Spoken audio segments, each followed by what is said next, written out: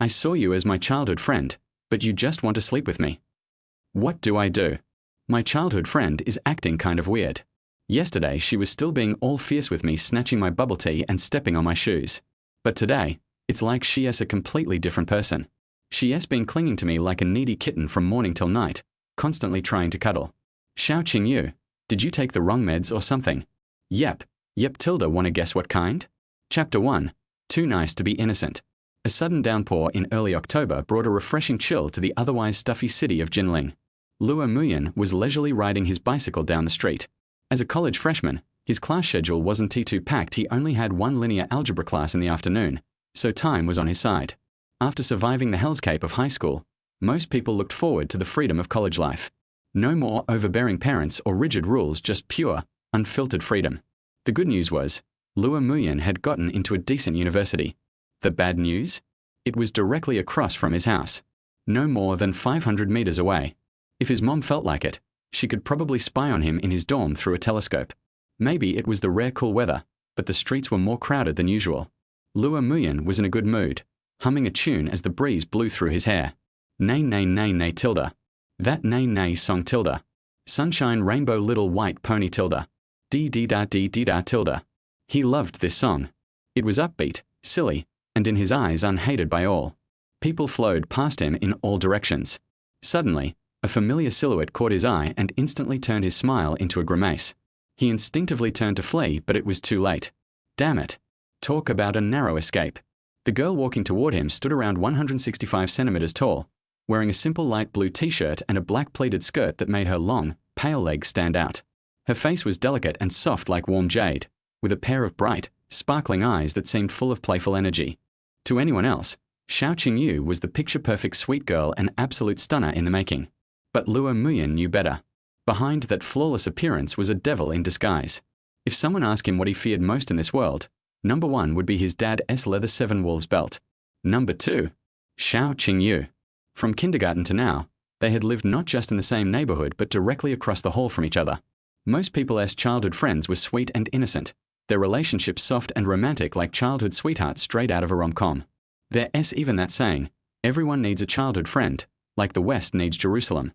His childhood friend, on the other hand, a living, breathing nightmare. Since they were little, Xiao Qingyu had done nothing but bully him, trick him, and cause chaos. Every time they went out for noodles, the meat in his bowl magically became hers. The leftover noodles? Always his responsibility. Whenever he bought snacks, he had to sneak away into a hidden corner to eat them, lest he be discovered and promptly robbed. When they were younger, she was stronger than him, so he could only endure her bullying. He once swore to get his revenge when he grew up. But as they got older, Xiao Qingyu changed tactics. No more roughhousing. Instead, she'd run straight to his mom and tattle on him, leaving him with no chance to fight back. Over the years, Luo Muyan came up with one golden rule for survival. If you see Xiao Qingyu run immediately. Don't hesitate.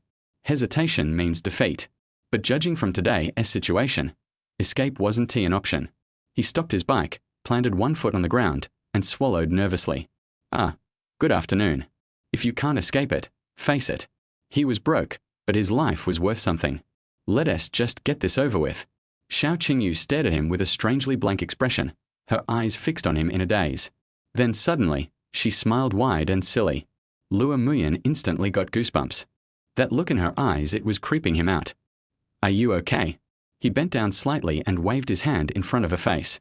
After knowing her for so many years, this was the first time he'd ever seen her like this. He started wondering if something unholy had possessed her. Before he could gather his thoughts, Xiao Qingyu lunged forward and wrapped her arms tightly around his back.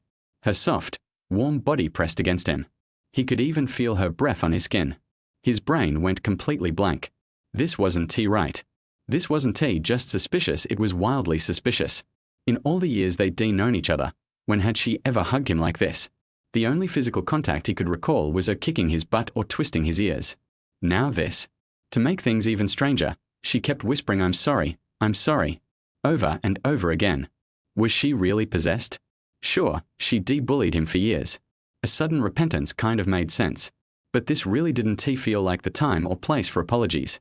It was the perfect hour for a post-lunch walk, and the street was filled with curious old folks watching them like some romantic drama. An elegant girl hugging a boy in public? What a trip down memory lane. Lua Muyan, however, was anything but romanticized. Sure, being embraced by a beauty like her did give his ego a tiny boost, but strange behavior like this only meant trouble. He gently patted her back. Hey, loosen up, you're choking me here. When he felt her arms finally release him, an odd twinge of disappointment hit him. Xiao Qingyu looked up, her eyes misty. The blank expression had shifted into something pitiful, her rosy lips trembling as if she wanted to say something. But instead, she dove back into his arms again, this time even tighter. Now Lua Muyan was truly at a loss. Okay, being weird once? That's suspicious. But twice? What kind of drama is this? Some kind of new emperor taking the throne scene? He nervously chuckled. Look, just say what you want, all right? Don't scare me like this. But she just hugged him tighter. He sighed and tried again. There's a ton of people watching and we're going to be late for class if we don't move. You know that old guy teaching linear algebra loves taking attendance. Maybe sensing his discomfort, Xiao Qingyu finally let go, her eyes still sparkling with barely contained emotion. Since his mountain bike didn't have a backseat, Lua Muyan had to hop off and walk alongside her. The walk back to campus felt like a death march. Even with all his years of experience dealing with her antics, he had no idea what she was up to today. That short few hundred meters felt longer than hiking from Jinling to Pengcheng. Finally, the golden characters for Jinling Institute of Technology came into view. Just as he let out a sigh of relief, her soft, crisp voice rang out beside him. Lua Muyan, what did you say earlier? Huh? Say what? Right before we left. I said that linear algebra professor loves calling names. Nope. The sentence before that. What do you want me to do? He regretted it the second the words left his mouth. Xiao Qingyu turned, smiling sweetly. Her pearly white teeth glinted like newly bloomed peach blossoms in February. It was the kind of scene that could make 1,000 guys fall for her. But all it did for Lua Muyan was send chills down his spine.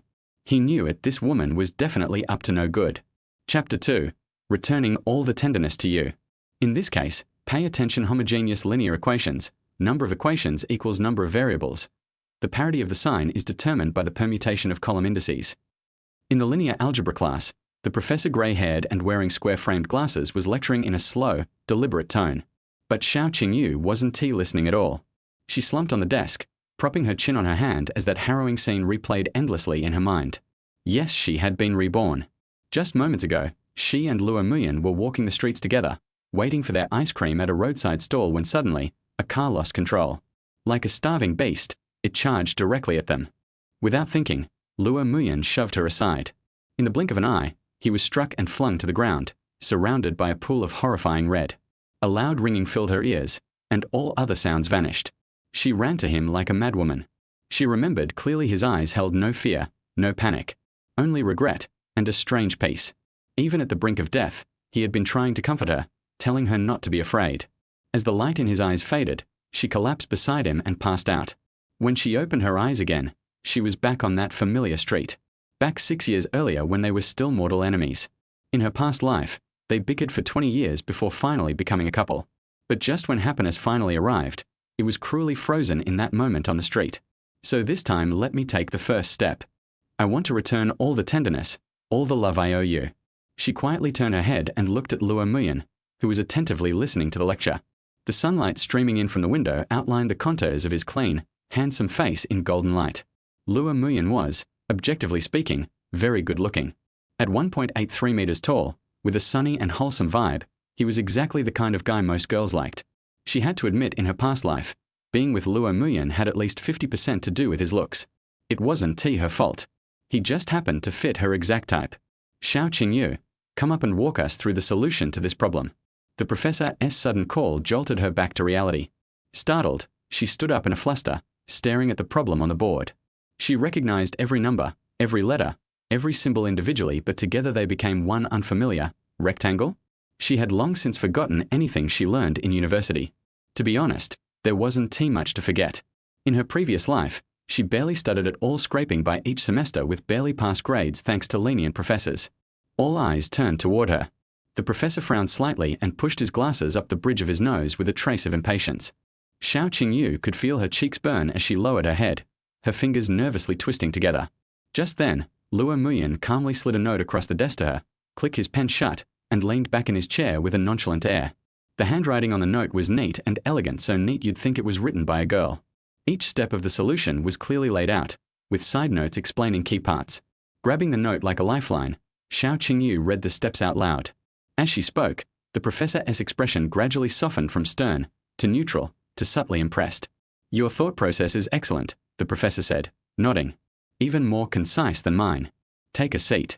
The rest of the class passed in a blur, mostly because Xiao Qingyu had dozed off mid-lecture and didn't tea-wake until it was over. As Luo Muyan packed up his books, he shot her a look of disdain. Look at all that drool on your desk. So much for a lady's image. Panicked, Xiao Qingyu shot upright and looked at her desk only to find it perfectly clean. No drool. He couldn't hold back a laugh. He might be terrified of this little she-devil, but sometimes he just couldn't help messing with her. Like a cat knocking things off the edge of a table just for the fun of it. Shouldering his backpack, Luo Muyan was ready to make a swift escape only to realize that Xiao Qingyu wasn't even mad. Still groggy from sleep, she gave him a puzzled look and softly mumbled, "Why do you lie to me?" His foot froze mid-step. Was he hearing things? That soft, almost whiny tone coming from her. Normally at this point, he'd be sprinting ahead while Xiao Qingyu chased after him with a backpack raised like a weapon. Was this some kind of reward for saving her in class? Was she giving him a rare pass? But what was up with her tone? It was impossible to connect this gentle, almost bashful voice with the Xiao Qingyu he knew. He could only assume she was still half asleep. All right, let us go. I'm starving. Luo Muyan gave up trying to make sense of it and slung his bag over his shoulder. Coming, Tilda. You didn't even bring your books to class today. Lucky for you, the old man didn't come down to check or you'd have lost participation points. Don't ask. Let us just go home. Didn't you say you were hungry? No way was she going to admit she had just been reborn and completely forgot she had class. The October sky darkened earlier than in summer. When the semester started, the post-class sky was still blue and bright, but now the sun was already beginning to set. Golden light spilled onto the street, stretching their shadows one long, one short as they walked side by side. The cool evening breeze carried the crisp scent of autumn. Xiao Qingyu held her hands behind her back, skipping lightly beside him. Luo Muyan, can you send me the class schedule? I sent it to you last month. What? Deleted it like spam. He pushed his bike with one hand and pulled out his phone with the other. There was definitely something wrong with this girl today. From elementary school till now, this was the first time she'd ever said, "Can you?" Normally, Xiao Qingyu only had 3 lines for him. Give it to me. Stop whining. Are you trying to die? Since when did she care about his opinion? This was like a dream where your pillow got too high and you imagined the impossible. I want to ask you something seriously, Xiao Qingyu said, pursing her lips. Her gentle gaze shimmered under the fading light. Then I'll try my best to give you a serious answer, he replied. She looked at his profile, her voice soft and slow. If I tried to pursue you, what would you do? Chapter 3. Do you know everything? What else can I do? Luo Muyan replied doubtfully. If you chase me, what else can I do but run away? Xiao Qingyu's eyes turned cold instantly, and she turned her face to the right with a desperate expression. Seeing this, the confused Luo Muyan became even more confused. I was clearly answering seriously. Why did she have this expression? I say, have you encountered anything recently? Luo Muyan asked with a frown. After spending so many years together, he could clearly feel that something was wrong with Xiao Qingyu today. After excluding those unscientific factors, he could only think that Xiao Qingyu had encountered something recently and became like this. Although Luo Muyan hated and feared this female devil, he was still very worried if something happened to her. After all, without Xiao Qingyu, he really couldn't find anyone else to go crazy with. Well, something terrible happened. Xiao Qingyu's eyes dimmed. Tell me about it, and I'll be your trash can today. Xiao Qingyu shook her head. She wanted to erase this nightmarish thing from her memory, so how could she be willing to repeat it in words? It was no different from reopening her own scars over and over again. If you don't want to talk about it, forget it. Luo Muyan put his phone back into his trouser pocket. I asked you this afternoon what you wanted me to do, but you haven't answered me yet. Seeing that you're not in a good mood, I'll be merciful and treat you to some milk tea.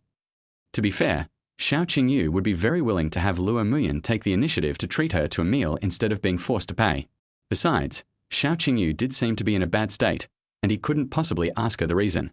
If Xiao Qingyu didn't want to talk, she must have her reasons. Since that's the case, all he can do is to make Xiao Qingyu happier within his ability. There was a milk tea shop next to the school. After waiting for a while, Luo Muyan squeezed out from the noisy crowd, holding 2 cups of mango sago, one warm and one without ice. Would you like it hot or cold? It's hot, right? Here, for you. Can you hold it for me first? Luo Muyan hung 2 cups of milk tea on the front of the bicycle, and the two of them walked skillfully towards the park in the south. Xiao Qingyue's family is very strict. Milk tea, spicy strips, and other things are blacklisted as junk food, and she will never be allowed to touch them. So since they were little, they both would come to this park to eat secretly. In fact, Luo Muyan's family is a free-range type, and he can eat openly in the living room. It's just that when he was a child, Xiao Qingyu always coaxed and threatened him to come to the park, and he voluntarily accompanied her. After a few times, he got used to it. The two stopped in front of a big banyan tree. Luo Muyan parked the car next to it and sat next to her. When you're not beating me up, you're actually quite gentle. He handed the warm mango sago to Xiao Qingyu, but still couldn't help but say something rude. Taking the milk tea, Xiao Qingyu lowered her head and took a sip. A few strands of hair stuck to her cheeks. She gently brushed them behind her ears and wrinkled her delicate little nose. Seeing her expression, Luo Muyan took a breath of cold air through his teeth. Come again? I've emptied my family savings to treat you to milk tea. Why are you still complaining? But I have to say that Xiao Qingyue's quiet appearance is still very attractive. From his perspective, Xiao Qingyue's face was slightly obscured by her long hair, and her drooping peach blossom eyes could be vaguely seen. Only her small and straight nose was exposed in the sunlight, giving her a somewhat elegant and hazy beauty. Come closer, she said softly. Luo Muyan obediently moved closer to her. When the two of them sat together, he habitually kept a step away from her, in order to prevent Xiao Qingyu from making a surprise attack and giving him time to react and run away. She held the warm milk tea in her 2 small hands, her fingertips turning white from exerting too much force. She turned her body slightly to the side and gently rested her head on Luo Muyan's shoulder. Only in this way can Xiao Qingyu feel more at ease. She always felt that everything that was happening now was just a dream, a fantasy when she was on the verge of death. It was like walking on an invisible glass plank road, as if she would fall into endless emptiness at any moment. Only when she leaned on his solid shoulders did she feel the real touch. Luo Muyan appeared calm on the surface, but his trembling left hand holding the milk tea betrayed him. This kind of intimate gesture was something he had never dared to imagine in his dreams. Oh no, it's really directed at him. He vaguely remembered reading in his junior high school history textbook that in ancient times, criminals had to have a sumptuous meal before being beheaded. Is Xiao Qingyu preparing his own final meal? You know everything. Luo Muyan's voice was trembling. It was a fight anyway, so he decided to go all out today. Know what? Don't tease me anymore. It was wrong of me to take ugly photos of you while you were sleeping. Can't I delete them now? Xiao Qingyu sat up suddenly and looked at him straight. Luo Muyan licked his lips and asked tentatively, Isn't it this matter? Could it be because I hid your socks the day before yesterday? Or is it because I threw your new poster away as trash? You don't know everything, do you? Why don't you say something? Luo Muyan was completely panicked. He remembered that he was very secretive when he did these things, so why did Xiao Qingyu find out? Suddenly, he felt pain in his side. He looked down and saw that 2 slender fingers had indeed pinched him. Hiss. Just right. The female devil is still the same female devil. Seeing that he actually had a relieved expression, Xiao Qingyu suddenly became even angrier, and her watery peach blossom eyes widened. What tenderness, what love, it's been owed for 20 years anyway, so it doesn't matter if it's owed for 1 more day. I will return the kindness I owe you tomorrow. Xiao Qingyu must avenge this grudge today. Wrong, wrong, wrong, wrong, auntie. Who's wrong? Me. I was wrong. Accompanied by a scream, several sparrows rushed out from the lush branches and leaves of the banyan tree. When the two returned to the community, it was almost dark. The old man in the security booth looked at the 2 people playing and fighting, showing his uneven teeth and smiling happily. The children of these 2 families are still the same after so many years. The voice-controlled lights in the corridor lit up 1 floor at a time as the footsteps sounded. The 2 lived across from each other. Luo Muyan had just turned around to take out his keys when he felt someone pulling on the back of his clothes. What's wrong? He stopped what he was doing and turned his head in confusion. Could you wait for me tomorrow morning? Auntie, what do you want to do? I want to go to class with you. Xiao Qingyu looked at his face, her eyes flickering. Chapter 4 Who wants to reconcile with her? Closing the old-fashioned security door, Luo Muyan held the wall with his right hand and took off his sneakers with his left hand and put them on the shoe rack. I'm back. Go wash your hands. The kitchen has left food for you. Wang Hui sat on the sofa, holding the TV remote control in one hand, looking at her son who came home late with interest. Luo Muyan squeezed some hand soap into his hands and rubbed them together carefully, until dense white foam enveloped his palms. The falling water jets washed over his hands, bringing a cool sensation. After wiping his hands, he lifted the lid of the pot. Inside was his favorite beef stew with potatoes, and the plate was still a little warm. Luo Muyan arrived home an hour or two after dinner time. It was obvious that his mother had heated the food in the pot for him. "You're back so late. Where did you take Xiaoya to play?" Hearing Wang Hui's calm tone, Luo Muyan was actually frightened and choked, and it took him a long time to recover. "Mom, it's not." "What's not?" Wang Hui stared at the TV screen as if nothing had happened. "I saw you two coming in from the gate of the community." Luo Muyan swallowed the food in his mouth and thought about it. It seemed that this was not something shameful. There was no need to feel guilty. He simply admitted it. "Xiao Qingyu seemed to be in a bad mood today, so I risked my life to accompany Junzi and took her to the park for milk tea." Suddenly thinking of something, he added, "I'm only telling you this in secret. Mom, please don't tell Uncle Xiao." Luo Jian lowered the newspaper a little, revealing his square-framed silver-rimmed glasses, and coughed lightly to indicate that he had heard it too. "I'm only telling you and Dad. Don't tell Uncle Xiao's family." Luo Muyan quickly corrected. Wang Hui had a bewildered smile on her face and continued, "I remember that you and Xiaoya haven't been together much since junior high school. You two were like playing hide and seek. And today you actually wanted to drink milk tea with her. Have you two reconciled?" "Who would reconcile with her? Xiao Qingyu, that tigress, is dreaming." He quickly retorted, as resolute as if he were denying that potatoes did not grow in the ocean. "Oh, fine, then let's not get back together." Wang Hui shook her head helplessly, then changed the subject. "You're in college now. When are you going to get a girlfriend and show it to me? When you were in high school, you received a lot of love letters from girls." This sudden question made Luo Muyan realize that something was wrong. His mother must have something else to say. Besides, other parents urge their children to focus on their studies. Dating is optional, and some parents even don't allow their children to have a relationship even when they go to college. Who would urge someone to fall in love in their freshman year? Let's talk about it later. There are still 4 years left. There are so many beautiful girls in college. There is no need to rush. Luo Muyan ate silently, not knowing what his mother was up to, so he just turned a blind eye. When you're looking for a girlfriend, beauty and such are secondary. What's important is that the two of you can accommodate each other, get along with each other, and care about each other. Mum. He nodded in agreement, his mouth chattering non-stop like a chicken pecking at rice. Today's beef was stewed too soft and lacked chewiness, and there was too much salt. It deserves a bad review. Also, if two people know each other well and have known each other since childhood, it can save a lot of time getting used to each other. For example, if you and Xiaoya could be together, I think they would be quite suitable. She's beautiful, and I know her family background very well." Luo Muyan stopped what he was saying. It turned out that he had gone through so much trouble just to point at him. He scooped the remaining rice grains in the bowl into his mouth, took a tissue from the coffee table and wiped his mouth, feeling helpless. "I just took Xiao Qingyu out for some milk tea today, and you're trying to bring us together.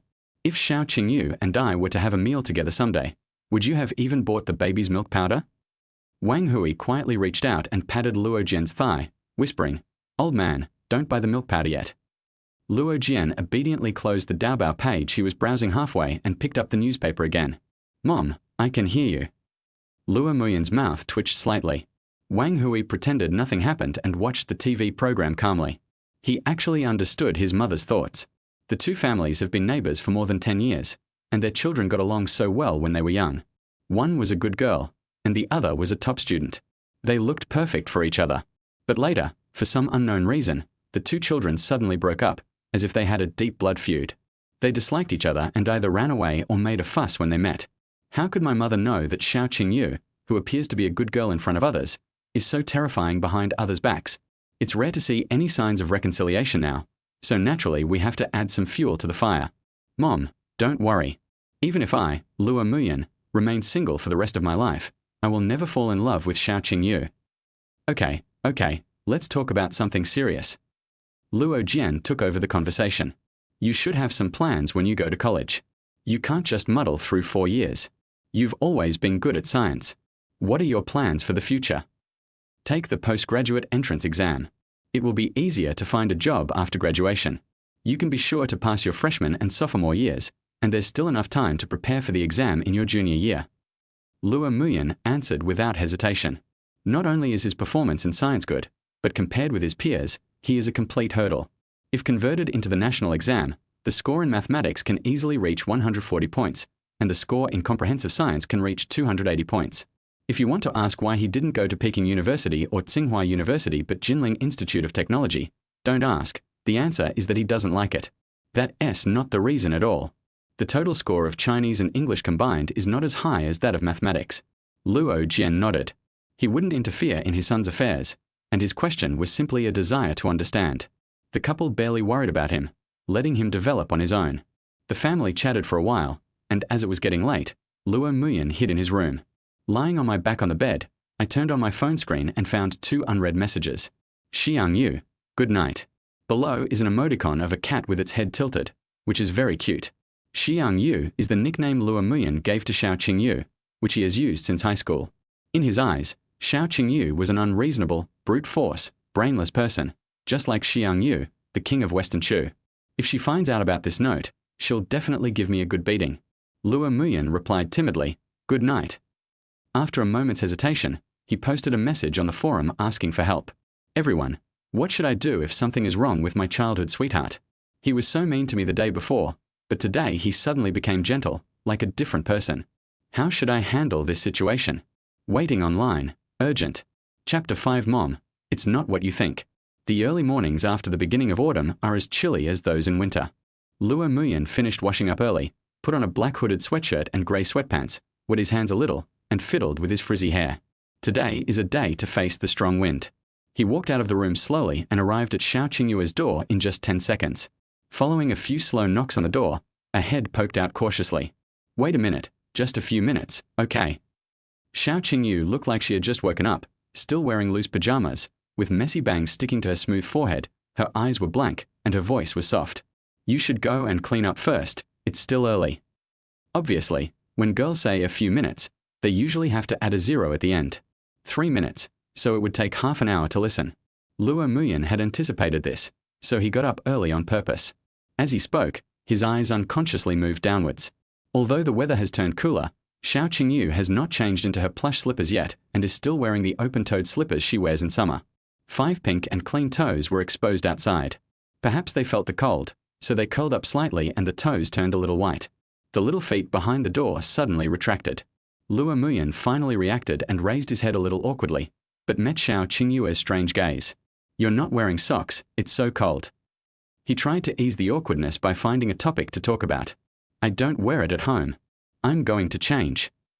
I almost forgot. Luo Muyan is a psychopath. After they fell in love in a previous life, he always had inappropriate thoughts about her feet, but under her forceful suppression, Luo Muyan was forced to hold it back. Xiao Qingyu was faster than he had imagined, and the two of them walked to the breakfast shop downstairs. The shop is small, about the width of a hutong, with a few wooden tables outside, giving it a sense of age. The sign under the eaves is so blackened that you have to look very carefully to make out the words Li Jie Baozi Shop. In fact, this sign is completely unnecessary. Outsiders can't find this store at all. Basically, it's the neighbors who come here. They have been coming and going for so many years that they can walk here with their eyes closed. Uncle Li, bring 2 cups of soy milk and 2 scallion pancakes. Okay, do you want to take it away or eat here? Here, pack it up. Luo Muyan suddenly thought of the conversation he had with his mother last night. If she really came out and saw them having breakfast together, he would be furious. Fortunately, he changed his mind in time. Why don't you eat here? Xiao Qingyu asked curiously. Taking food and eating on the go can save time, and you can get to the classroom early to grab a good seat. Oh, it's 8 o'clock again. I'm so annoyed. She curled her lips. Xiao Qingyue's word again was filled with resentment. After 4 years of studying in early high school, I was finally liberated, but now I have to go back to school for another 4 years. Who can stand this? She was pretty devastated anyway. Humans are very strange creatures. For example, high school student, class at 8 o'clock? There's such a good thing. College student, class at 8 o'clock? Why not just kill me? It seems a bit cold. Xiao Qingyu tightened her clothes and moved closer to him naturally. Her little hands were also not honest. She gently held Luo Muyan's arm and rested her head on his shoulder. Uncle Li from the breakfast shop looked at the 2 people's backs and smiled happily. He had watched the children of these 2 families grow up. The girl took the initiative to get close to the boy, and the boy felt embarrassed and turned his face to the other side. It seemed that they had just started dating and were still quite shy. When they come to buy breakfast tomorrow, should I prepare a couple's meal for them? Why are you leaning so close? I'm cold. Lua Muyan ignored her, took her hand out, and gave her a cup of soy milk. He held her hands with his two big hands and pressed them on the cup. What would happen if my mother saw Xiao Qingyu holding my arm? I'm afraid I can't wash myself clean even if I jump into the Qinhuai River. The palm of her hand felt the warmth from the paper cup, and the back of her hand was wrapped by Lua Muyan, and a warm current instantly spread throughout her body. Xiao Qingyu lowered her head slightly. She didn't want him to see her burning cheeks, otherwise he would definitely laugh at her again. Here, hold this and you won't feel so cold. Just as Lua Muyan was about to take his hand away, he felt a gaze that gave him goosebumps. He turned his head hurriedly and his eyes met Wang Hui, who was coming downstairs to buy groceries. It's over. What you fear will come true. Now I am holding Xiao Qingyu's hand. How can I explain it? I can't explain it at all. If I pull my hand back, wouldn't it seem like I'm guilty? If I keep holding it like this, it will seem even weirder. Just as Lua Muyan was struggling in his heart, Wang Hui gave him a kind smile and turned around without hesitation to walk in the opposite direction. Lua Muyan felt even more confused. What does this mean? Leave space for two of us? Stop, Mom, it's not what you think. What is wrong with you? Xiao Qingyu saw that he looked very bad and asked in confusion. How much does it cost to take a taxi from here to Qinhuai River? About 30 yuan. Why are you asking? I'm going to clear my name. Ah. It's okay. Let's go to school. There are quite a few classes today, almost full. Lua Muyan, a good student, also started to daydream in class today. Being caught by parents, or it being a huge misunderstanding, how should I explain it? He was a little worried, and when he returned home in the evening, there were already several boxes of milk powder piled up in the living room. There are clubs and departments coming to the classroom tonight to recruit new members. Do you want to join? During the break, Xiao Qingyu lay on the table and looked at him sideways. Lua Muyan's facial features are very attractive, and even from this deadly angle from bottom to top, he doesn't look ugly. No, adding that stuff is a waste of life. I've already applied for a librarian position at the library. I work 2 days a week on weekends, which gives me extra credits and a few hundred yuan in allowance every month. I'm already satisfied. He supported his chin with his left hand and twirled a black gel pen with his right hand as he answered nonchalantly. Oh, and you? You guess. Xiao Qingyu looked at him and smiled sweetly, her eyes like twinkling stars. Dance club. Etiquette club. Given her conditions, Lua Muyan felt that these clubs were the most suitable for her. Considering Xiao Qingyu's appearance and figure, it was a no-brainer for her to join this kind of club. Even if she didn't know anything, she could still be a mascot. After all, who can resist having a stunningly good-looking sign in the club? That's not right, Tilda. No more guessing, I can't guess. Lua Muyan shrugged. I want to join the academic inspection department. Why? He asked in a questioning tone. A person who never studies joins the academic inspection department? This is even more surprising than Bruce getting C1. Because this way, I can sleep peacefully in class and just cross my name out when the time comes. Chapter 6. The person who can bully you has not been born yet. You're overthinking it. The academic inspection department is just a bunch of errand boys. Besides, you're already in college.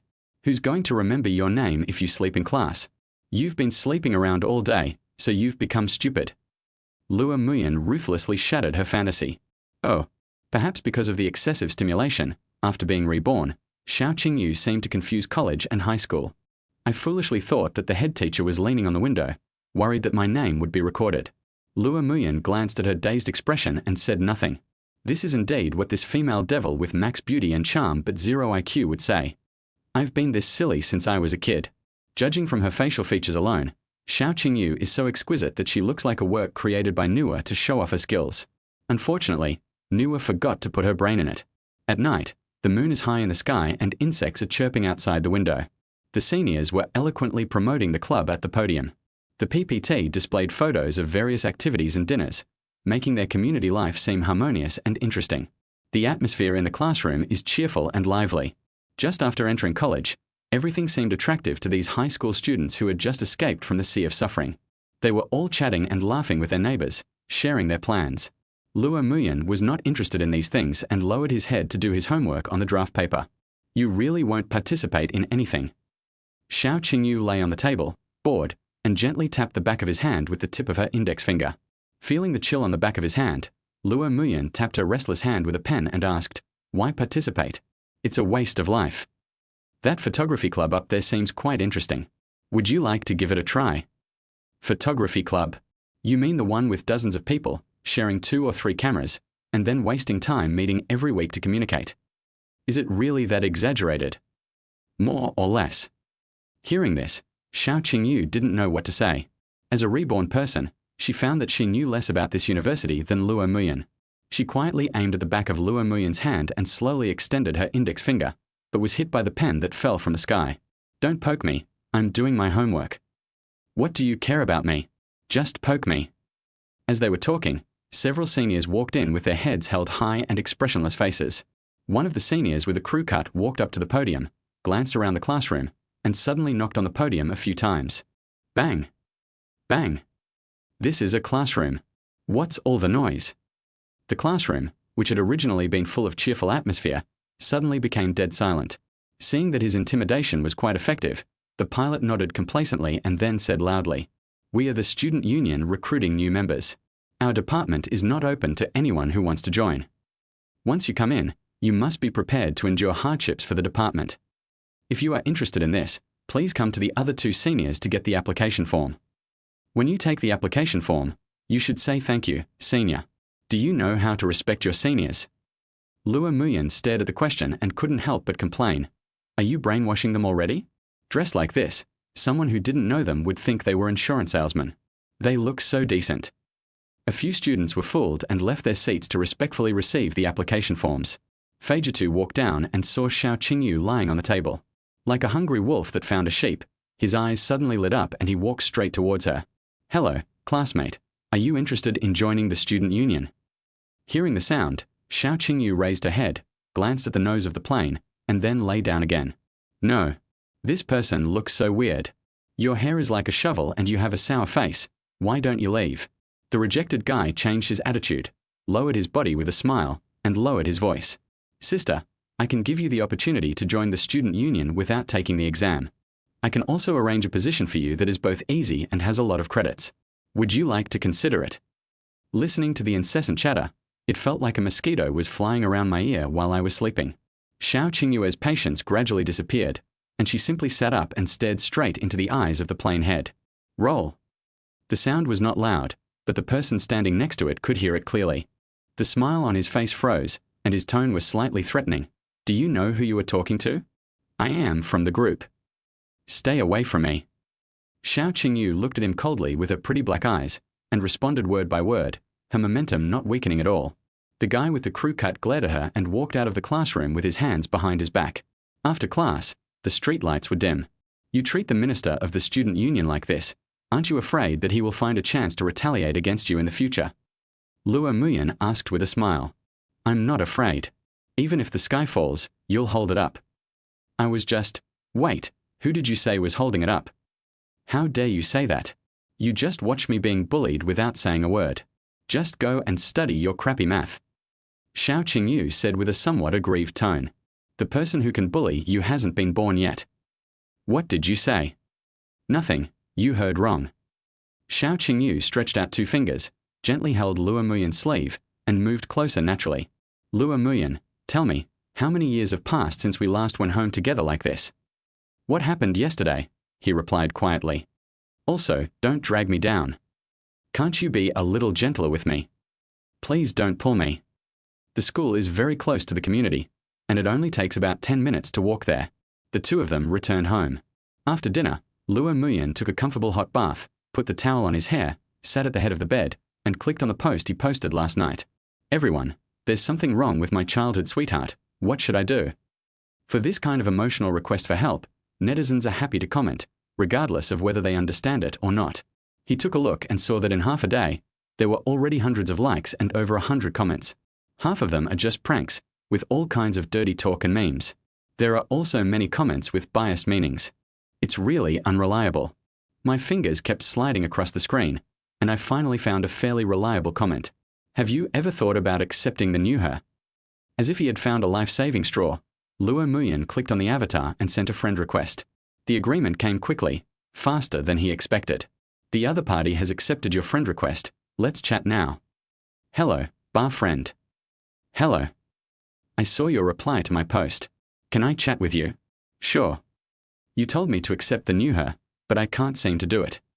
Chapter 7. My parents are not at home today. It was another ordinary evening.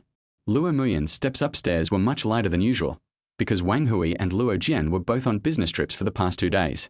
They left yesterday at noon and wouldn't be home until at least tomorrow morning. Because of this, he escaped the disaster last night.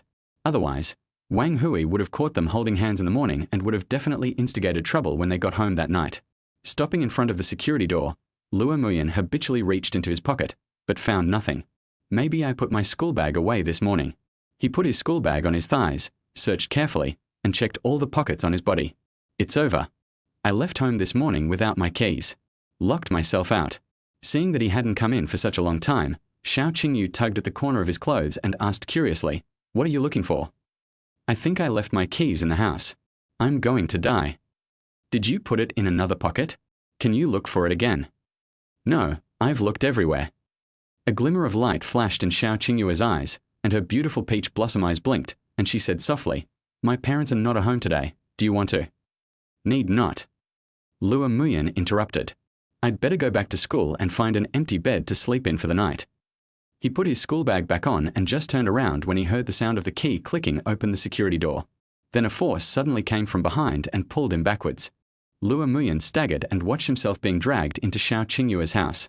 "What are you afraid of?" "I won't eat you." "Really? I'm just letting you stay here for one night and you don't have to pay rent." She clapped her hands and said unhappily, "Who knows?" Luo Muyan curled his lips. "This is the first time I've seen someone forced to stay at home."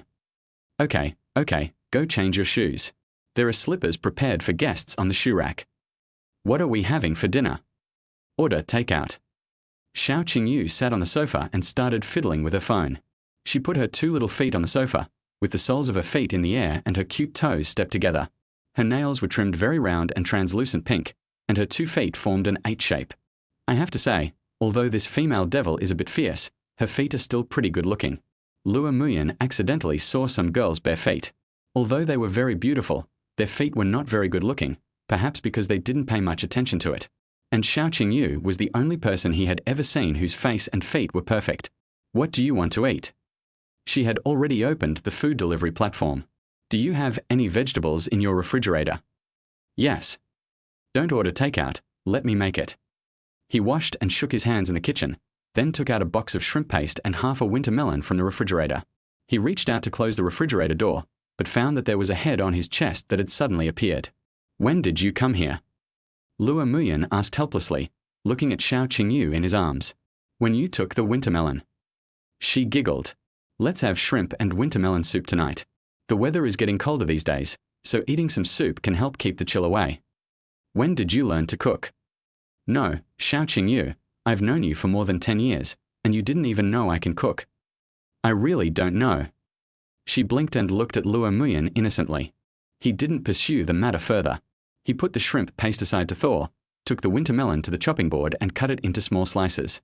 Luo Muyan and Wang Hui learned cooking when they were in high school, which was during the Cold War period between him and Xiao Qingyu, so it was normal that she didn't know about it. "It's time to eat." He brought the steaming soup to the table, and Xiao Qingyu followed him with 2 bowls of rice. She scooped up a full bowl of soup with a spoon, blew gently on it to cool it down, and put it into her mouth. The aroma of winter melon and shrimp intertwined and spread in her mouth. The hot soup slid down her throat, warming her whole body. "How is it?" Luo Muyan asked with a smile. "Tasty." Stars were about to pop out of Xiao Qingyu's eyes. As a cook, the greatest joy is watching others enjoy their own masterpieces. Xiao Qingyu finished most of the full bowl of shrimp and winter melon soup by herself. She was half lying on the sofa, rubbing her bloated belly, putting her right foot on Luo Muyan's thigh, and had completely forgotten her image as a girl. Luo Muyan took a look at her carefree attitude and was secretly convinced that he was right when he labeled her Xiang Yu. "Take your foot away, it stinks." He lifted Xiao Qingyu's slender ankle with 2 fingers and said with disgust, "You are the one who stinks." She struggled to break free unwillingly and put her feet on Luo Muyan's thighs, as if to declare her sovereignty. After repeating this several times, Luo Muyan had no choice but to grab her ankle with his whole hand, and then scratched her tender sole with the index finger of his other hand. What are you doing? Don't you want to take it away? No, Itchy, let me go. I won't make trouble anymore. Do you know you're wrong? I'm not wrong, I'm wrong, wrong, wrong. Lua Muyan's fingers moved back and forth on the soles of her feet, scaring Xiao Qingyu so much that she screamed in surprise. I finally got my revenge in the park that day. I feel so good. As Xiao Qingyue's childhood sweetheart, Lua Muyan knew exactly where her weaknesses were. The two of them played around on the sofa, and time passed by inadvertently. When they were tired and collapsed on the sofa, they realized that it was almost 12 o'clock. So, where do I sleep? Lua Muyan asked, turning his head. If you want to sleep in my room, I can consider it. Xiao Qingyu pursed her lips, her eyes a little evasive. Lua Muyan was about to say something when he caught a glimpse of her expression and the smile on his face froze. He knew very well that Xiao Qingyu was definitely not joking when she showed this expression. Is it really directed at him? Seeing that Lua Muyan didn't speak for a long time, Xiao Qingyu glanced at him timidly and said in a forced tone, "What are you thinking about? Didn't we often sleep together when we were young?" Really? Her voice became softer and softer, and her cheeks gradually turned red. Suddenly, she reached out and pinched Lua Muyan's waist hard, then ran back to the room and closed the door. Holding his burning waist, Lua Muyan's head was full of question marks. He didn't seem to say anything, so why did he suddenly hit me?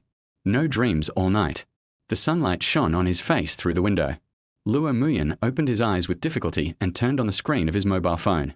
It was already past 8 o'clock in the morning. Fortunately, today is Saturday and I don't have to go to class. After sleeping alone on the sofa for a long night, he felt sore all over. He glanced at the devil's room and saw that the door was still closed. It looked like she hadn't woken up yet. Lua Muyan put on his shoes quietly and just opened the security door when he saw two familiar figures standing opposite. The two figures heard the sound and turned around at the same time. Lua Muyan forced a smile. "Dad, Mom, why are you back so early?" Chapter 8. Just like your dad. Lua Muyan never thought that Wang Hui and Luo Jian would return home so early in the morning. Based on their previous experience of working overtime, Mom and Dad will be busy until at least this afternoon before they come back.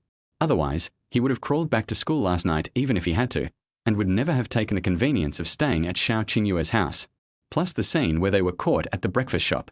There is no need to wash it. It really is not possible to wash it. He was afraid that he wouldn't believe what he said. Even though he was extremely nervous inside, he couldn't show any fear on the surface. Luo Muyan put on a calm expression, as if he had just come back from playing video games at his buddy's house. He stretched and followed Wang Hui into his home. What he didn't expect was that Luo Jian and Wang Hui were calmer than he was, as if they didn't see their son. After entering the room, they casually hung their coats on the hanger by the door, walked straight back to the bedroom without saying a word, and prepared to change into comfortable home pajamas. Luo Muyan watched the two people's backs disappear at the bedroom door, and seemed to hear the sound of something breaking in his heart. Are they going back to the bedroom to get the feather duster? No, the feather duster is in the living room. Should we take 7 wolves? Suddenly, he could hear the murmur of chatting in the bedroom. He licked his lips, took a step forward, but stopped again. Eavesdropping seemed not a good idea. I am a good kid and have won the title of 3 good students. Well, I can't do such sneaky things. Luo Muyan finally put his ear to the bedroom door. The sound wasn't very loud and the door was soundproof enough, so he could only hear it intermittently. Home. What do you say we should do? I think, drive them out. Why not, drug it? Luo Muyan felt a chill in his heart and didn't dare to listen any further. He walked softly to the sofa and sat down. On the way, he tripped and fell. What's that sound? Wang Hui asked curiously when she heard a muffled sound coming from outside. I wasn't paying attention. Luo Jian said as he buttoned up his pajamas, then I'll go downstairs and buy some cockroach medicine. They're quite annoying. It's all because you and your son throw your socks around every day. Wang Hui said unhappily. Luo Muyan sat uneasily on the sofa, feeling uncomfortable in every position, as if a needle had fallen into his clothes. Seeing his parents coming out, he hurriedly said, Dad, Mom, please listen to my explanation first. Explain what? Xiao Qingyu really didn't do anything to me last night. You forgot to bring your keys, so you stayed at Xiaoya's house for the night. The next day, just as you were about to go home, you happened to run into me and your dad, right? Luo Muyan was stunned. Mom, why are you stealing my lines? Mom, how did you know? Wang Hui turned her head and said to Luo Jian proudly, See, I guessed right. He pointed at the key on the coffee table and smiled at the stunned Luo Muyan. Look how nervous you are. You were raised by your mother. Don't I know what kind of person my son is? Even if the girl dragged you to bed, you wouldn't dare to do anything. You're just as cowardly as your father. Although it was clearly his mother's strong mockery of him, Luo Muyan felt relieved. It is true that no one knows a son better than his mother. Now he can save the 30 yuan for a taxi to Qinhuai River. Luo Muyan's application for the librarian position has been approved, and he will start working from this weekend. Compared to those messy clubs, being a librarian means you don't have to attend life-wasting meetings, and you can get considerable credits and subsidy income. The only problem is that the review process is a bit complicated. However, he managed to stand out in the interview thanks to his calmer conversation and handsome appearance than his peers. It turns out that being good-looking does come in handy in school.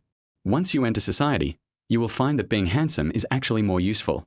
The library of Jinling Institute of Technology is not as unconventional as other schools, which pursue various individual styles. Instead, it is square.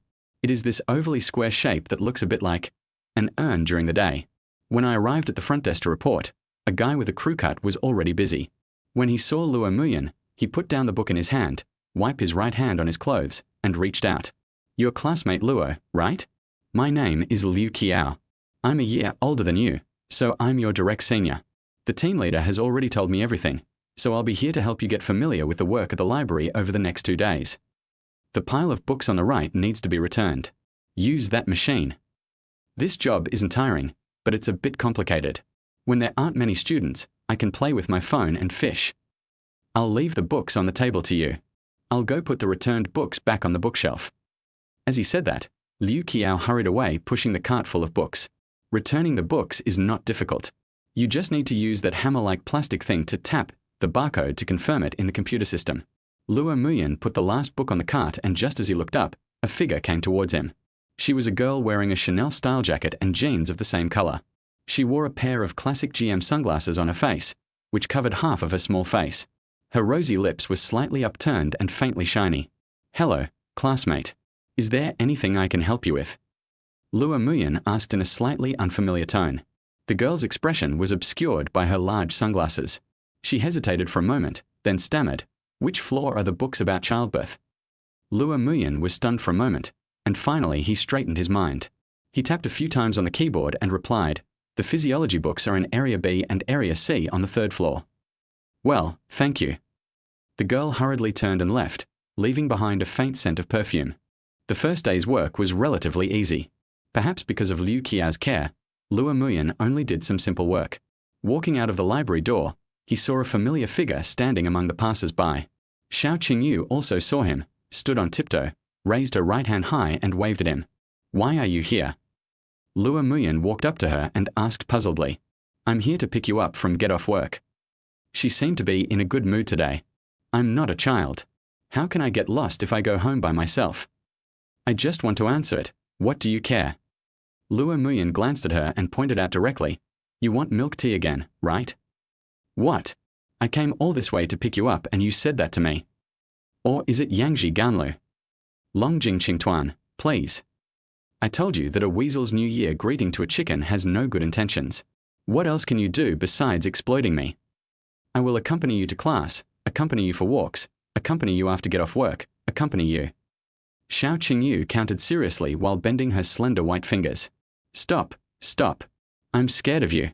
Sooner or later, my wife will be eaten up by you. It was originally mine." She muttered softly. Chapter 9, The One You Want. On Sunday, Luo Muyan got up very early. After finishing the miscellaneous preparatory work with Liu Qiao at the library, he sat at the front desk and started bragging. Luo Muyan looked at the senior. He looked strong and sturdy, probably the result of regular exercise. His buzz cut made him look energetic, and his features were regular, though his skin was a little dark. What he didn't know was that 6 years later, this ordinary senior student would be given a unique title, dark-skinned sports student. But now, Liu Qiao is only worthy of being called that stinky basketball player by the girls passing by. "Brother, let me tell you, the girls in your class are really good looking," Liu Qiao said mysteriously. "Oh, really?" Luo Muyan didn't pay much attention to these things. He originally wanted to talk to his senior about Lagrange mean value theorem. "Haven't you noticed? Let me tell you this, if you pick any girl in your class and have her stand in the mall for a few minutes, There's a 200% chance someone will come up and ask for her contact information. Is it so outrageous? He said in shock. It seems that he can't just bury his head in math in the future. He also has to look up and see the scenery on campus. What do you think? Liu Qiao's eyes were filled with amazement, especially Xiao Qingyu from Finance Class 1. It's not an exaggeration to say that she is the beauty of our finance department. Luo Muyan touched his nose and said indifferently, I think so. It's just a pity. What a pity. There's a guy in the Chinese department next door who's pursuing her. He's tall and handsome, his family is rich, and he drives a different car to class every day. Liu Qiao shook his head in deep sorrow. People like us have nothing to compare ourselves with. We can only watch the goddess fall into the arms of others. Hearing this, Luo Muyan fell into deep thought. Is someone pursuing Xiao Qingyu? Sounds like he's a handsome and rich young man. What a weird, bloody soap opera plot. Why hadn't he heard her say? No, it seemed that Xiao Qingyu didn't need to tell him. He was just a good friend of hers when they were young, and now their relationship was as cold as that of ordinary classmates. It would be strange if Xiao Qingyu told him about this. Besides, he doesn't care at all. What does it have to do with him whether that female devil is being chased by some blind person or who she is in love with? It would be great if someone could come out and take down the female devil as soon as possible, so that she won't bother him every day. But then again, I've treated Xiao Qingyu to milk tea so many times, and it's really stingy of her not to tell me such a small thing. Well, I felt uncomfortable because Xiao Qingyu was stingy, not because of anything else. What are you daydreaming about? Liu Qiao stretched out his hand and waved it in front of him. Oh, nothing. I didn't sleep well last night and I feel a little dizzy. Luo Muyan evaded the question. Freshmen tend to get anxious easily. For example, I'm already enjoying the life of playing badly. Liu Qiao stood up. Since you're not feeling well, you can continue to sit at the front desk today. I'll go put the books away on the shelf. No, senior, I actually... He was just about to say that he was fine, but before he could finish his words, the clean-cut senior's neat back appeared a few meters away. There were not many people borrowing books on Sunday. Most of the people who came to the library were candidates preparing for the postgraduate entrance examination. Luo Muyan was so bored that he simply took out his mobile phone and started slacking off. He found the relationship mentor he had added under the post before. His avatar was a girl standing in the sun, and his ID was night sky. Continuing with the previous topic, the two started chatting again. Yekon, that day you said you couldn't accept the new her. Why? Luo Muyan, how can I describe it? It's like you go to the supermarket and buy a bottle of milk, but when you open the bottle, you find it's actually Coke. You can't drink it for a while. Yezora, you mean, she has changed so much, so completely different from her before, that you feel very strange and unable to accept it for a while, right? If you meet a girl who is exactly like her now, will you fall in love with her? Luo Muyan stared at the words on the screen with a frown. Exactly the same as she is now? A girl with a sweet and gentle appearance, a considerate and clingy personality, and who would accompany him to and from school. He hesitated several times, and finally deleted the word will in the message box. Luo Muyan, I don't know. Yezora, let's talk next time. I have to prepare materials for the project later. Are you a college student too? Yes. Okay, then you go ahead and do your thing. Bye. Bye-bye. I put down my phone and finished dealing with a few books next to me. Suddenly, I heard a low, timid voice. Hello. Luo Muyan looked up and recognized the girl from yesterday from the pair of expensive-looking sunglasses. But his attention was elsewhere than his sunglasses. Although only the area below her nose is exposed, her fair and small chin shows that she has good skin. Especially the curve of her lips is very beautiful. Unlike Xiao Qingyu's thin lips, her lips are just the right size and delicate, like moist rouge. Perhaps because of the lip balm, they appear a little crystal clear. Hello, classmate. Is there anything I can help you with? This is yesterday's book. I've finished it. Returning the book, right? Just leave it here. Luo Muyan took the books the girl handed over. Seeing that she was still standing there with no intention of leaving, he had to continue asking, Is there anything else I can help you with? Yes. Her voice lowered even more. That kind, between girls, that kind. Aluminum copper text. Luo Muyan quickly realized what was happening. Although he was surprised, he still introduced the romance novels. Romance novels are in Section E on the second floor. You can go and see if there is anything you like. Evening. Rubbing his sore waist, Luo Muyan walked down the stairs and saw the figure as expected. Xiao Qingyu wore a grey knitted cardigan sweater with a black miniskirt today, looking like a girl next door, which attracted many boys passing by to turn their heads. You are still wearing such a short skirt in this weather. Aren't you afraid of the cold? Lua Muyan glanced at her long legs exposed to the cold wind. Sure enough, what they said on the internet was right. Fresh milk should be kept warm and ham should be refrigerated. Wear a sweater and you won't be cold. Let's go. He waved his hand. Xiao Qingyu stood to his right, tilted her head to look at his profile, and asked, "Did anything happen to you at work today? You don't look very happy." It's okay, let's go." Oh. On the way home, neither of them spoke. The streets were bustling with the noisy clamour of cars and the laughter of children, which only made the atmosphere more depressing. Xiao Qingyu's eyes were full of worry, and she would glance at him secretly from time to time. When she arrived at the gate of the community, she was about to muster up the courage to speak and break the cold atmosphere, but she heard Lua Muyan's voice first. "Are there any boys chasing you?" Chapter 10. A sense of peace of mind. This sudden question caused Xiao Qingyu's already not very smart brain to freeze for a while. Someone is pursuing me? I came here to find him as soon as I was reborn. She suddenly realized and thought back to when she first entered college. It seemed like there was a man who hung around her every day, whether he was from the food department or the Chinese department. I couldn't remember. One time, when she was walking on the road after school, the man driving a red sports car suddenly braked and drifted in front of her, scaring her. He also came out holding a huge bouquet of roses. Before he could say anything, she beat him up with the bouquet of flowers, and the petals were scattered on the road. He never saw the man again after that. So, Lua Muyan is jealous? She felt a sweet feeling in her heart. This stinky man in front of her, who pretended to be so indifferent on the surface, actually cared about her. After Lua Muyan asked that question, for some reason, his heart suddenly started beating very fast. He slowed down his pace and waited for her answer. 1 step, 2 steps, 3 steps, 7 steps. His accelerated heartbeat and slow pace were completely inconsistent. He subconsciously counted his steps, and anxiety gradually surged in his heart. He quietly turned his head to glance at Xiao Qingyu and found that she was in a daze. His heart suddenly sank. Is this a reason to deal with him? But it seems that I have no right to know these things. I am just one of her classmates. Xiao Qingyu noticed Lua Muyan's gaze and came back to her senses. She replied uncertainly, "It seems like there's a man pursuing me." After receiving a positive answer, Lua Muyan remained calm and said in a depressed tone, "I still have homework to finish, so I'll go up first." As he spoke, he quickened his pace and walked upstairs alone, leaving Xiao Qingyu with only a cold back. The next morning, Lua Muyan knocked on her door as promised.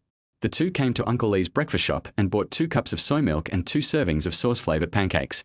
Package, huh? Uh-huh. Hold it. Be careful not to spill the soy milk.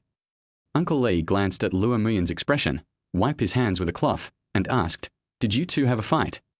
"No." Lua Muyan took the breakfast, shook his head expressionlessly, turned and left. Xiao Qingyu trotted after him, grabbed his right hand, and hugged his arm tightly in her arms, like a lost kitten. "What are you doing?" "Go to class. What else can you do?" "Stop pulling my arm. Let go." Lua Muyan retracted her right arm, but couldn't move it. Only then did she realize how strong she was. "No. As you wish." Ignoring Xiao Qingyu, he walked forward on his own as if there was a sandbag tied to his arm. Looking at him throwing a tantrum like a child, Xiao Qingyu finally understood why male psychology and child psychology were classified together. Xiao Qingyu let go of Lua Muyan's arm, walked in front of him, and before he could react, she unzipped his coat with a rustle, and her 2 small hands rushed in and hugged Lua Muyan tightly. The coat was warm, with the warmth and scent of Lua Muyan. Xiao Qingyu pressed her cheek against his strong chest, faintly hearing his rapid heartbeat. "What do you want to do? So many people are watching us." Lua Muyan was startled. "Promise me first that you won't be angry from now on, or I'll hold you forever." "I'm not angry." He argued. Feeling the 2 cold little hands tightening a little, Lua Muyan had no choice but to compromise. Okay. I'm not angry anymore, okay." Xiao Qingyu giggled, and let him go as promised, and even considerately help him zip up his clothes again. She raised her head proudly and looked at her childhood sweetheart whose ears were red. "I didn't expect you, Lua Muyan, to be jealous." Lua Muyan turned his face away. "Who's jealous? I just stayed up too late doing homework last night and my mental state is a little bad. Don't be so self-indulgent." Another day of drowsy classes. As soon as the morning professional class ended, Lua Muyan received a message from the counselor. Come to my office at 11:30. Luo Muyan was a little puzzled. He hadn't done anything wrong. It couldn't be that Xiao Qingyu had offended the head of the student union and implicated him? He showed Xiao Qingyu the message on the phone screen and said, "No need to wait for me to come home at noon." "Oh. It's all your fault for scolding that student union president last time. The counselor must have seen you as pretty and couldn't bear to scold you, so he had to use me as a scapegoat." Xiao Qingyu looked at him strangely. "The sun rises from the west? How can such words come out of your dog's mouth?" Ever since this morning, Luo Muyan inexplicably felt a sense of apology towards Xiao Qingyu. He couldn't figure out where this guilt came from. But what he knew very well was that he felt a deep sense of security from that hug. This sense of security is like lying in bed on a rainstorm day, covered with a warm quilt, with the lights dimmed, and you can quietly listen to the howling rain outside. Facing the students coming and going after class, Luo Muyan found his office on time according to the location given to him in the huge campus. I reached out and knocked lightly on the dark brown painted door, then walked in and saw the counselor's seat. The counselor's surname was Kui. He looked to be in his 30s, with hair slightly longer than a buzz cut and black square frame glasses. He also worked as a university teacher, but only taught sophomores major courses. "Hello, instructor." "Luo Muyan, right? Sit down. I called you here today to talk to you about what's going on at the library." For half an hour, Instructor Kui picked up the thermos and drank water several times. Luo Muyan was confused. It seemed that everything was mentioned, but it also seemed that nothing was said. Finally, when a leader visited the library, he discovered a staff member playing with his phone at the front desk. "You should know what I mean. Be careful next time. Being a librarian is not easy." Is this the art of language? It turns out that the previous half-hour passionate speech was just a prelude to the sentence. Something that could be explained in 2 sentences took more than half an hour to talk about. Art, so artistic. What is this? Luo Muyan glanced at Instructor Kui's computer screen casually, attracted by the strings of numbers and letters, and asked curiously, "This is our department's entry for the National Mathematical Modeling Competition this year. The team I led created it." Instructor Kui glanced at his focused eyes and continued, "Doing some mathematical modeling can improve your thinking ability and is very beneficial to your studies. If you are interested, you can copy the problem back and think about it yourself." Chapter 11 Prank. Didn't I tell you not to wait for me? Luo Muyan put his hands in his coat pockets. "I won't listen to you." Xiao Qingyu put her hands behind her back and raised her lips. "Why, do you feel sorry for me?" Luo Muyan didn't say anything. After a few seconds of silence, he urged, "Let's go. I'm hungry. I can see the collar chicken wings my mom made, waving at me." Like a child who was rewarded with candy, a smile spread across Xiao Qingyu's face. Answering a question that is not related to the question is actually the best answer. She took out 2 movie tickets from her bag, held them in her 2 small hands, tilted her head and said, "I bought the movie tickets. Can you accompany me to the movies? I have to work at the library on weekends, so how can I be free? I know you're busy this weekend, so I bought the Wednesday afternoon show." Luo Muyan then remembered that Wednesday afternoons during his freshman year were holidays. "Then I'll reluctantly go with you. What movie is it?" "Go watch it yourself." She handed over the movie ticket. "Your name. What's so good about the cartoon?" Luo Muyan looked at the movie ticket over and over again and asked in confusion. "You'll find out when you go and see it on Wednesday," she said confidently. After this movie was released in the country, Makoto Shinkai became a legend. At its peak, even elementary school students were clamoring for textbook covers featuring the male and female leads from Your Name. 9 out of 10 couples used couple profile pictures from the movie. "Luo Muyan, I actually think you are a good person." Xiao Qingyu suddenly looked into his eyes and said, "You're doing fine too." "Then we are all good. It's true that a dog can't spit out ivory." The corners of her mouth twitched slightly. Wang Hui and Luo Jian went on a business trip again today and left enough food in the refrigerator for lunch and dinner. In fact, even if his parents don't prepare it in advance, he can do it himself. Just as he closed the refrigerator door, Luo Muyan suddenly heard a knock on the door. "What's the matter?" He looked at Xiao Qingyu standing at the door and asked curiously, I left my keys at home." Xiao Qingyu didn't dare to look him in the eye. "And Uncle Xiao and the others are also on a business trip." Luo Muyan said the next sentence as if he was reciting it. She lowered her head slightly, her voice soft. The corridor was silent. Luo Muyan silently looked at the most familiar stranger in front of him. How could such a coincidence happen? But looking at Xiao Qingyu's expression, it didn't seem like she was lying to him. Having played with her since she was a child, Lua Muyan can be said to be the person who knows her best besides her parents. This female devil has been unable to hide things in her heart since she was a child. You can tell at a glance whether she is lying or not. But the most annoying thing now is that Xiao Qingyu doesn't seem to be lying. You can't let a girl spend the night outside alone, right? But I just slept at her house for one night not long ago, and now I'm sleeping in the same house again. If I get discovered, I don't think anyone will believe me even if I tell them the truth. Never mind. A man with a clear conscience has nothing to fear. Just get up early tomorrow. Since you invited me to the movies, I'll let you try my cooking. I learned it from my mom.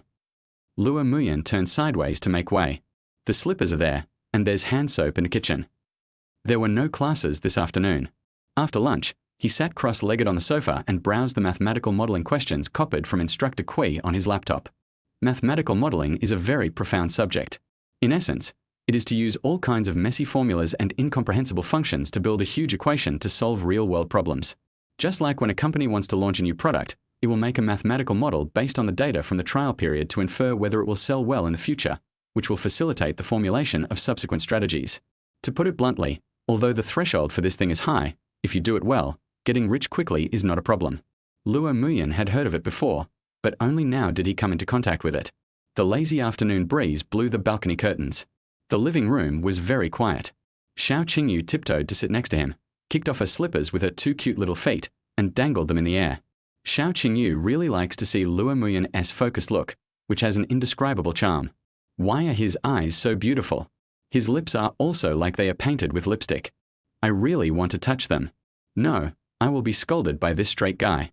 How about touching him quietly? He probably wouldn't notice. Forget it. The eyelashes are so long and a little curled. Are these really boys' eyelashes? Really, your eyes are full of math. You don't even look at such a beautiful girl sitting next to you. Do you want to blow into his ear? The afternoon passed quietly in this tranquility. After the two finished dinner, Xiao Qingyu went to the bathroom to take a shower, while Lua Muyan leaned on the sofa and continued to fiddle with mathematical modeling. He just encountered a node that he couldn't calculate correctly. No matter what formula he applied, the result was an outrageous value. It's like inputting 3 2 equals and the system outputs another bottle. Lua Muyan tilde. He suddenly heard Xiao Qingyu's voice, raised his head, and her figure wrapped in a bathrobe came into view. Seeing the malicious expression on her face, Lua Muyan licked his lips and urged, "Go and put on your clothes quickly, don't catch a cold." She ignored him and walked straight to the sofa beside him and sat down, waving her legs in the air with a few crystal water droplets on them. "I thought you weren't interested in girls, but it turns out you were staring at me." Xiao Qingyu covered her chest with a bath towel, bent down slightly, stretched out her white and slender arms, and picked up the mobile phone on the coffee table. Seeing Lua Muyan's ears gradually turning red, she couldn't help but raise the corners of her mouth. However, she was not much more relaxed than Lua Muyan at this moment. Because if you are not careful or move a little too much, this small bath towel may slip off, or it may not cover some part that should not be exposed. Oops. The towel seemed to be loosening somewhere. Xiao Qingyu froze in place, and could only maintain this posture, not daring to move again, fearing that it would cause an irreversible situation. She suddenly regretted what she was doing. I saw the laptop placed on the sofa, and then I heard Lua Muyan sigh and suddenly stand up. Xiao Qingyu clutched the bath towel tightly, her whole body tense like a sculpture. 2 blushes quickly appeared on her face, and her watery eyes watched him walk towards her. "If you sacrifice yourself for a prank, you'll lose a lot, idiot." Lua Muyan covered her with his coat and looked at her helplessly. "Go to your room and put on your clothes." Chapter 12 Sleeping Position. The room was pitch black. Xiao Qingyu looked up at the ceiling, her thoughts drifting out of her little head. Lying on Lua Muyan's soft and warm bed, she pulled the quilt over her face, surrounded by his scent, and gradually her panic heartbeat calmed down. She couldn't imagine what terrible consequences would have occurred if she hadn't noticed the towel's condition in time, or if the towel had slid down a little further. Maybe. She will never be able to get Lua Muyan back to her side again. Perhaps Lua Muyan felt even more guilty than her, and he was gentlemanly for once, offering to sleep on the sofa and letting Xiao Qingyu sleep in his room. Even though the lights were off in the room and only the moonlight was faintly visible through the curtains and fell on the floor, Xiao Qingyu could still clearly tell what was in each corner. If we go by the timeline of this life, this should be the first time I've entered his room in 6 years since I graduated from elementary school. It seems that when others are reborn, they either start their own business or start their own business. A man named Chen has a white moonlight in his left hand and a treasure girl in his right hand. Isn't it not good to be so bad? Xiao Qingyu tried hard to recall the World Cup scores and lottery numbers, but this was a bit difficult for her brain without any skill points. Never mind, let us take down this straight guy Luo Muyan first. Knock, knock, knock. The knock on the door woke Xiao Qingyu from her sleep. She held her aching head with one hand and supported her body with the other. She accidentally slept too late last night, and she was not used to it as she rarely stayed up late. With her eyes blurred, she saw a familiar figure standing beside the bed. She was startled and hugged the quilt tightly to her chest, curled up at the head of the bed, and said in a panic in her confused voice, "When did you come into my room?" Luo Muyan looked at her dark circles and probably realized that this idiot was sleepy again. He explained helplessly, "Auntie, this is my room. If you don't get up, you will be late for class." As he spoke, he walked out of the room and closed the door behind him. He had actually been standing in the room for quite a while, admiring Xiao Qingyue's sprawled sleeping posture with great interest. Since childhood, Xiao Qingyue's sleeping posture has been excessive. When they were still in kindergarten, they often slept together. Every time Luo Muyan opened his eyes, there was either a leg pressing on his chest or a foot sticking out from next to his mouth. Looking back, it seems like I can't completely blame him for having certain quirks. I just didn't expect that after so many years, this sleeping position hasn't changed at all. Which good person puts the pillow under his legs and wraps himself with a quilt when sleeping? I was lucky today and didn't run into their parents when I went out. The weather is getting colder day by day since the beginning of autumn, and some people on the street are already wrapped in thick down jackets. Although an old man walking behind was still wearing a vest as if nothing had happened. Don't wear short skirts anymore. The wind is quite cold, especially early in the morning. Luo Muyan took a bite of the bun. The meat buns made by Uncle Lee were thick and filling, and the aroma of meat filled the air. "Are you concerned about me?" Xiao Qingyu sipped the hot soy milk and asked with a smile in her eyes. "Uncle Lee's buns are delicious. They haven't changed over the years." Xiao Qingyu looked at him, seriously changing the subject, and the smile in her eyes became even more intense. It's like looking at a stubborn kid who, facing the remote control car he has been dreaming of for a long time, still pouts and says he doesn't like it. You could say Luo Muyan is a straight man, but he can be quite clever at times. You could say he's understanding, but sometimes he acts like a fool around girls. Men are such complicated creatures. Most of today's classes are easy subjects like English and ideological and political theory. Luo Muyan simply brought his computer to the classroom and hid in the back row to continue working on mathematical modeling. It was still acceptable at the beginning, but the amount of calculation increased exponentially as time went on. One verification took from a few minutes to nearly 2 hours. If nothing unexpected happens, it will be even more terrifying if we continue to do it. This thing is definitely not something that one person can do. No wonder the risk control departments of large companies set up a special team. The next morning, Luo Muyan sent the document and his ideas to Instructor Kui. He had only completed half of the mathematical model and was feeling dizzy. Although he had sent the message, he didn't expect Kui to reply. After all, a counselor who also serves as a teacher has limited time, and he has also been leading students in competitions recently. More importantly, for university teachers, teaching is actually a secondary job. Many of the more outstanding university professors have companies under their names or run laboratories with tens of millions of dollars in funding. Their daily life is to get up in the morning and go to school to look at the sleepy students, teach for more than an hour, and then ride their electric scooters to the laboratory and sit there for most of the day. After class at noon, the two went home to put their school bags away, hailed a taxi and went straight to the cinema. "Why do you seem a little nervous?" Xiao Qingyu asked, holding popcorn in her arms. "No, it's just a little cold." Luo Muyan shrugged while holding 2 cups of Coke. There was no way he would admit that he was nervous because it was the first time in his life that he watched a movie with a girl. Otherwise, Xiao Qingyu would have laughed at him for a long time. Following the numbers on their tickets and counting the rows of red seats, the two found their seats and sat down. "Here you go." Luo Muyan handed her the Coke. "Help me get this first, and here's one too." Xiao Qingyu didn't take it, but instead pushed the popcorn in her arms to him. Under Luo Muyan's puzzled gaze, she lifted the armrest between the seats, and there was no obstruction between the two of them. "This thing can still move." He was shocked, then came to his senses. "Why did you push it up?" "I think it's in the way." Xiao Qingyu stretched out her hand with a smile, and Luo Muyan handed the Coke over tacitly. All the lights in the theater suddenly went out, and the noisy chatter around them instantly quieted down. At the same time, Jinling Institute of Technology, inside the office. Several students stood in front of the table with their heads down, and Instructor Kui looked solemn. "Professor, I've checked the calculations many times. There was no problem last night. I don't know why it went wrong." A boy standing in the middle had beads of sweat on his forehead and spoke in an annoyed tone. A full half-month. Instructor Kui glared angrily and banged his knuckles on the desk, making a dull sound. After all this time, you've only given me this. I asked a senior from my university to look at it overnight, and there should be results soon. The boy said weakly. Chapter 13, is he really a genius? As for this competition, our school is always outshined by our neighboring Jinling University. This year, all the leaders in the school are keeping a close eye on us. If anything goes wrong. Instructor Kui rubbed his temples with a look of disappointment on his face. Before he could finish his words, the boy's cell phone rang. He answered the phone hopefully. How is it? Did you figure it out? There was silence on the other end of the phone for a while, and then the voice was low. The model you sent me has a wrong formula from the very beginning. If you want to change it, you have to start from scratch. Instructor Kui only felt something rumbling in his head, and the fingers pressing on his temples began to tremble. He had volunteered to take the lead in this competition, and now there are only 3 days left before the work is due, but something went wrong. I'm afraid he will be the first to be blamed, and it seems there is no hope for him to win this year's evaluation. He accidentally glanced at the computer and found a new message. It was a message from Luo Muyan, the student who came yesterday. He hadn't planned to check it at first, but he saw that there was a file sent along with the message. With doubts, Coach Kui still clicked on the message box. He silently browsed the documents sent to him, secretly calculating in his heart, and his eyes gradually brightened.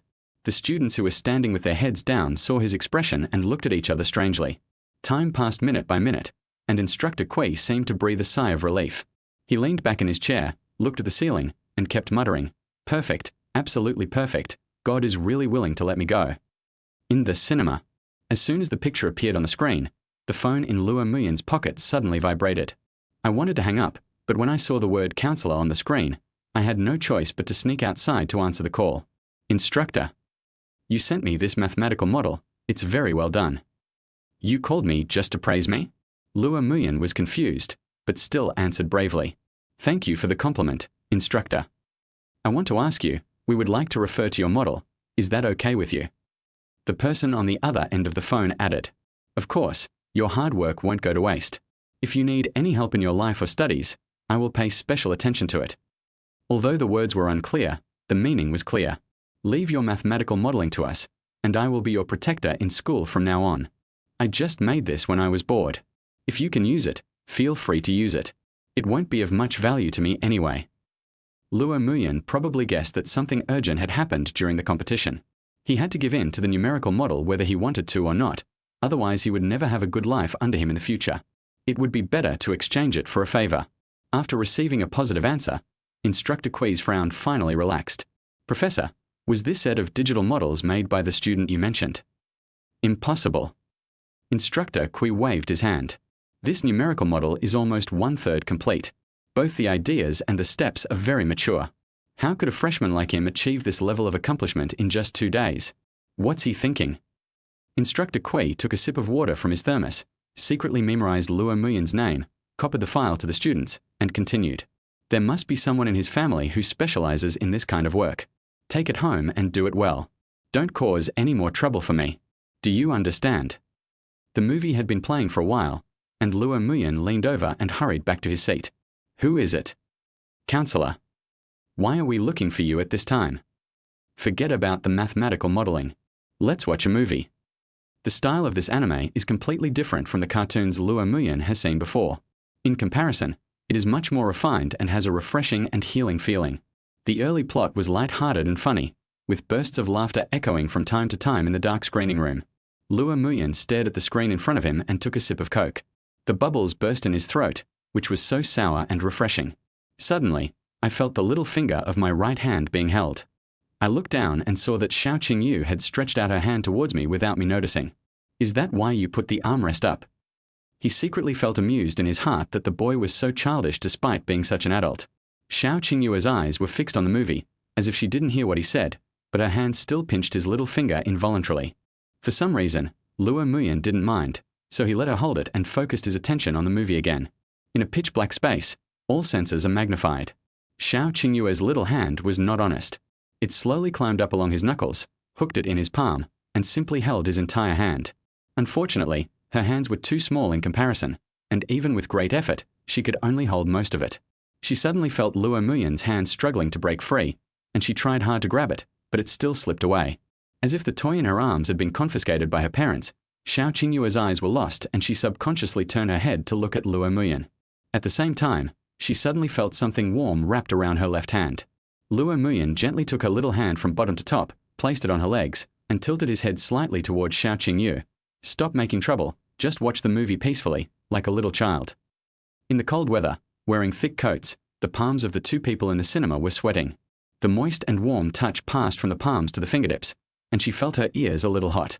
The profile in front of her overlapped with his 6 years later. Xiao Qingyu stared at it in a daze, her heart suddenly beating very fast. Suddenly, she felt a pain on her forehead, and she came back to her senses. She asked angrily, "Why did you hit me? Why are you staring at me? Are you showing the movie on my face?" Jun's previous life, Jun's servant, Jun's exploration, Jun's previous life, Jun's servant. I have been searching for you since your previous life before your previous life. Shonobukicho nashali fango megakete yatte kitandayo. Following your slightly clumsy smile, I finally found you. Jungachen mi nakunatte chirijiri ni nattatte. Even if everything you have vanishes into thin air and becomes fragments scattered everywhere. I love you so much. I am no longer lost and I will start searching from the beginning. At the end of the movie, Mitsuha and Tochibon Ataki looked back at each other on the stairs. As the infectious ending song sounded, sobs were heard in several corners of the theater. Luo Muyan leaned back in his seat with a lost look on his face, his eyes fixed on the scrolling list of people. Do you know which clip I like best? Xiao Qingyu walked in front and asked softly as they came out of the cinema. I won't guess. I always guess wrong. Luo Muyan put his hands in his jacket pockets and shook his head. It's really boring. She curled her lips, then suddenly turned around, stood in front of him, and said mysteriously, Actually, I also came back from my previous life to find you. Chapter 14 Ye Die. Previous lives, past lives. Luo Muyan calculated silently in his heart and asked in surprise, Are you the reincarnation of Huang Taiji? What emperor? Xiao Qingyu just opened her mouth and immediately reacted, punching him on the shoulder. Turn around, you big-headed ghost. I believe everything you say unconditionally, so why are you hitting me? Luo Muyan subconsciously dodged, but still let her hit him. Her not-so-bright brain was thinking rapidly, and it seemed that what Luo Muyan said made sense, but she also felt that something was wrong. Unable to think of any reason to refute for a moment, Xiao Qingyu turned around and walked away angrily, her high ponytail swaying. Damn straight guy. It will ruin the atmosphere. She had just taken a few steps forward in a rage when she regretted it. I'm not Luo Muyan's girlfriend now. What's going on? What if he ignored me and just left? I can only blame myself for being petty again. Xiao Qingyu gradually slowed down his pace. He didn't hear any footsteps behind him. He felt a little panic in his heart and simply stopped. He turned around hurriedly, but found that there was only a crowd of people hurrying behind him. His figure had disappeared. Did he really leave alone? Well, big idiot. What a big idiot. Lost him again. What are you standing there for? Did you drop $100 in the back? Luo Muyan looked at her puzzledly, not knowing what she was looking at. Where did you go just now? I was scared to death. I've been following you the whole time. Where else can I go? Why are you walking without making any sound? I'm not driving a mecha, so how can I make the sound by walking on two legs? Not knowing what was going on in her little head, Luo Muyan looked at Xiao Qingyue's strange expression in confusion. She looked aggrieved, but her beautiful peach blossom eyes were bursting with joy. Girls' minds are so complicated. If only girls were as easy to understand as math. Let's go. Yeah. Luo Muyan recalled the tone of her voice when she had asked that question just now. It didn't seem like she was joking. She was asking him so seriously, and he was still arguing. No wonder she was throwing a tantrum. If you were given a chance to start over, would you really come to me again? He asked with a smile. All I do all day is make you angry and bully you. If I were you, I would run away from you. Xiao Qingyue's eyes drifted forward, her watery pupils trembled slightly, and it seemed as if something in her heart was about to burst out. You know you'll make me angry. She was silent for a while. If there was a girl like Mitsuha who was desperate to come back to you, even if it meant breaking the shackles of time and space, what would you think? When asked the last question, Xiao Qingyu hesitated for a moment, but still forced herself to change whether you will cherish her to what do you think. Luo Muyan ignored her tone as expected and became excited when talking about this. Damn it! If I could ever meet a girl who would run towards me so recklessly, I would carry her to the Civil Affairs Bureau overnight. Even a second of hesitation would be a sin on my part. Big fool. What? Nothing. Xiao Qingyu's eyes were filled with smiles, washing away her previous loss, and her body unconsciously leaned towards him. After a heavy rain, the already low temperature dropped another level. Luo Muyan also put on a thick sweatshirt and covered his head with a hat, so that the cold wind from riding a bicycle would blow in. Liu Qiao always came earlier than him, and every time he arrived at the library, Liu Qiao was already busy. Good morning, senior. Luo Muyan rubbed his hands and greeted with a smile. Here you are, Xiao Luo. Have you slept better recently? Liu Qiao responded and asked with concern. Luo Muyan was stunned, remembering that he lied about having a headache last weekend. He actually still remembered it? I slept well last night. That's good. I think you're quite suitable for the front desk position. From now on, we can divide the work like this. Leave the physical work to a rough guy like me. No. That's it for now. I'm going to go organize the bookshelf. Students borrowed and returned books from time to time, but the girl wearing sunglasses never showed up. Maybe there is no need to borrow materials. Luo Muyan was quite impressed by her. On the one hand, she had a very special temperament, and on the other hand, the books she borrowed were quite unexpected. He glanced around, held up a large notebook, and put his cell phone inside. If he saw the leader, he would just close the notebook. He clicked on Yekong's profile picture and found that her IP address was also in Jinling.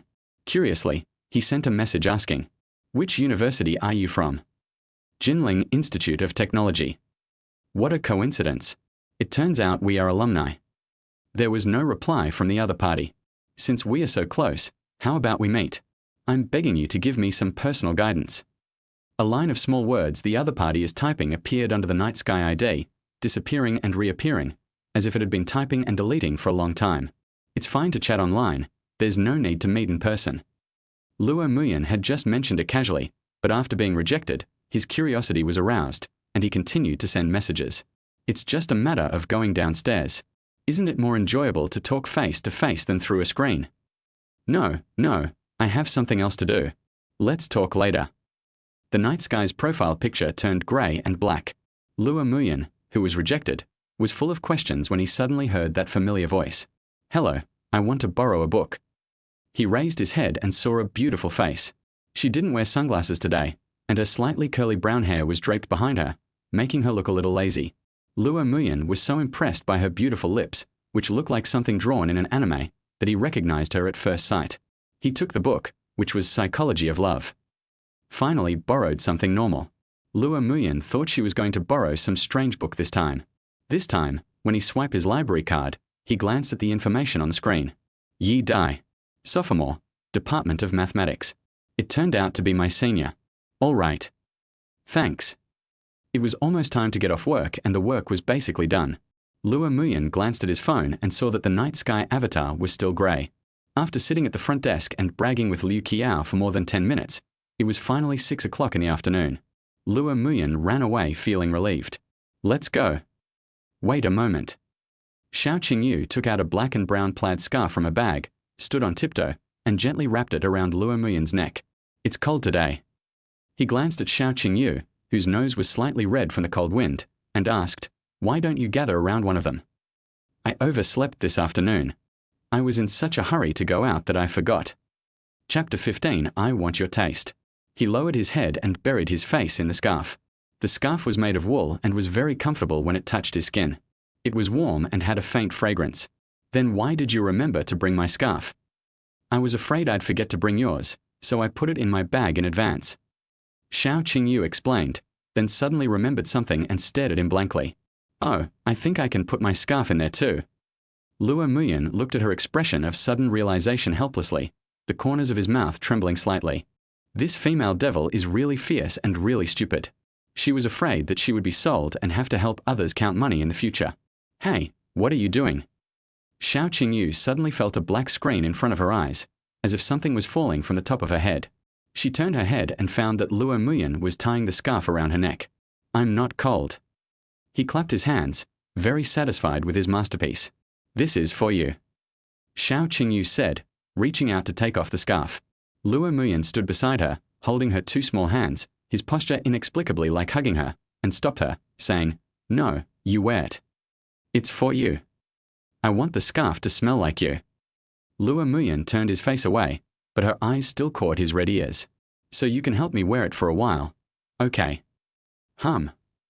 Xiao Qingyu lifted the scarf with her two small hands to cover her face, leaving only her drooping peach blossom eyes exposed. Let's go home and have dinner.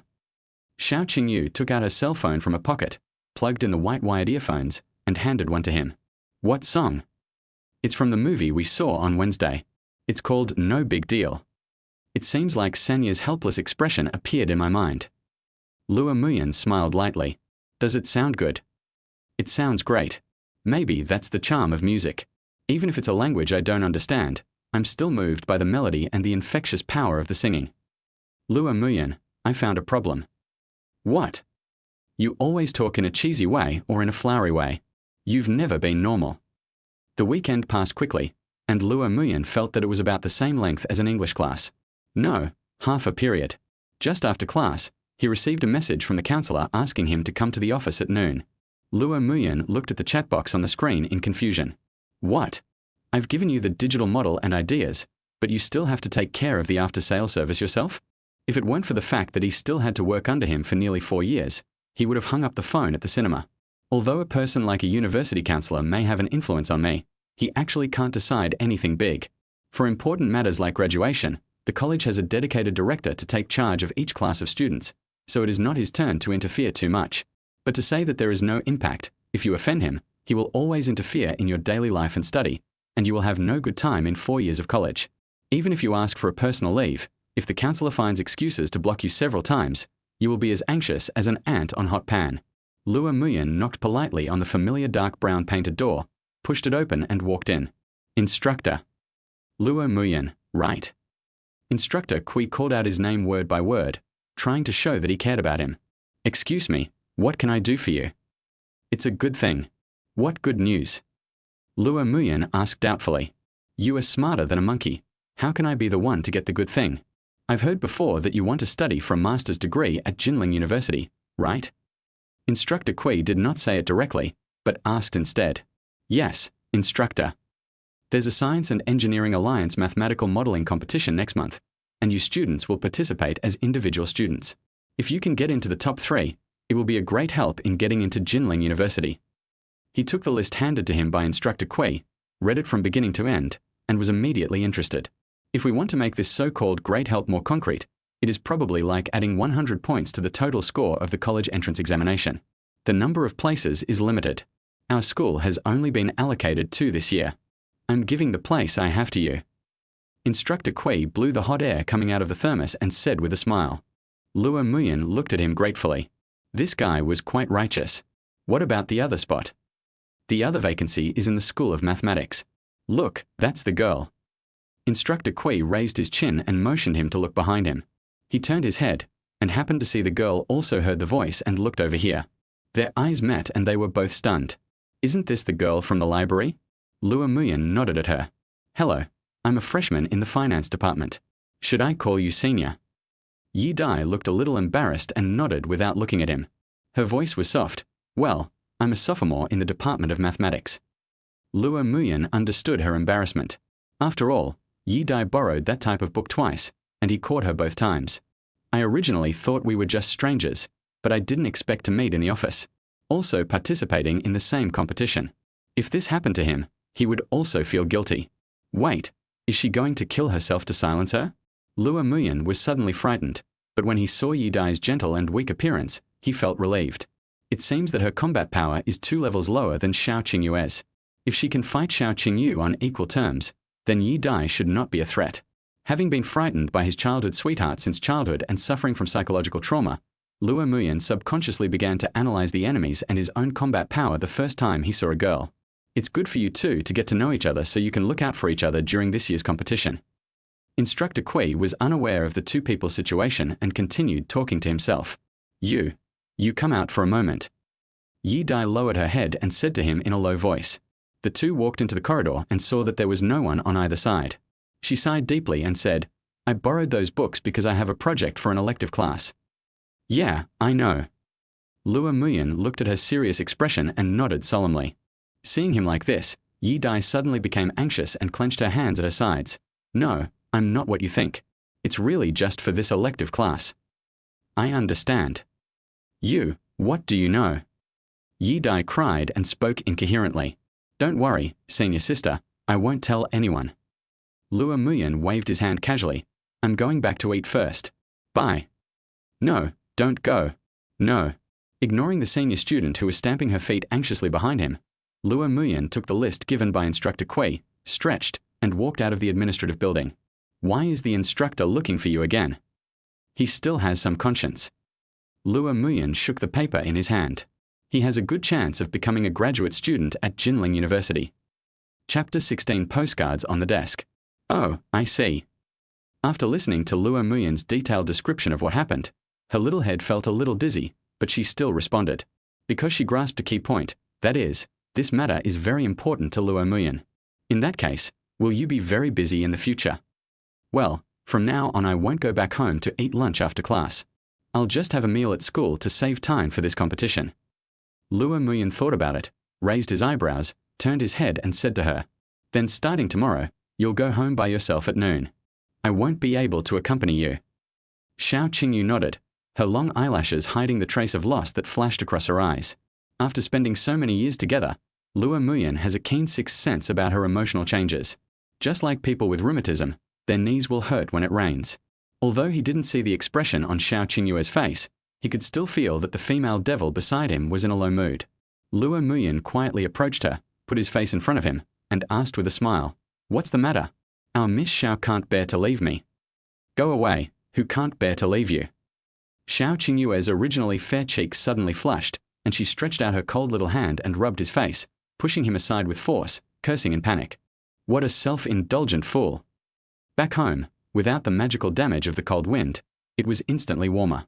Lua Muyan took off his coat, ate the braised prawns Wang Hui had made, and after enjoying 2 bowls of white rice, he retreated to his room to think about the competition. This Science and Engineering Alliance mathematical modeling competition is jointly held by several universities, including top domestic universities such as Zhejiang Hangzhou University and Aurora University. Jinling University, which Lua Muyan has always been thinking about, is one of them. Therefore, college students who can stand out in the competition will naturally receive some special treatment when taking the postgraduate entrance examination. He went over the questions over and over again. The difficulty of this individual competition was actually no less than the group competition that Coach Kui had led before. Looks like the next month will be busy. Lua Muyan glanced at the postcard placed in the corner of the desk. It was a photo of cherry blossoms at Jinling University. Several corners had curled naturally, and the surface was a light yellow hue from the passage of time. He had promised, and he would fulfill it no matter what the cost. In the afternoon, there was a music literacy class. The teacher in a blue jacket was on the stage, using a projector to play a music history film. Every week, these useless classes account for at least half of the class.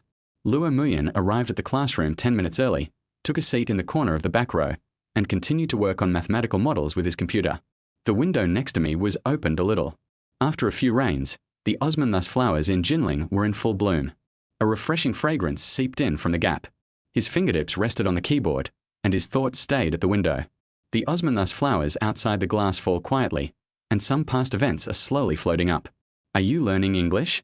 Xiao Qingyu came over, looked at the densely packed letters on the screen, and asked curiously, I'm doing the math modeling for that competition. Auntie, where are your eyes? Is this mathematics? Xiao Qingyue's pupils trembled. There were obviously more letters than numbers, right? There were even a lot of letters she didn't recognize. I don't understand. If you can understand, you won't be called Xiao Qingyu.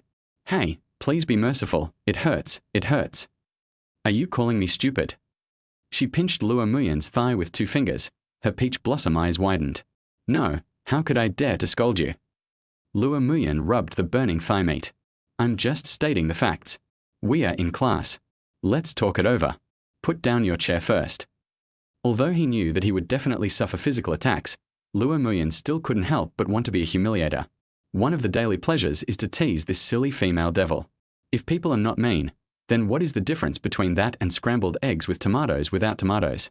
After a busy afternoon, Lua Muyan still hadn't finalized his idea. He lay on his bed, feeling somewhat discouraged, and wrapped himself tightly in a large quilt. I opened the chat box and found that Yekong's avatar had finally turned into color. I couldn't wait to send him a message. Good evening. Grin. Yekong quickly replied. Good evening. I've been very busy recently and haven't been online much. Luo Muyan still did not give up the idea of meeting her, even though he didn't know who the other person was, whether he was a boy or a girl, or whether he was 18 or 80 years old. In other words, it is this excitement of opening a blind box that supports his idea to some extent. However, I really couldn't find a suitable reason at the moment, and the other party's attitude seemed very resistant, so I could only maintain the conversation as a delaying tactic. Otherwise, once the connection is broken, it is really broken. How are you and your nasty childhood sweetheart getting along lately? Yekong asked. Luo Muyan thought for a moment and typed a reply. I don't seem to be so resistant anymore. Now that I've started to observe her more carefully, I've discovered that she's actually quite cute. Yozora, why? Didn't you dislike her before? You even used some weird metaphors like, you can't drink cola in a milk bottle. Luo Muyan saw his dark history being mercilessly brought out, and suddenly felt a little hot all over. He crawled out from under the thick quilt, changed his posture, and sat at the head of the bed. Well, that was all in the past. Yekong, well, can you tell me what she looks like to you now? What does it look like? Luo Muyan leaned against the head of the bed, looking up at the ceiling. Every moment they had spent together flashed before his eyes like a movie. He had indeed suspected that Xiao Qingyu was possessed by an evil spirit, but some of her little movements and subconscious blushing later were very familiar to Luo Muyan. Even if the best actor came, he would never be able to act out this feeling. So he was certain that Xiao Qingyue's personality had just changed a lot. As for the specific reason, he didn't dare to ask. His intuition told him that it was definitely not a good thing. The transformation from a mean childhood sweetheart to a gentle sister next door has brought about a significant change in his state of mind. Luo Muyan replied, she is very cute and considerate now. How should I put it? If she wasn't my childhood sweetheart and we hadn't known each other since childhood, I might have fallen in love with her. After sending the message, he pressed the phone screen face down on the quilt and felt his ears getting a little hot. The chat history with Yekong must never, ever be seen by that female devil. The other party was silent for a while, and the line the other party is typing kept displaying. Then the last message came. Can't I like her now? Chapter 17 My story is all about you. It was obvious that the other party had thought carefully about this sentence and had been struggling with it for a long time before sending it. Luo Muyan couldn't help but admire Yekong. He was indeed a master of emotions. He touched his heart with just one move. His reply just now was indeed a bit evasive. Now it was Luo Muyan's turn to flee. I suddenly remembered that I have a report to do. Let's stop here for tonight. Yozora didn't press the issue and replied, well, I happen to have a competition to prepare for as well. Good night. Early morning. Luo Muyan glanced at his phone and saw that the maximum temperature was 19 degrees Celsius. He subconsciously tightened his coat. Didn't you sleep well last night? Xiao Qingyu asked curiously, looking at his deep dark circles. Isn't it all about that competition? I accidentally did it until 3 or 4 o'clock.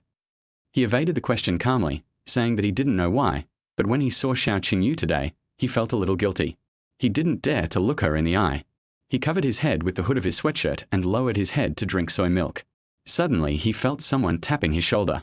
He turned around and found that Xiao Qingyu had come over to him at some point. Looking at the face so close to him, Luo Muyan's heart beat faster instantly, as if he could hear the sound of collision coming from his chest. What? Because of the panic, his tone was uncontrollably sharp. Xiao Qingyu was stunned for a moment, surprise in her watery eyes, but she quickly regained her composure. Her voice was soft and gentle, like a stream flowing in the forest. Have you been under too much pressure recently and are in a bad mood? Well, a little. What's wrong? Hey, help me hold it. My shoelaces are untied. She handed the soy milk in her hand to Luo Muyan, squatted down, and fiddled with the loose white shoelaces. Looking at the bent over Xiao Qingyu, a thought suddenly popped up in his mind. If he jumped over her back now, would she scold him? He glanced around and it seemed that no one noticed this place. If I move a little more gently, she won't notice. What are you daydreaming about? Xiao Qingyu looked at him puzzledly. Oh, nothing. Here you go. He hid his childish thoughts, pretended to be calm, and stretched out his hand holding the soy milk. Xiao Qingyu did not take the cup, but lowered her head and put her slender lips on the straw. Thank you. Don't you have hands yourself? She couldn't understand why Luo Muyan became much colder towards her today. During the morning class, no matter how she teased Luo Muyan, he ignored her. At the podium, the professor's voice, which was flat and level, was very hypnotic.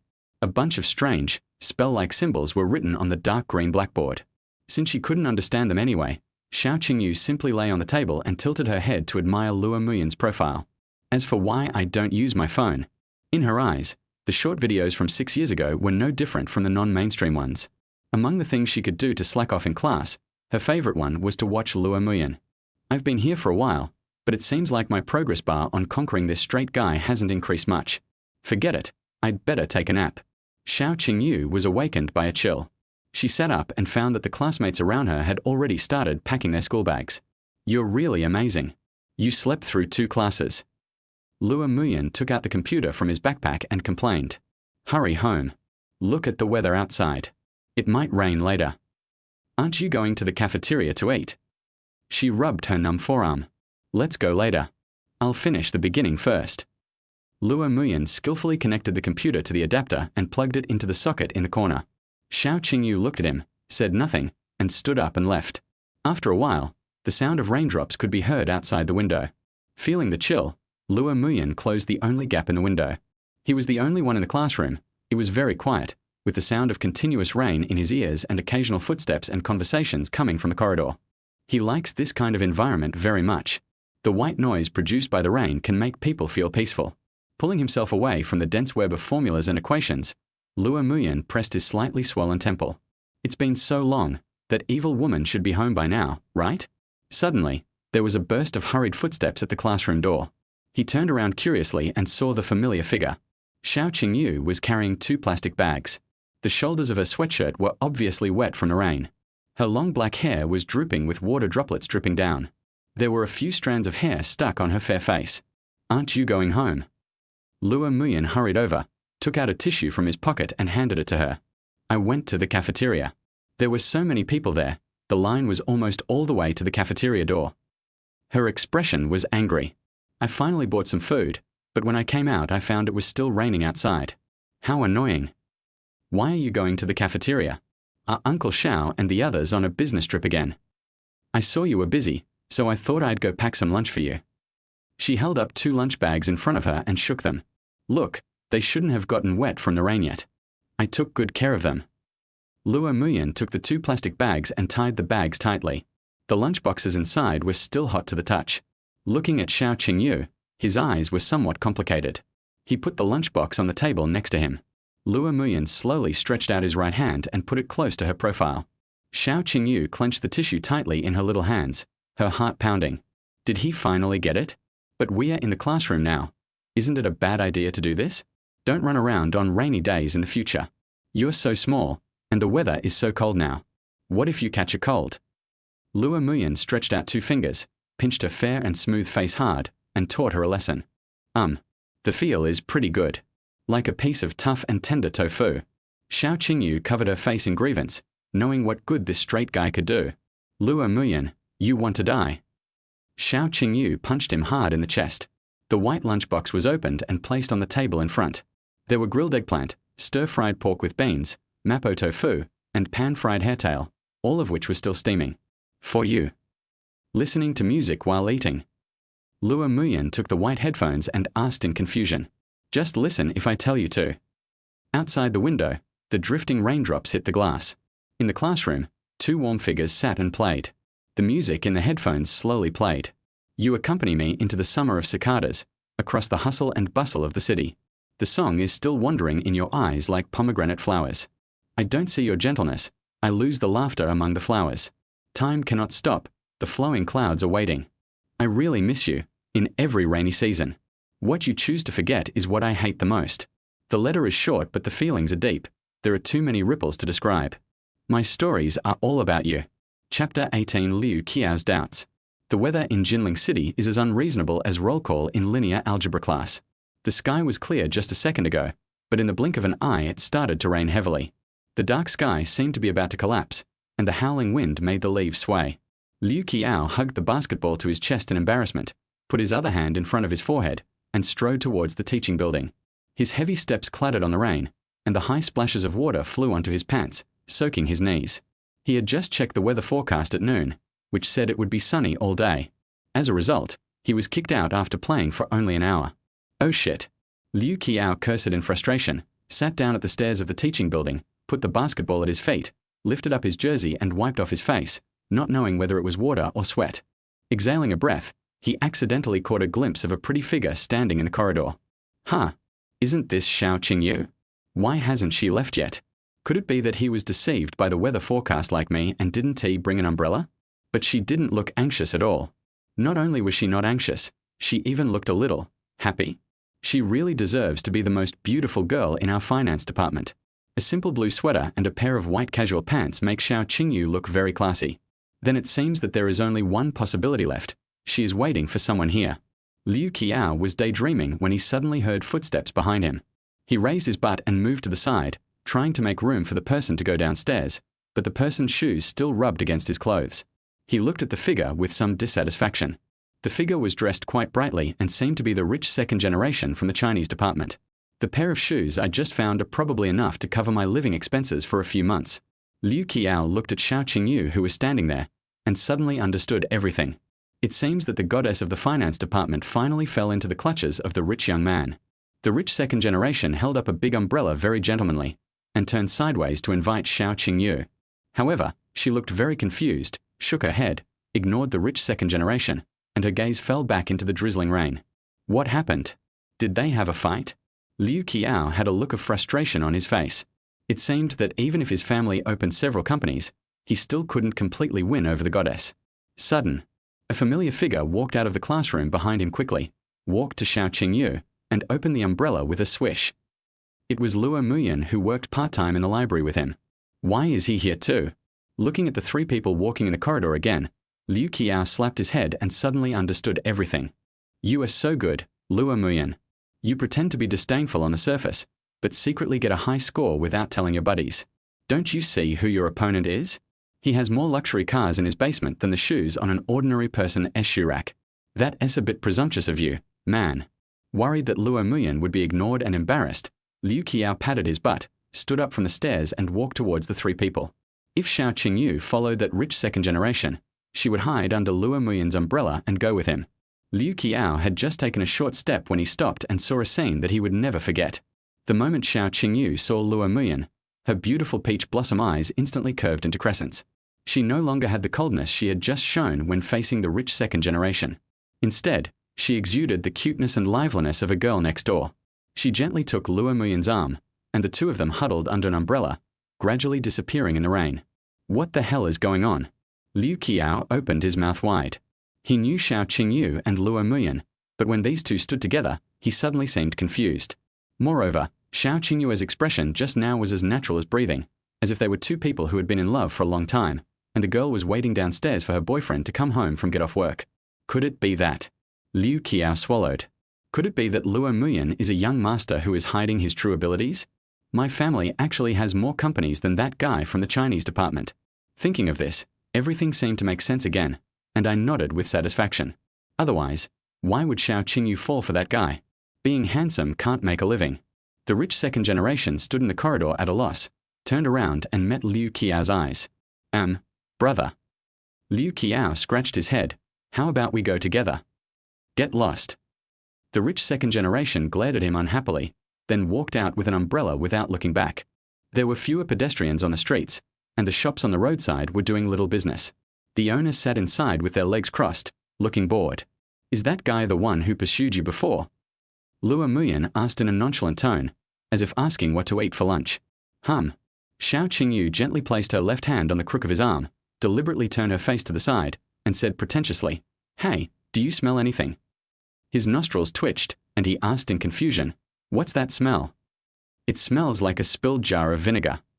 Xiao Qingyu said with a smile, You're being too sentimental. Luo Muyan turned his face to the other side. Next Friday is your birthday, right? She whispered. Let me think about it. It seems to be true. You forgot your own birthday. You big idiot. There have been so many things going on lately that my brain isn't working properly. Luo Muyan suddenly thought of something. Oh, so next Thursday is your birthday. Perhaps it was some strange fate that their birth dates were only one day apart, and Xiao Qingyu was a few hours older than him. When they were in elementary school, Xiao Qingyu liked to exploit him by using the excuse of I am his older sister, and it always worked. Brother, if you have something delicious, Please let your sister eat it first. Oh, that's for you. Then she bit off half of Luo Muyan's popsicle. So I was pretty smart before. Luo Muyan looked at Xiao Qingyu, who was distracted. There was an inexplicable sense of pride on her face, and he was speechless for a moment. Come to think of it, it's been many years since I celebrated your birthday. He looked at the raindrops falling from the edge of the umbrella, thoughtfully. You know what I mean, you straight guy. Isn't it because you always exploit me? Every time I stay with you for more than 10 minutes, I lose a piece of flesh. That. Xiao Qingyue's voice suddenly softened, like a flaming fire being extinguished. Then will you celebrate my birthday with me this year? I'll think about it. He said in a mean way, raising his eyebrows. You die. It's raining. Stop it, you're going to get wet. Snort. I told you, you can't be gentle for more than 2 minutes. I'm going to use a little trick to show your true colors. Luo Muyan. Chapter 19, Send a Kiss. Luo Muyan came to the library as usual. As soon as he walked to the front desk, he felt a strange gaze. Senior, am I wearing my clothes backwards? He asked in confusion. Oh, no. Liu Qiao smiled, as if he wanted to say something but was too embarrassed to speak. Why do I feel like I was caught stealing something? Luo Muyan rubbed his arms awkwardly and almost got goosebumps. Sitting on the chair at the front desk, Yi Dai's figure inexplicably appeared in his mind again, but she probably wouldn't come to borrow books again in the near future. It's not that he didn't believe that Yi Dai borrowed those books to do her elective course homework. After all, there are quite a few weird elective courses in college. Things like short video operation, flower arrangement art, and feng shui architecture are still normal. If you can snag a course like the formation of German orthopedics, then you can be happy. When you write your final paper, you will be exposed to a new world that you never imagined. However, he had agreed to it in person at the time, and he believed that Yi Dai borrowed the books for her elective course, but for some reason, Yi Dai became more and more anxious. Otherwise, how does that sentence go? A woman's heart is like the moon in the sea. I don't understand at all. At least there is a math problem with some known conditions. In his spare time, Luo Muyan stopped playing with his mobile phone and went to the bookshelf to look for a few books on mathematical modeling. He placed them on the table and studied them one by one.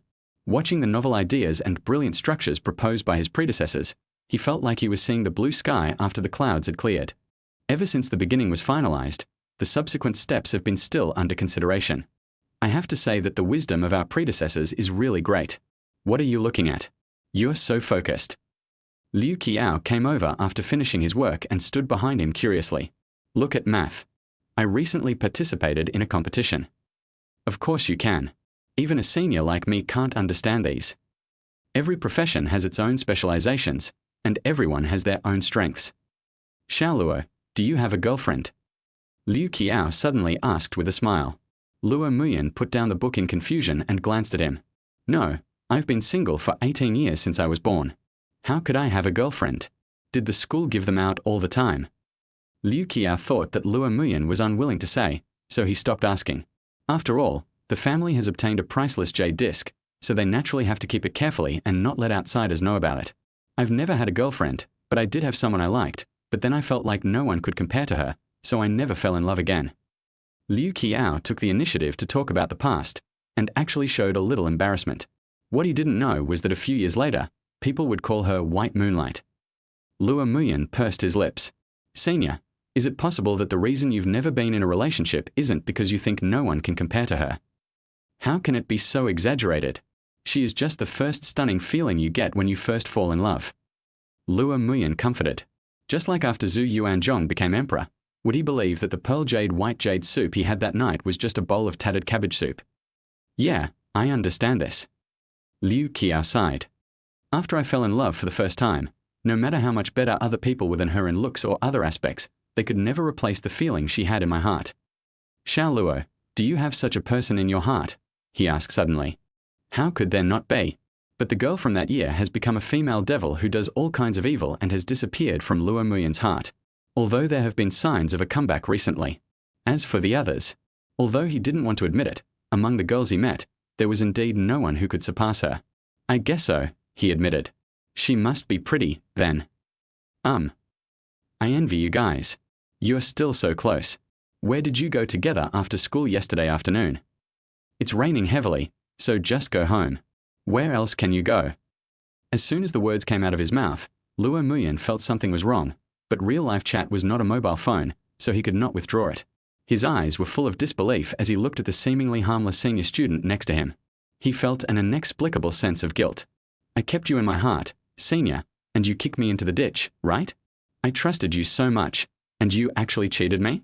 Liu Qiao had a subtle expression that said, I understand everything on his face, and with a half smile on his face, he whispered, It's okay, Xiao Luo, I'm a tight-lipped person, I won't tell anyone. It's not what you think, senior. I understand. When did you two get together? What do you mean together? Senior, please don't misunderstand me. No misunderstanding, you two are holding hands. Luo Muyan finally felt the same way as Yi Dai. No wonder she was anxious at that time. He would be anxious too if it happened to him.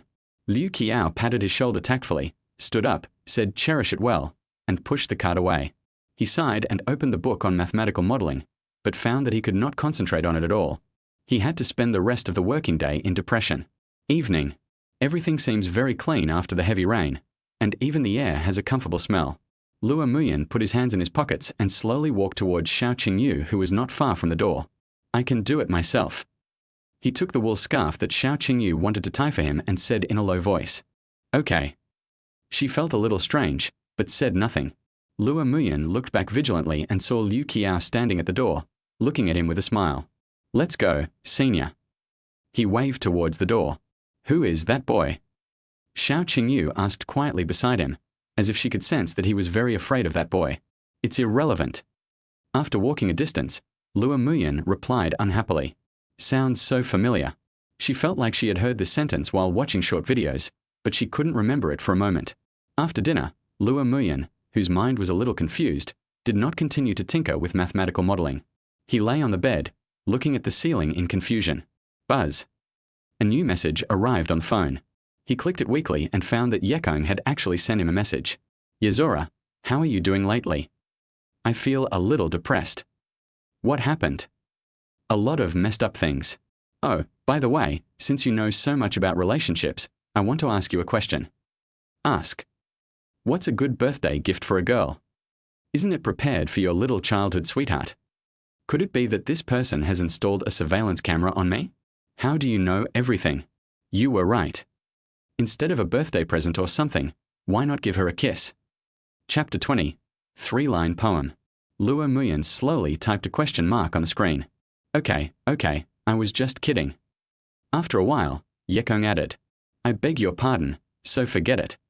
Looking at the message that popped up in the chat box, he felt like he was being despised, and waves of dissatisfaction surged in his heart. Don't dare. You say I don't dare. Don't force me, or I might get angry. Well, I really don't dare. Luo Muyan admitted it openly. To him, this provocation was like a toy bullet hitting the steel plate of a tank. It had no effect. We are in the same school anyway, so why don't you take me shopping for gifts when you have time? Yuzora refused. No, I'm very busy lately. He followed suit. Forget it, you don't look like you dare to meet him. Yekong was silent for a long time, and finally said, I'll be waiting at the cafe in front of the school at 6:30 p.m. on Monday.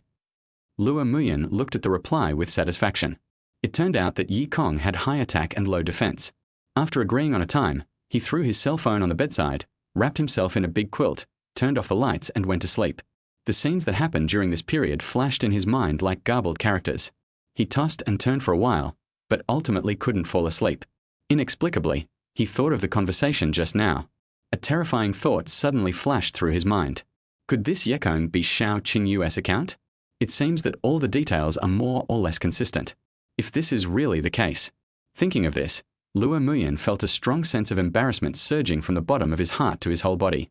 He rolled hard on the bed, and his head hit the headboard with a bang.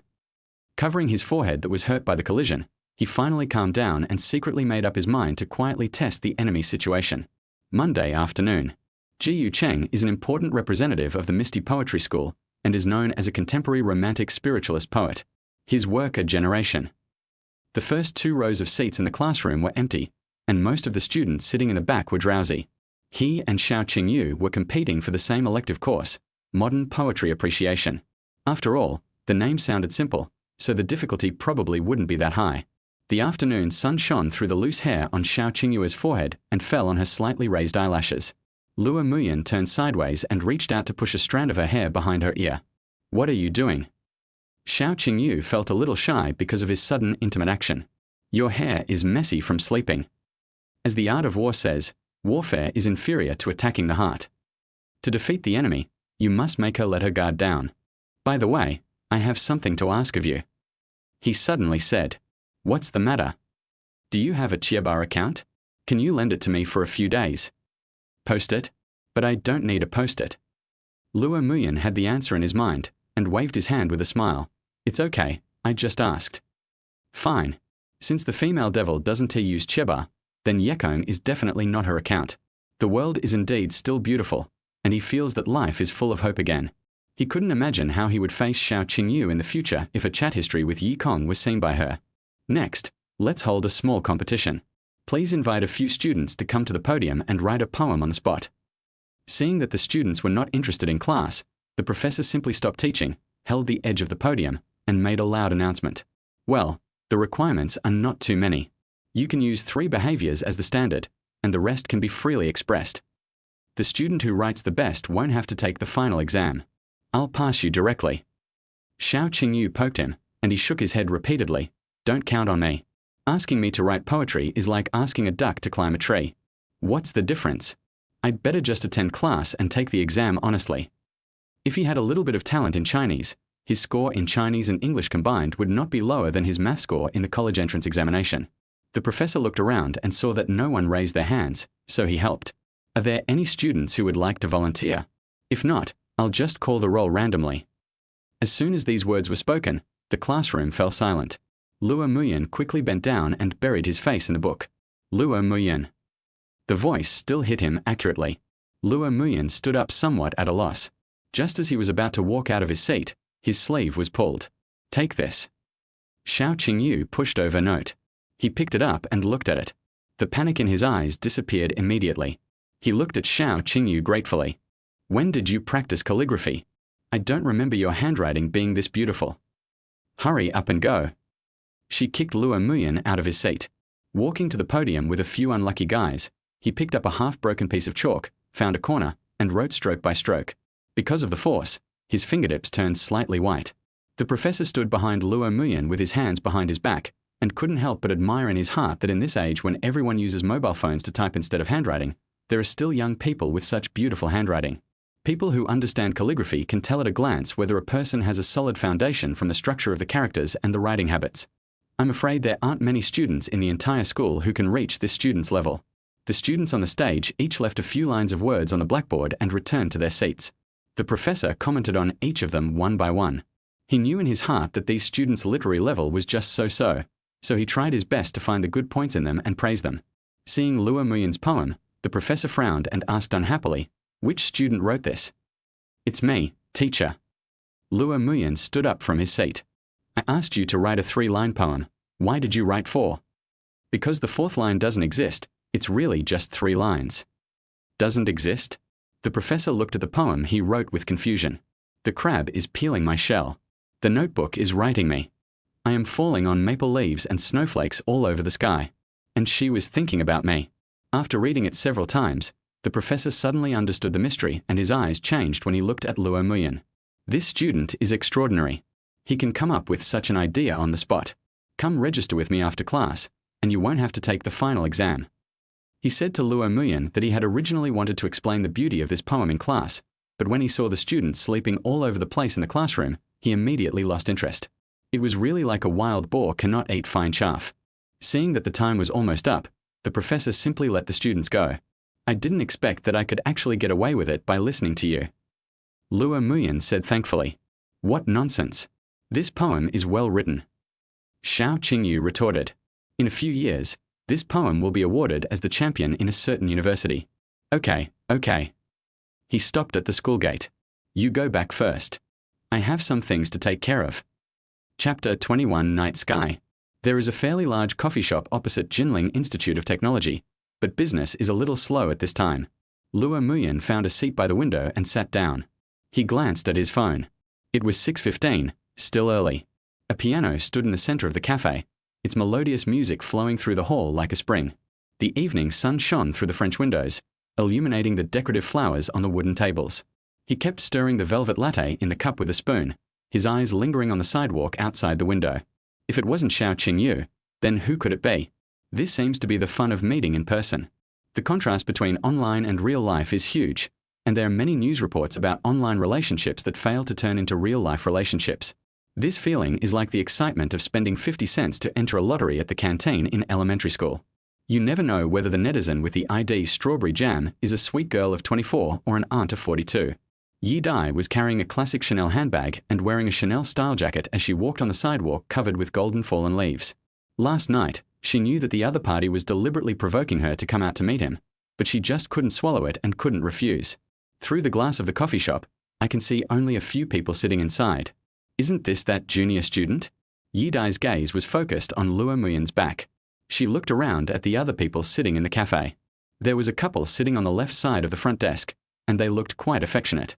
There was a middle-aged man in a suit sitting near the piano. He must have come here to relax after get off work. At the door, there was a sexy older sister standing in a daze. After clearing it up in her mind, Yi Dai took out her phone from her bag and sent a message. "Where are you?" Then he stared at Luo Muyan's back. Almost at the same moment the message was sent, he put down the spoon in his hand and picked up the phone that was upside down on the table. Seeing his action, Yi Dai raised her lips into a playful smile. Luo Muyan was typing with his head down when he suddenly heard the sound of a glass door being pushed open, and then he smelled a faint orchid-like fragrance. The smell of perfume became stronger and stronger. Before he sent the message in the chat box, he looked up curiously.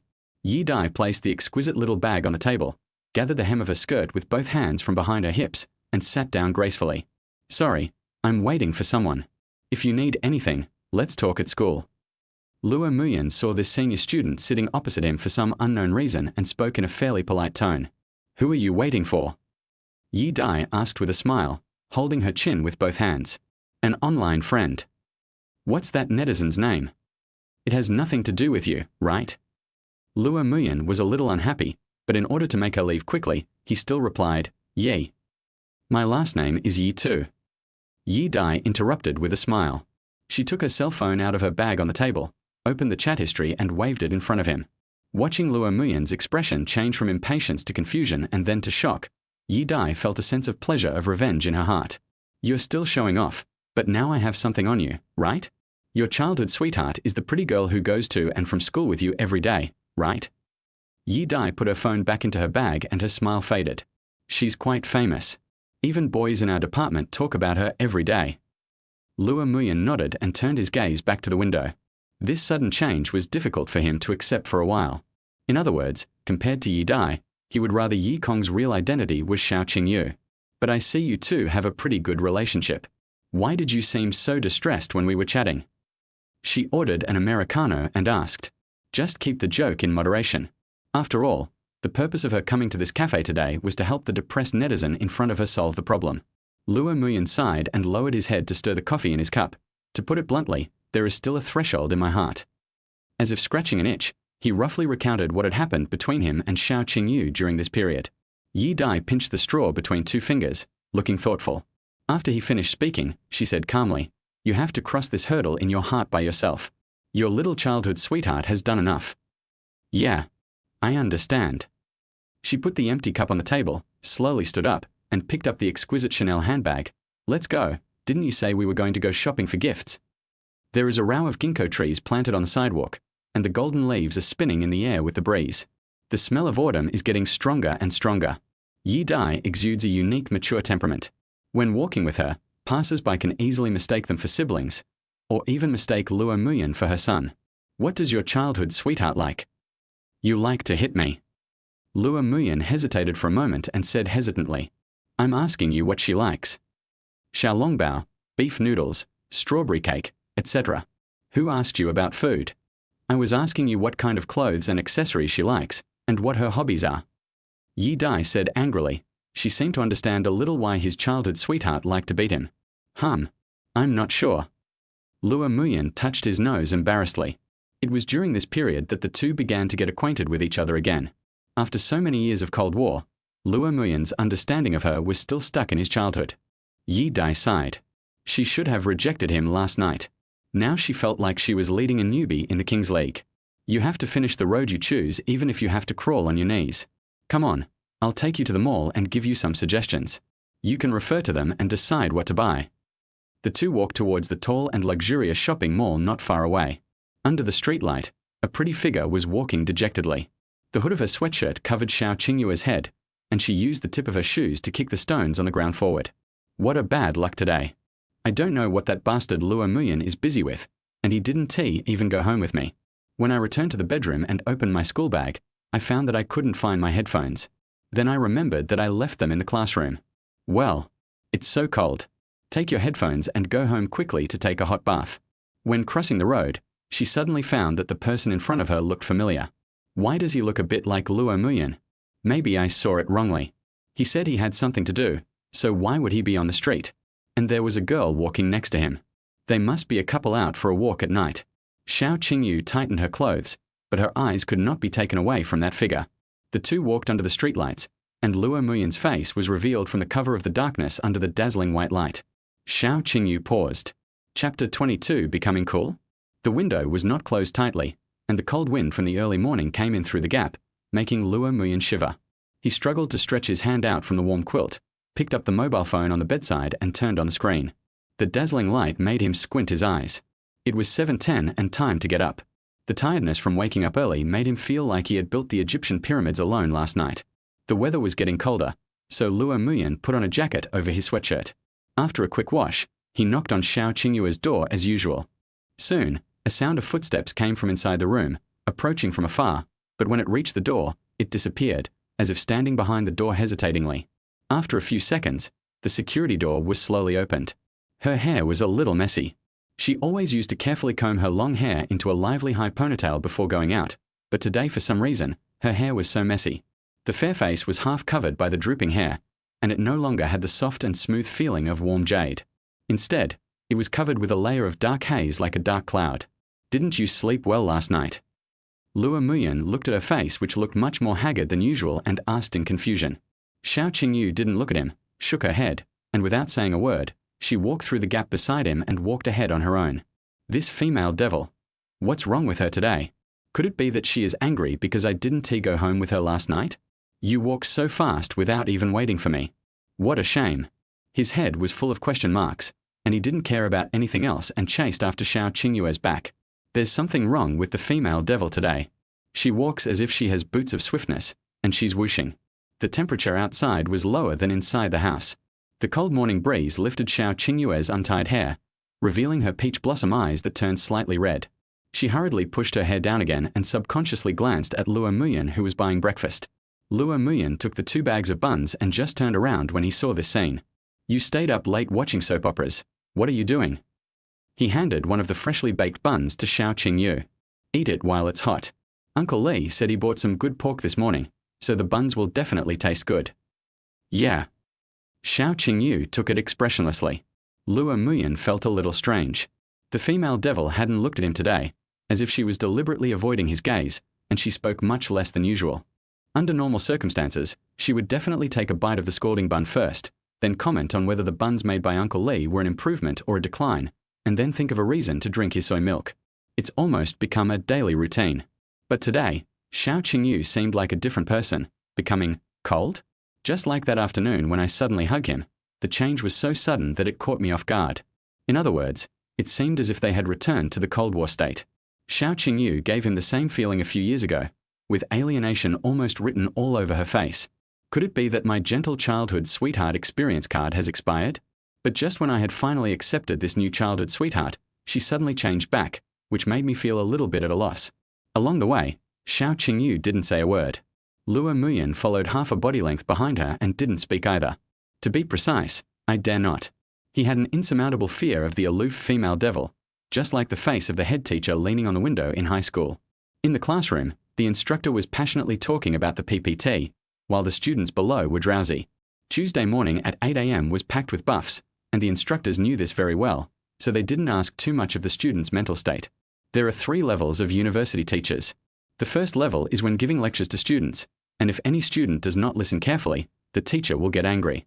The second level is when you are talking to yourself, you will feel depressed, but it doesn't matter whether the students listen or not, and whether they come or go. The third level is to lecture to the air, with a calm mind, and appreciate one's own echo in the air, intoxicated. Judging from his hair, he must be an experienced instructor, whose state of mind has already reached the third level. This professional course was very easy for Luo Muyan, and he completed it by self-study within half a month after the start of school. His fingertips tapped rhythmically on the laptop keyboard as the students in the front row snored. Just as he had expected at the beginning, the questions in this competition were much more difficult than those in the group competition led by Coach Kui. So far, his train of thought has been stuck countless times.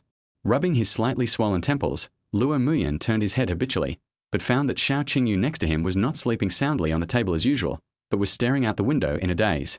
"You didn't sleep well last night. Don't you want to catch up on some sleep?" He tried to make a joke to break the cold atmosphere between them. Too bad his jokes were even colder. Xiao Qingyu seemed not to hear his voice and remained motionless, as if the person sitting next to him was not a living person, but a cold wax figure in the exhibition hall. What happened to this female devil? If it is true that my experience card has expired, I should try my best to keep a distance from myself, just like before. But this morning, Xiao Qingyu was waiting for him at home as usual, walked to school together, and was willing to sit next to him during class. She just didn't say a word and didn't even look at him. Could it be that girls are in a bad mood because they have that period for a few days every month? That should be it. Luo Muyan was very satisfied with the conclusion he came to based on some rigorous logical reasoning. Who said he was straight? He obviously understands girls very well. As if he had solved a huge problem, Luo Muyan breathed a sigh of relief. He moved his hands away from the keyboard and picked up his mobile phone. Last night, after shopping with Yi Dai, we exchanged green bubbles, which made communication more convenient. They both participated in a competition and couldn't ask others for help, so they could only rely on each other for warmth. He typed out his thoughts in a long text and sent it over. Yi Dai replied with a hum, which was in stark contrast to his long green speech. "No, what day is today? Why are these girls so cool and aloof?" He sent a question mark unwillingly. "It's hard to explain over the phone. I'll come talk to you after class. Which classroom are you in?" Yi Dai explained. "I'm in room 103, building 2. What he didn't notice was that Xiao Qingyue's gaze had been retracted from the window at some point and was now fixed on his mobile phone screen. At this distance, she couldn't see the words on Luo Muyan's screen clearly, but she could see that Luo Muyan sent a very long message to the other party. Chapter 23. Love is a hand that wants to touch but then pulls back. The bell for the end of get out of class echoed in the empty corridor. Students put on their backpacks, went back to the dormitory to catch up on sleep, and rushed out of the front and back doors of the classroom to grab seats for the next class. According to the class schedule, Finance 1 class only had one class this morning. Xiao Qingyu did not have an elective course in the second period, so she did not stand up from her seat. Looking at her classmates gradually disappearing from the classroom, she held her chin with one hand and stared blankly outside. Who is that big idiot chatting with? He never sent me such a long string of messages. Could it be that girl from last night? Luo Muyan appeared in the corridor. She moved her eyes to the left, pretending not to look at the corridor, and continued to glance at Luo Muyan out of the corner of her eye. Immediately afterwards, the girl from last night suddenly walked down the stairs and walked straight towards him. The two of them stood in the corridor with their backs to Xiao Qingyu. It was unknown what they were talking about, but the atmosphere seemed very harmonious. Really? I guessed it right. The straight guy was sending her messages during class. Xiao Qingyue's hand holding the water-based pen trembled slightly, her eyes turned cold in an instant, and an intense sense of loss surged in her heart. She stood up quickly, picked up her school bag behind her, and walked towards the two of them angrily. Luo Muyan suddenly felt a chill on his neck, as if he was being stared at by a cobra in the desert, and goosebumps appeared all over his body. He just turned around in confusion and saw a black object rushing towards his face. "Sorry, the backpack bumped into you," Xiao Qingyu said coldly, then disappeared at the stairs without looking back. Hiss. "I'm just standing here. Why is she hitting me?" Looking at Luo Muyan, who was covering his face in pain, Yi Dai had a gloating expression on her face. She tried hard to suppress the upward curve of her mouth and said, "Your little childhood sweetheart seems jealous." "Why are you jealous?" "I just wanted to say a few words to you. Girls are always very possessive, especially when it comes to the people they like. Don't you feel how much she likes you?" "I felt it. It was very fast and it hurt." "Stop pretending. How much strength can a girl have? Besides, how hard would she be willing to hit you? Hurry up and catch up with her. She'll be out of the school soon." Luo Muyan finally realized the seriousness of the problem at this moment. He rushed back to the classroom, grabbed his school bag, and ran out from the stairs. The restaurants on both sides of the street are doing a brisk business. After all, when it is mealtime, many office workers, in order to save time, choose to have a quick meal at a nearby store for $12. Xiao Qingyu walked on the cobblestone road against the bustling crowd, pulling her scarf high to cover the tip of her nose, her beautiful peach blossom eyes flushed red. The moment she rushed out of the classroom, according to her previous personality, she would definitely pull the two apart, then make a big fuss, or at least kick the girl out. But for some reason, the moment she saw Luo Muyan, a strange feeling suddenly surged in her heart, as if a transparent barrier had been erected in the air, separating her and Luo Muyan and preventing her from taking another step forward. In the end, she didn't have the courage to do that, so she could only hit Luo Muyan with all her strength and then ran away. Although there was some sunlight shining from the sky at noon, Xiao Qingyu still felt a pain in the tip of her nose due to the cold. That girl should be Luo Muyan's girlfriend, that S for sure. If that's the case, should I keep my distance from him? Then what is the meaning of returning to the present? Is it just for me to witness Luo Muyan and other girls? Suddenly, Xiao Qingyu felt her clothes being pulled, and her thoughts were interrupted. She turned around and found Luo Muyan looking at her breathlessly. The moment Xiao Qingyu saw him, her eyes subconsciously avoided him, and she simply turned her body back, as if nothing had happened, and walked forward on her own. "Auntie, please don't ignore me." Luo Muyan was a little overwhelmed. "How did I displease you? Tell me and I'll punish myself with 30 lashes of the cane, okay?" Still pretending. "Don't I even have the right to know that you have a girlfriend?" Xiao Qingyu ignored him, quickened her pace, broke free from his hand that was pulling her clothes, and disappeared among the crowd coming and going. The classroom was so quiet that you could hear the chirping of sparrows outside the window. Luo Muyan leaned back in his chair, looking at the formulas on the computer screen, but he couldn't concentrate on continuing to do the mathematical modeling. "Why, abandoned by your childhood sweetheart?" Yi Dai sat on the wooden table behind him, her hands on the table, and said with a smile. He rubbed his hair and said depressedly, "How did I offend her?" After knowing Xiao Qingyu for so many years, Luo Muyan could still tell whether she was bullying him in a daily manner or was really angry. He had only seen Xiao Qingyu like this today a few times since he was a child. "Since you don't know, why don't you go and ask in person?" Yi Dai saw that he was really distressed and gave him some advice. She has a slender figure and is 1.7 meters tall. Even with her buttocks resting on the table, the soles of her small leather shoes can still touch the ground. "Ask her in person." Luo Muyan rubbed his temple. "She runs away when she sees me now, just like she did in previous years. How can I ask her?" Yi Dai rolled her eyes. What kind of straight man is this? No wonder that little girl always likes to beat him up. "You're..." On the bed in the bedroom, Xiao Qingyu hugged the quilt to her chest and curled up at the head of the bed. The light blue curtains were drawn, blocking the warm sunlight outside, and the room was dimly lit. Such a dark and quiet environment always gives people a great sense of security, especially for those who are depressed. It is like a little world that belongs to them alone. Buzz. The phone on the table vibrated several times. She hesitated for a while, then came out from under the quilt, walked to the desk with her two bare white feet. When I opened the lock screen, it was a message from Luo Muyan. Looking at the short line of text, a trace of mist flashed in Xiao Qingyu's eyes. "I have something I want to tell you in person. I'll wait for you at our secret base after school this afternoon." Luo Muyan stared at the chat box. Seeing that the other party had not responded yet, he tilted his head and asked doubtfully, "Does this method you mentioned really work? She didn't even reply to my message." Yi Dai folded her hands and said calmly, "I don't know if it will work. I only know that if she doesn't come to see you tonight, you're doomed." "Should I prepare anything?" He looked at Yi Dai and asked like a helpless child. "Be prepared to die," she said with a smile. Chapter 24 Secret Base. As autumn deepens, it gets dark earlier and earlier. Luo Muyan vaguely remembered that it seemed like more than a month ago. The sky was still blue when school was over in the afternoon. But now, as soon as I walked out of the school gate, it was already dark all around, and I needed the bright white streetlights on both sides to see the road clearly. However, he could walk to the park even with his eyes closed. The secret base that belonged to him and Xiao Qingyu when they were children has long been deeply imprinted in his mind. It gets dark early, and the parents who took their children for a walk in the park have already gone home. Only the occasional pedestrian walks on the clean cobblestone road. Luo Muyan walked to the foot of the big banyan tree, let out a long breath of hot air, and stared at the thick tree trunk that the people were hugging in a trance. My head, which is not particularly gifted in Chinese, suddenly popped up a piece of ancient Chinese literature I learned in high school. There is a loquat tree in the yard, which was planted by my wife in the year of her death. Now it has grown tall and majestic like a canopy.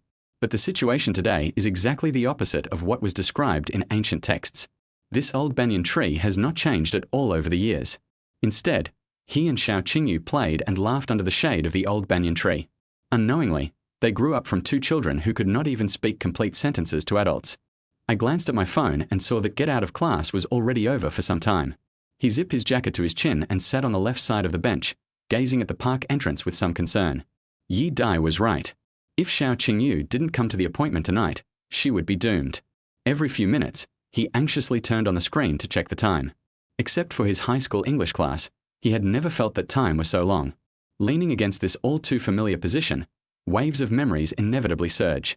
The first time the two families met was in the park.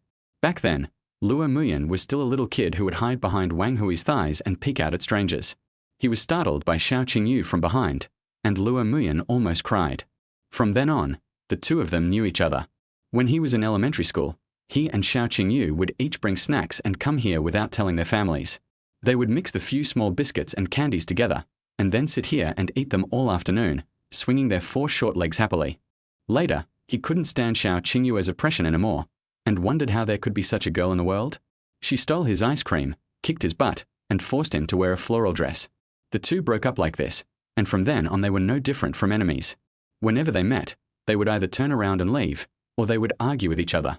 This solemn banyan tree silently witnessed all of this as the sun rose and the moon set. But one ordinary afternoon, this female devil suddenly rushed over and hugged him, and after that, she seemed like a different person. Luo Muyan's heart was not made of steel. The image of the cold queen-like female devil gradually melted in his mind, and a pretty and gentle back quietly caught his attention. But he checked his phone again and saw that nearly an hour had passed. Well, even if you walk slowly from school to the park, 15 minutes is more than enough. After school, Luo Muyan went to a fast food restaurant to buy a hot dog, and then went to a small supermarket to buy a bottle of Coke. It only took him 10 minutes to get to the park. Is it really just a trial card? He leaned somewhat helplessly on the bench, looking up at the starry sky. He heard a very light sound of footsteps and quickly sat up straight. Xiao Qingyu was already standing quietly on his right. She was facing away from the moonlight, her smooth hair was stained with a halo, and her facial expression could not be seen clearly, but Luo Muyan could feel her gaze. Come and sit here. Seeing her standing there motionless, Luo Muyan couldn't help but speak. Xiao Qingyu sat down gently on his right, some distance away from him, leaning against the armrest with some paint peeling off. Have you had lunch this afternoon? He didn't know how to start and asked subconsciously. Xiao Qingyu shook her head slightly lowered. It's strange. If you weren't going to eat, why did you take so long to come to the park? The two fell silent again, and the chirping of insects in the grass seemed particularly harsh. What happened recently?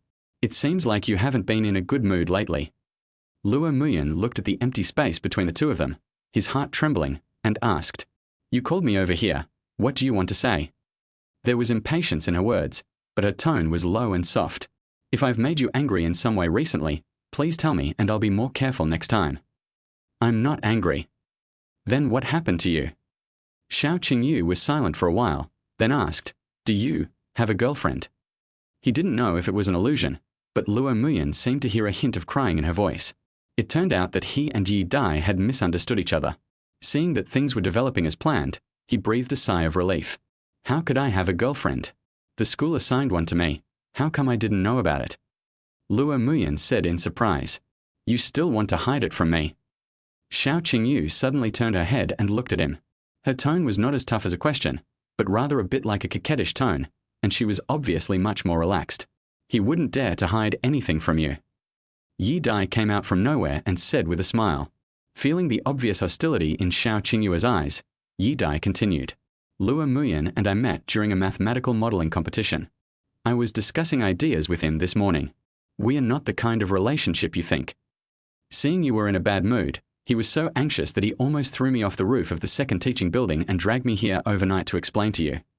Don't worry, with such a beautiful girl by his side, how could Luo Muyan have room for anyone else? That's enough. Why did you say such things? Luo Muyan felt his ears getting hot, and he winked at Yi Dai, asking her to stop talking. Whether intentional or accidental, his hint was completely ignored. He cares about you very much, but he's a bit straight, so just make do with it. A series of fierce bombardments made Xiao Qingyu's not-so-bright brain feel a little dizzy. Two things were running through her mind. It turns out that they are not boyfriend and girlfriend. This straight guy is very interested in her.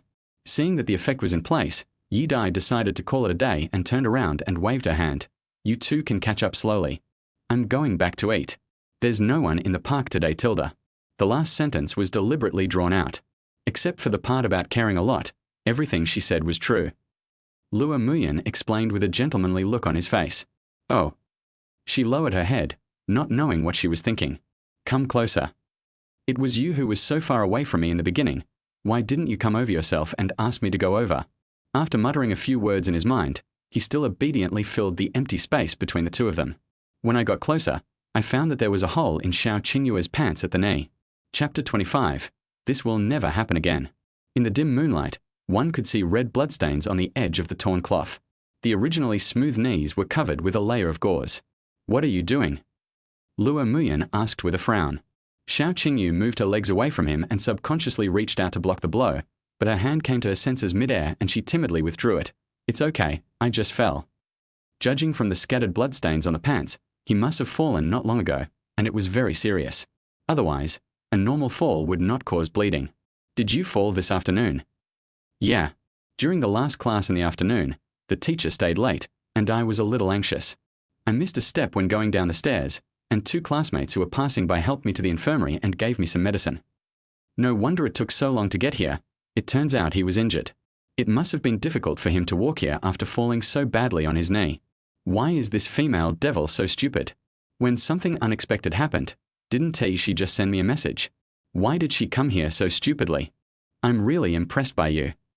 Lua Muyan's eyes flashed with emotion. He sighed, and his tone was a little hesitant, but he still asked. Your pants are torn. Aren't you cold sitting here? Xiao Qingyu nodded slightly. Before she could utter hum, she felt two strong arms holding her, and then her whole body was wrapped in a broad warmth. I'm just worried you'd catch a cold, so I'm reluctantly giving you some warmth. Just this once, and it won't happen again. It seems that, if you feel cold, you should leave earlier.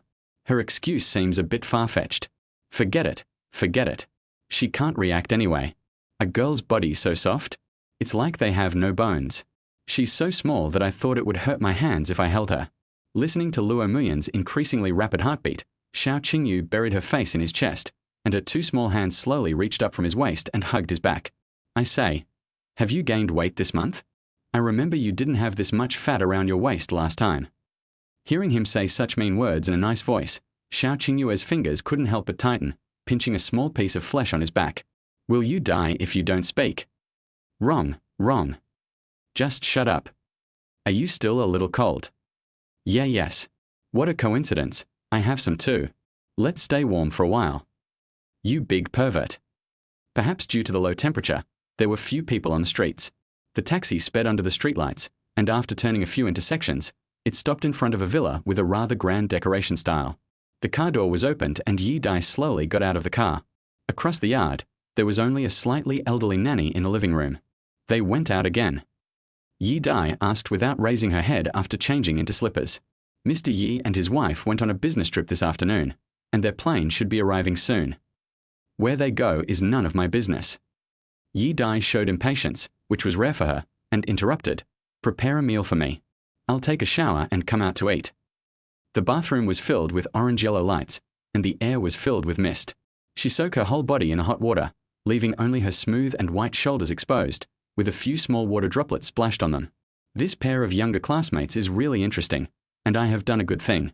When she was in the office, she learned from the counselor about Lua Muyan's amazing mathematical talent. In this mathematical modeling competition, based on my own level, it would be difficult for me to get a ranking among those math experts who also graduated from prestigious universities. So she planned to make friends with Lua Muyan, and preferably do him a favor so that he could help her in future competitions. From the communication with him this morning, Yi Dai felt his terrifying logical ability and extraordinary imagination. She pondered for several nights before coming up with a structure, while Lua Muyan blurted out several different ideas, as easily and naturally as if he was discussing several ways to eat white rice. So she immediately made up her mind that she must win this person over. Although the purpose is somewhat utilitarian, I am still very happy for them because I can help him and his childhood sweetheart be together. Yi Dai buried her mouth in the hot water. A few bubbles appeared on the surface of the water, and the figure of Lua Muyan appeared in her mind. He was very intelligent, exceptionally intelligent. He was handsome and sunny, yet possessed a uniquely reserved aura.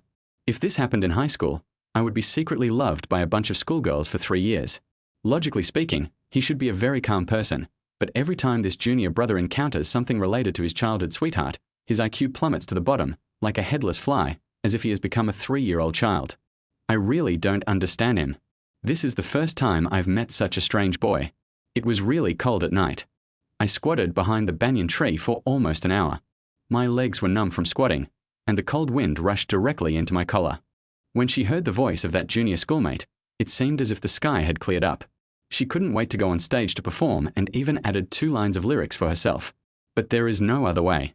After all, the solution is proposed by myself, and I have to finish the road I chose even if I have to crawl on my knees. I help him so much today. If he doesn't help me in the competition, he's dead. After soaking in the bathtub for 20 minutes, Yi-Dai slowly came back to her senses. She wrapped herself in a white bath towel and walked out barefoot. There were several plates on the table in the restaurant, all of which were simple home-cooked dishes like stir-fried pork with green beans and wintermelon fishball soup. It was too late, and eating too many different dishes was not good for the stomach. She picked up a small bowl of rice and started eating it in small bites. Mr. Yi may not be back for about 3 days. I've told you, I don't care at all about him. You don't have to tell me. Yi-Dai frowned and said unhappily to the nanny behind her. She couldn't remember how many times her parents showed up at home when she returned home.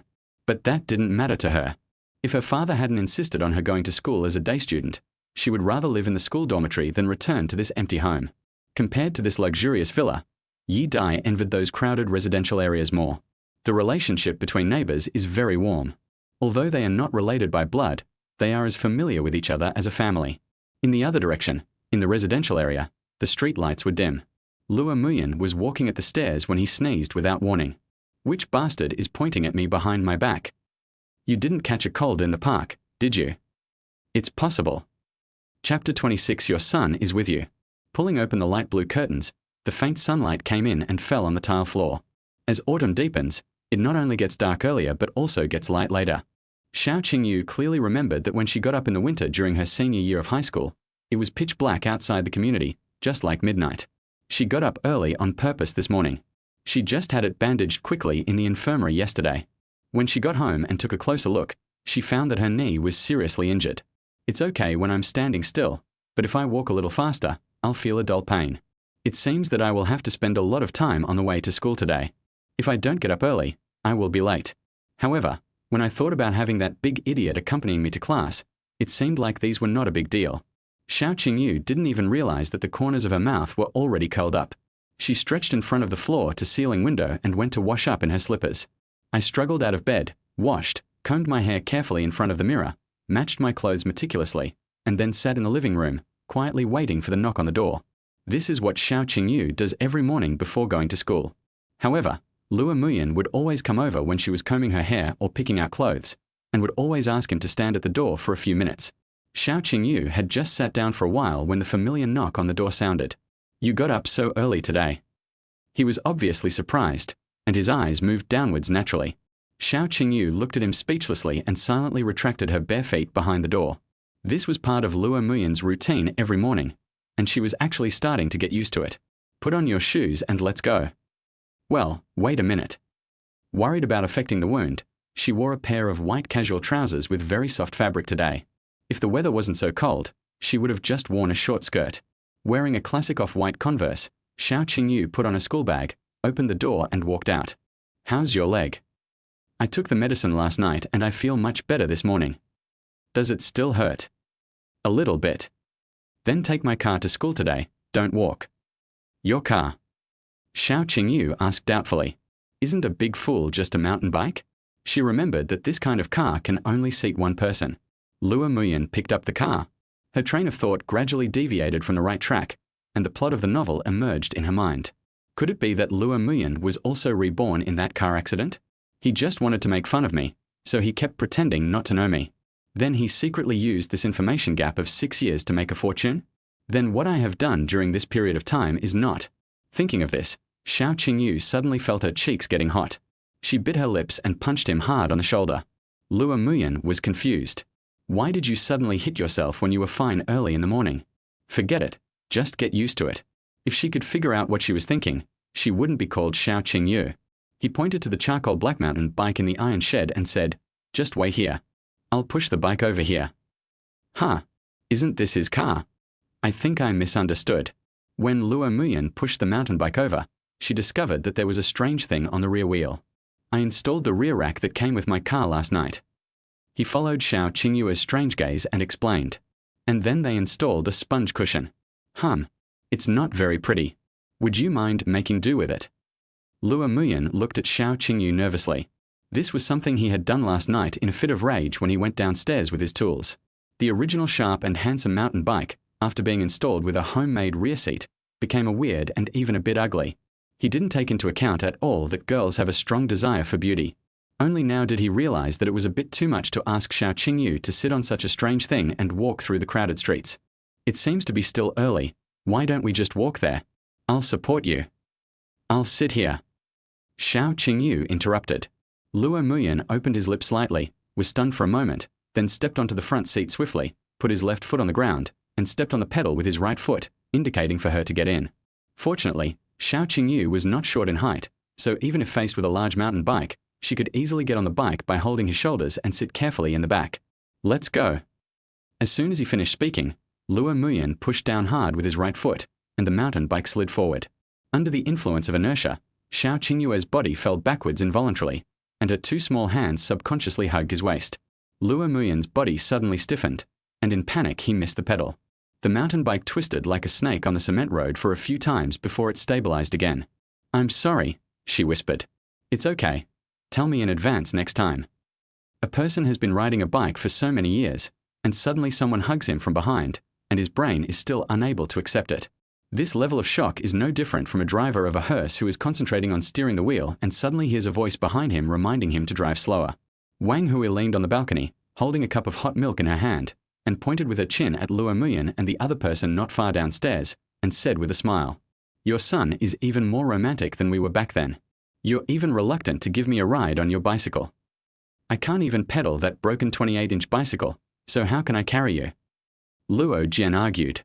"Besides, isn't a walk quite romantic?" Wang Hui rolled her eyes and walked into the living room. "It's up to you, son." "Which point?" "Straight." On the road, Luo Muyan gripped the handlebars tightly with both hands, and in the cold morning, sweat oozed from his palms. Perhaps because the wind was too strong, Xiao Qingyu hid her head behind him and wrapped her arms around his waist. Luo Muyan could clearly feel the warm breath she exhaled spraying on the back of his neck. The reason why Luo Muyan felt nothing when he had these intimate behaviors with her before was because he didn't regard Xiao Qingyu as a girl at all. In his eyes, Xiao Qingyu is more manly than his father. If you ask him to describe his childhood sweetheart a month ago, he would have said those 7 words without hesitation. His strength is as great as that of a mountain, and his courage is as unmatched as that of the world. But after this period of time, Xiao Qingyue's image in his mind has completely changed. So much so that now, he is actually nervous because of Xiao Qingyu. Unlike Luo Muyan, she is enjoying herself very much now. When they were in love in their previous life, Luo Muyan often took her on an electric car at night, passing through the bustling city and taking a ride along the tranquil lakeside. While she was thinking, the mountain bike slowly stopped. She sat up and heard Luo Muyan's slightly helpless voice. "How did you meet him?" Chapter 27. Are you a black belt in karate? "Good morning, senior." Luo Muyan tried to look natural and waved hello. Xiao Qingyu quietly poked her head out from behind him and followed his gaze. It was the senior who was standing at the library door. Liu Qiao was squatting down and locking his bicycle in the bicycle shed. I heard a familiar voice and looked up. It was my junior who worked in the library with me. He smiled and said, "Good morning." Originally, Luo Muyan planned to let Xiao Qingyu get off the car first, and then push the mountain bike over and park it himself. But on second thought, this seems to be of no use. Anyone with a little bit of common sense would understand everything immediately after seeing the strange seat added to the back of the mountain bike and that the two people were walking together. It might even make Liu Qiao think that Luo Muyan was feeling guilty and wanted to cover up something. It will only make things more difficult. As expected, Liu Qiao's gaze rested on the little head behind Luo Muyan. "This kid. Do you really like to keep a beautiful woman in a golden house? He is so tight-lipped and refuses to admit anything no matter how much you ask him. He also pretends to be indifferent. Now he has caught you in the act. Coming to class with the goddess of the finance department and hugging her so tightly. If these guys who are thinking about Xiao Qingyu day and night saw this, I'm afraid the rooftop of the teaching building would be full of people again tonight. If you think about it this way, it makes sense. If the two of them were to make their relationship public, Luo Muyan would surely be envied and hated by many boys. In order to maintain good relationships with his classmates, he chose to conceal it all. Liu Qiao was very satisfied with his reasoning, which was completely different from the facts, and secretly admired his own unique vision. Feeling Senior Liu's kind gaze, Luo Muyan almost got goosebumps all over his body. It was a very strange feeling. This look. Could it be that the senior has some? No. They had a chat in the library before, and Senior Liu said that he liked girls. Thinking of this, Luo Muyan felt relieved. After a brief chat with Liu Qiao, he took Xiao Qingyu towards the teaching building. She turned around and looked at Liu Qiao strangely. Why did she feel that Luo Muyan was so afraid of him? Since they had set out early and riding their bike saved a lot of time, they didn't encounter any students when they walked into the corridor. It was much warmer indoors than outside. Luo Muyan walked half a body length behind her, fearing that she would slip and make things worse. Will you ride your bike to take me home every day from now on? She asked while eating a bun in small bites, turning her head to the side. What are you thinking about? Once your knee injury heals, I'll go remove the rear rack. Luo Muyan swallowed the breakfast he was chewing and shrugged. I have such a handsome mountain bike, and with that thing installed on it, it's so ugly. If it weren't for your inconvenience in walking, I would take it off right now. She quietly turned around and glared at Luo Muyan, who was looking disgusted, without saying anything. Damn straight man. Can't you just say something nice to make me happy? Even if they both know it's a lie, she will still be very happy. He deserves it for being so handsome and still single for 20 years without a girlfriend. In her previous life, if she hadn't been merciful and agreed to be with Luo Muyan, who knows how long this straight guy would have remained single. It seems I have to take a day off this weekend. Xiao Qingyu sighed softly.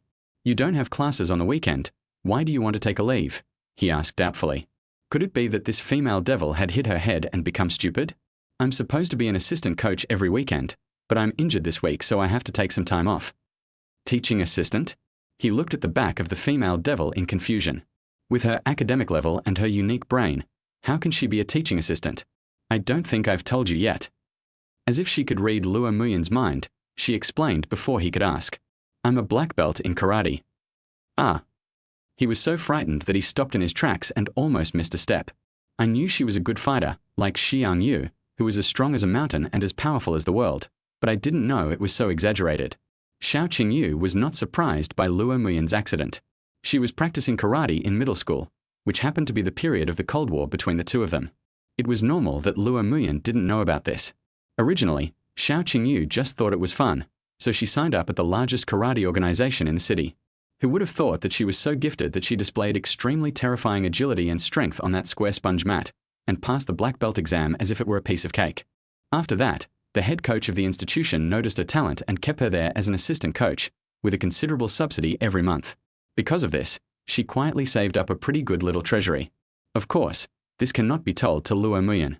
She has her own plans for the money, so before that, she'd better keep it a secret from Luo Muyan. I got my black belt in high school, and now I go every weekend. So, on Saturdays and Sundays, you always come to see me after get off work. No. Ah. I even went home to take a shower and change clothes. Xiao Qingyu pouted slightly. How could I possibly go to you all sweaty? Seriously. Luo Muyan drank the last bit of soy milk at the bottom of the cup, clenched it with his 5 fingers, and threw it into the trash can at the back of the classroom. He had no idea that the devil girl who waited for him at the library entrance every day was actually tired after a whole day. Thinking of this, he suddenly had an idea. He wanted to find an opportunity on the weekend to sneak into the place where the female devil worked as an assistant teacher and appreciate her style. Of course, this is not because practicing karate requires going barefoot so that you can see your feet more easily. It's just that he has never seen Xiao Qingyu serious before. In his impression, Xiao Qingyu was either sleeping in class or slacking off. Luo Muyan was really curious about what it was like for her to concentrate on something. An ordinary course, an ordinary professor, and an ordinary drowsiness. Today's class was no different from usual. It was like a repetition of the first class. As the sun melted into amber on the top of the mountain, it announced the end of another boring day. With Luo Muyan's skilled driving skills, an accident might happen the first time, but it would definitely not happen the second time. After successfully carrying Xiao Qingyu downstairs and helping her walk to the door of her house, today's mission was successfully completed. He turned around, took out his key and opened the door, only to find a figure suddenly approaching. My parents are still home. What are you doing? Seeing that Xiao Qingyu was about to follow him home, he hurriedly asked in a low voice. Chapter 28 Young Wife. Looking at his surprised expression, Xiao Qingyu smiled sweetly, turned sideways, walked past him and walked into the house. Could it be that he really got stupid after falling down that night? My parents were not at home before, so since I had known her for so many years, I let her come in and sleep for one night. The two great gods are still here today. How dare she do that? Isn't this asking for her own life? Luo Muyan quickly turned around and followed her back. Just as he was about to explain, he heard Wang Hui's gentle voice. Xiaoye, are you here? Hello, Aunt Wang. Hello, Uncle Luo. Xiao Qingyu politely greeted the two parents sitting on the sofa with a sweet smile, which made Wang Hui and Luo Jian look at each other and nodded slightly involuntarily. She is worthy of being the girl I watched grow up. She is well-behaved and sensible, and she is also so pretty, like a peach blossom blooming in early February. Then I looked at my son standing stupidly at the door, and I couldn't stand him anymore. He just stays in his room all day long, and I don't know what he is doing. The two of them are still together every day. Can't he learn from other girls? I really don't know what kind of luck my son has that Lao Shao's daughter likes him. Luo Muyan walked behind Xiao Qingyu and keenly felt that the atmosphere in the living room had changed. He immediately swallowed the words that were about to come out of his mouth. No. Mom, why do you look at me like that? Wang Hui stared at him unkindly and said, Have you changed your shoes? Just come over here. Did you mop the floor? Luo Muyan glanced at Xiao Qingyu, who was wearing small leather shoes, curled his lips, and obediently went to the shoe rack to change into slippers. Who is your biological child? Why do you scold me but not her? It was the same when they were children. No matter what happened between him and Xiao Qingyu, Wang Hui would beat him up first without thinking.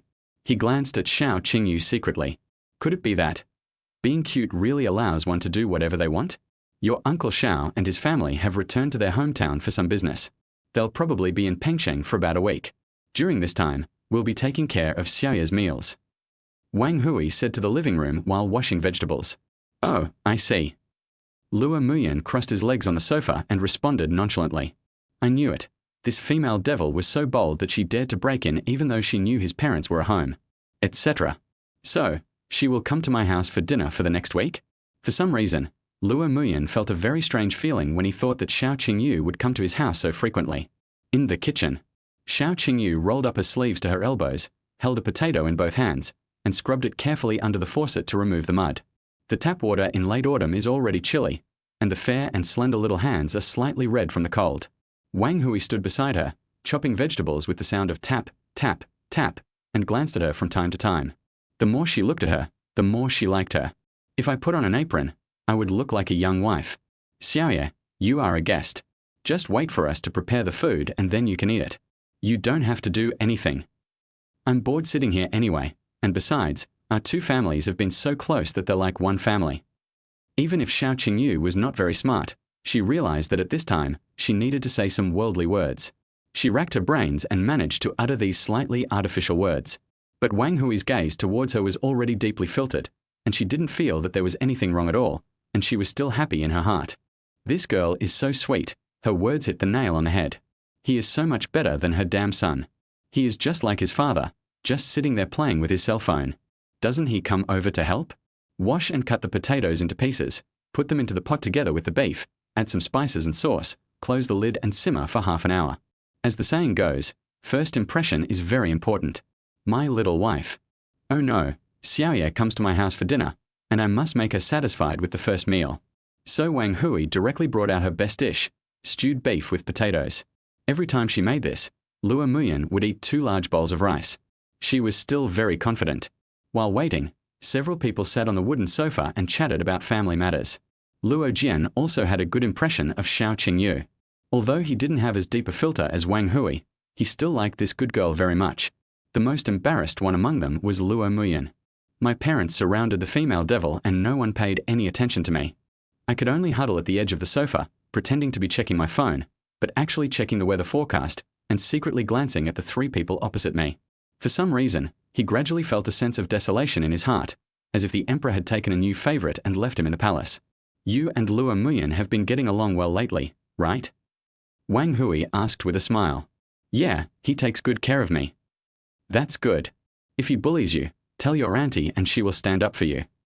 Xiao Qingyu subconsciously glanced at Luo Muyan, and the gloating smile in her eyes made him feel a little uneasy. After all, this was a matter of life and death, so he turned off the screen of his mobile phone, placed it upside down on the coffee table, and listened carefully to the conversation between the two. Luo Muyan. This morning. Is that so? Yeah, I understand. He didn't expect that the two of them suddenly started whispering, and he could only hear a few words clearly. Could it be that this female devil is saying something bad about him? Suddenly, Wang Hui turned around and looked at him with an unfathomable look, then stood up and walked towards the kitchen. Luo Muyan felt a chill in his heart.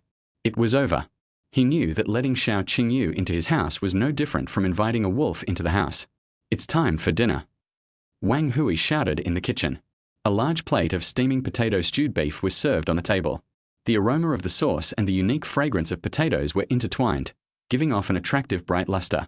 Also served was a dish of stir-fried bok choy and a simple egg drop soup. Several people sat around the large round table, their eyes fixed on the beef in the middle. Even though he had eaten it many times, Luo Muyan still couldn't help drooling.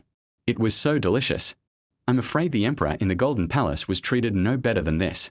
Out of the corner of his eye, he noticed Wang Hui handing him a bowl of white rice. Luo Muyan habitually reached out to take it, but the bowl of white rice retracted as if teasing him. He looked at his mother in confusion, but Wang Hui scolded him. It's for Xiaoye, what are you taking? Thank you, Auntie. Xiao Qingyu took the rice obediently. At the dinner table, Luo Muyan buried his head in the rice, mixing the mashed potatoes with the aroma of meat with the rice. The bitter tears turned into saliva at the corners of his mouth and flowed down uncontrollably. Sure enough, the family status was reduced by 1. Chapter 29. It's good to have him by my side. While concentrating on enjoying the fragrant beef, Luo Muyan suddenly felt someone kicking his foot. He took his face out of the bowl and glanced warily at Xiao Qingyu opposite him. She didn't have a big appetite. Or rather, she had to not have a big appetite at this time. After finishing a small bowl of rice, she didn't ask for more. She drank the egg drop soup as if nothing had happened, pouting her little mouth and blowing away the heat. He pretended quite well, but unfortunately I saw through him. Luo Muyan thought proudly. He didn't expect that the plot that appeared in novels and soap operas would actually happen to him today. His heart beat slightly faster in his chest, but he continued to eat his meal with his head down, pretending nothing had happened. He had never expected Xiao Qingyu to dare to do such a thing in his house. Logically speaking, isn't teasing someone under the table with your toes something that an icy queen likes to do? Where did Xiao Qingyu learn this technique? Luo Muyan could imagine what she might do at the dinner table. At most, she would overturn the table with great momentum, then point at the people around her and shout, "Difficult to do? Then don't do it." Her current behavior doesn't seem to fit in with his stereotype of Xiao Qingyu. As I was thinking about it, my foot was suddenly kicked again. It was very short, but the force was lighter. Does she dare to come? Luo Muyan was putting down the bowl in confusion when he heard Luo Jian's apologetic voice. I feel like I'm always kicking you, right? I just got burned by the soup. Luo Muyan. Wang Hui really didn't eat much. She only took a few pieces of potatoes from the big plate of beef stew with potatoes and a few slices of Shanghai greens. The bottom of the bowl was empty. She looked at Xiao Qingyu with a smile in her eyes. How's Auntie's cooking? It smells great. Xiao Qingyu blurted out. The smile in Wang Hui's eyes grew even brighter as she continued. If it's delicious, then eat more. Why are you only eating one bowl of rice? I can't eat too much, thank you, Auntie. She rubbed her belly and made an excuse. With the experience from her previous life, Xiao Qingyu was quite adept at getting along with Wang Hui. Wang Hui likes the kind of sweet and obedient girls, so she naturally cannot show her true appetite. After all, when he ate to his heart's content, even Luo Muyan, who could boast of eating 2 big bowls of noodles in the morning, was shocked. It's better not to scare Auntie first. But the beef is so fragrant, tender, and tasty. Do you want to grab another piece? No, let us just drink the soup. When Luo Muyan heard her say, I can't eat too much, he almost spit out the food in his mouth. One meal can consume half a pot of wintermelon and shrimp soup and 2 bowls of white rice. Do you have a small appetite? Doesn't that mean all the other girls have anorexia? He thought about how the female devil had secretly reported him before dinner, and he suddenly felt an urge to expose her. Luo Muyan swallowed the food in his mouth, looked up at the female devil, and then at Wang Hui. Let us just forget it. As expected, he was the one who got hurt in the end. He was deeply depressed. Why, at this moment, in this home, did he feel like that outsider? Xiaoye, there should be a lot of people in love in college, right? Yes, there are a lot of people in the lakeside and the woods at night. I heard from classmates that some people were hugging and kissing right under the dormitory building. That's too much. Xiao Qingyu complained angrily, completely unaware that she had been led into Wang Hui's rhythm. That's normal. Young people, in your prime years, need to have a relationship. Don't they often say in short videos that university life without love is incomplete? Wang Hui further said. Xiao Qingyu thought about it, and although she didn't know what the necessary connection was between the two, she still agreed. Yeah, I think so too. Have you ever thought about finding a boyfriend at school? At this time, Luo Muyan had already realized that there was something behind his mother's words, but as soon as he raised his head, he was suppressed by Wang Hui's eyes. Xiao Qingyu shook her head. I haven't thought about it. She came back to the present just to win over Luo Muyan, the straight man. How could she ever think about finding a boyfriend? She is determined to have Luo Muyan in her life. Xiao Qingyu obviously misunderstood what Wang Hui meant. Her focus is at school. Wang Hui's focus is finding a boyfriend.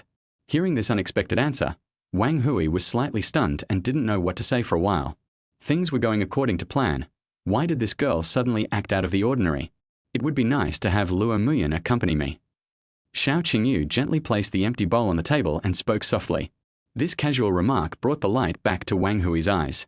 Good guy, I thought the flame of hope was extinguished, but I didn't expect him to go around in circles and show his love to my aunt. She didn't ask any more questions.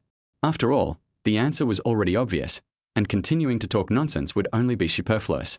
After the four of them had eaten their fill, they ate a few slices of cantaloupe in the living room, and Xiao Qingyu stood up and prepared to leave. Why don't you go and see them off? Wang Hui saw her son sitting there like a log, with a look of disappointment on her face, so she simply kicked him up from a sofa. She lives just across the street, isn't she?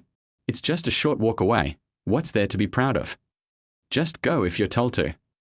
Luo Muyan dodged sideways, holding his butt and jogging to the door. Hearing footsteps, Xiao Qingyu turned around and saw the embarrassed Luo Muyan. She asked curiously, "What's wrong?" "I'm here to see you off." He shrugged, pretending to be calm. In the dark corridor, it was so quiet that only the echo of the two people talking could be heard. Xiao Qingyu raised the corners of her mouth slightly and looked up at the boy in the darkness who was a head taller than her, her beautiful peach blossom eyes flickering with affection. "Come here, I want to talk to you," she said softly. "What?" Luo Muyan bent down hesitantly.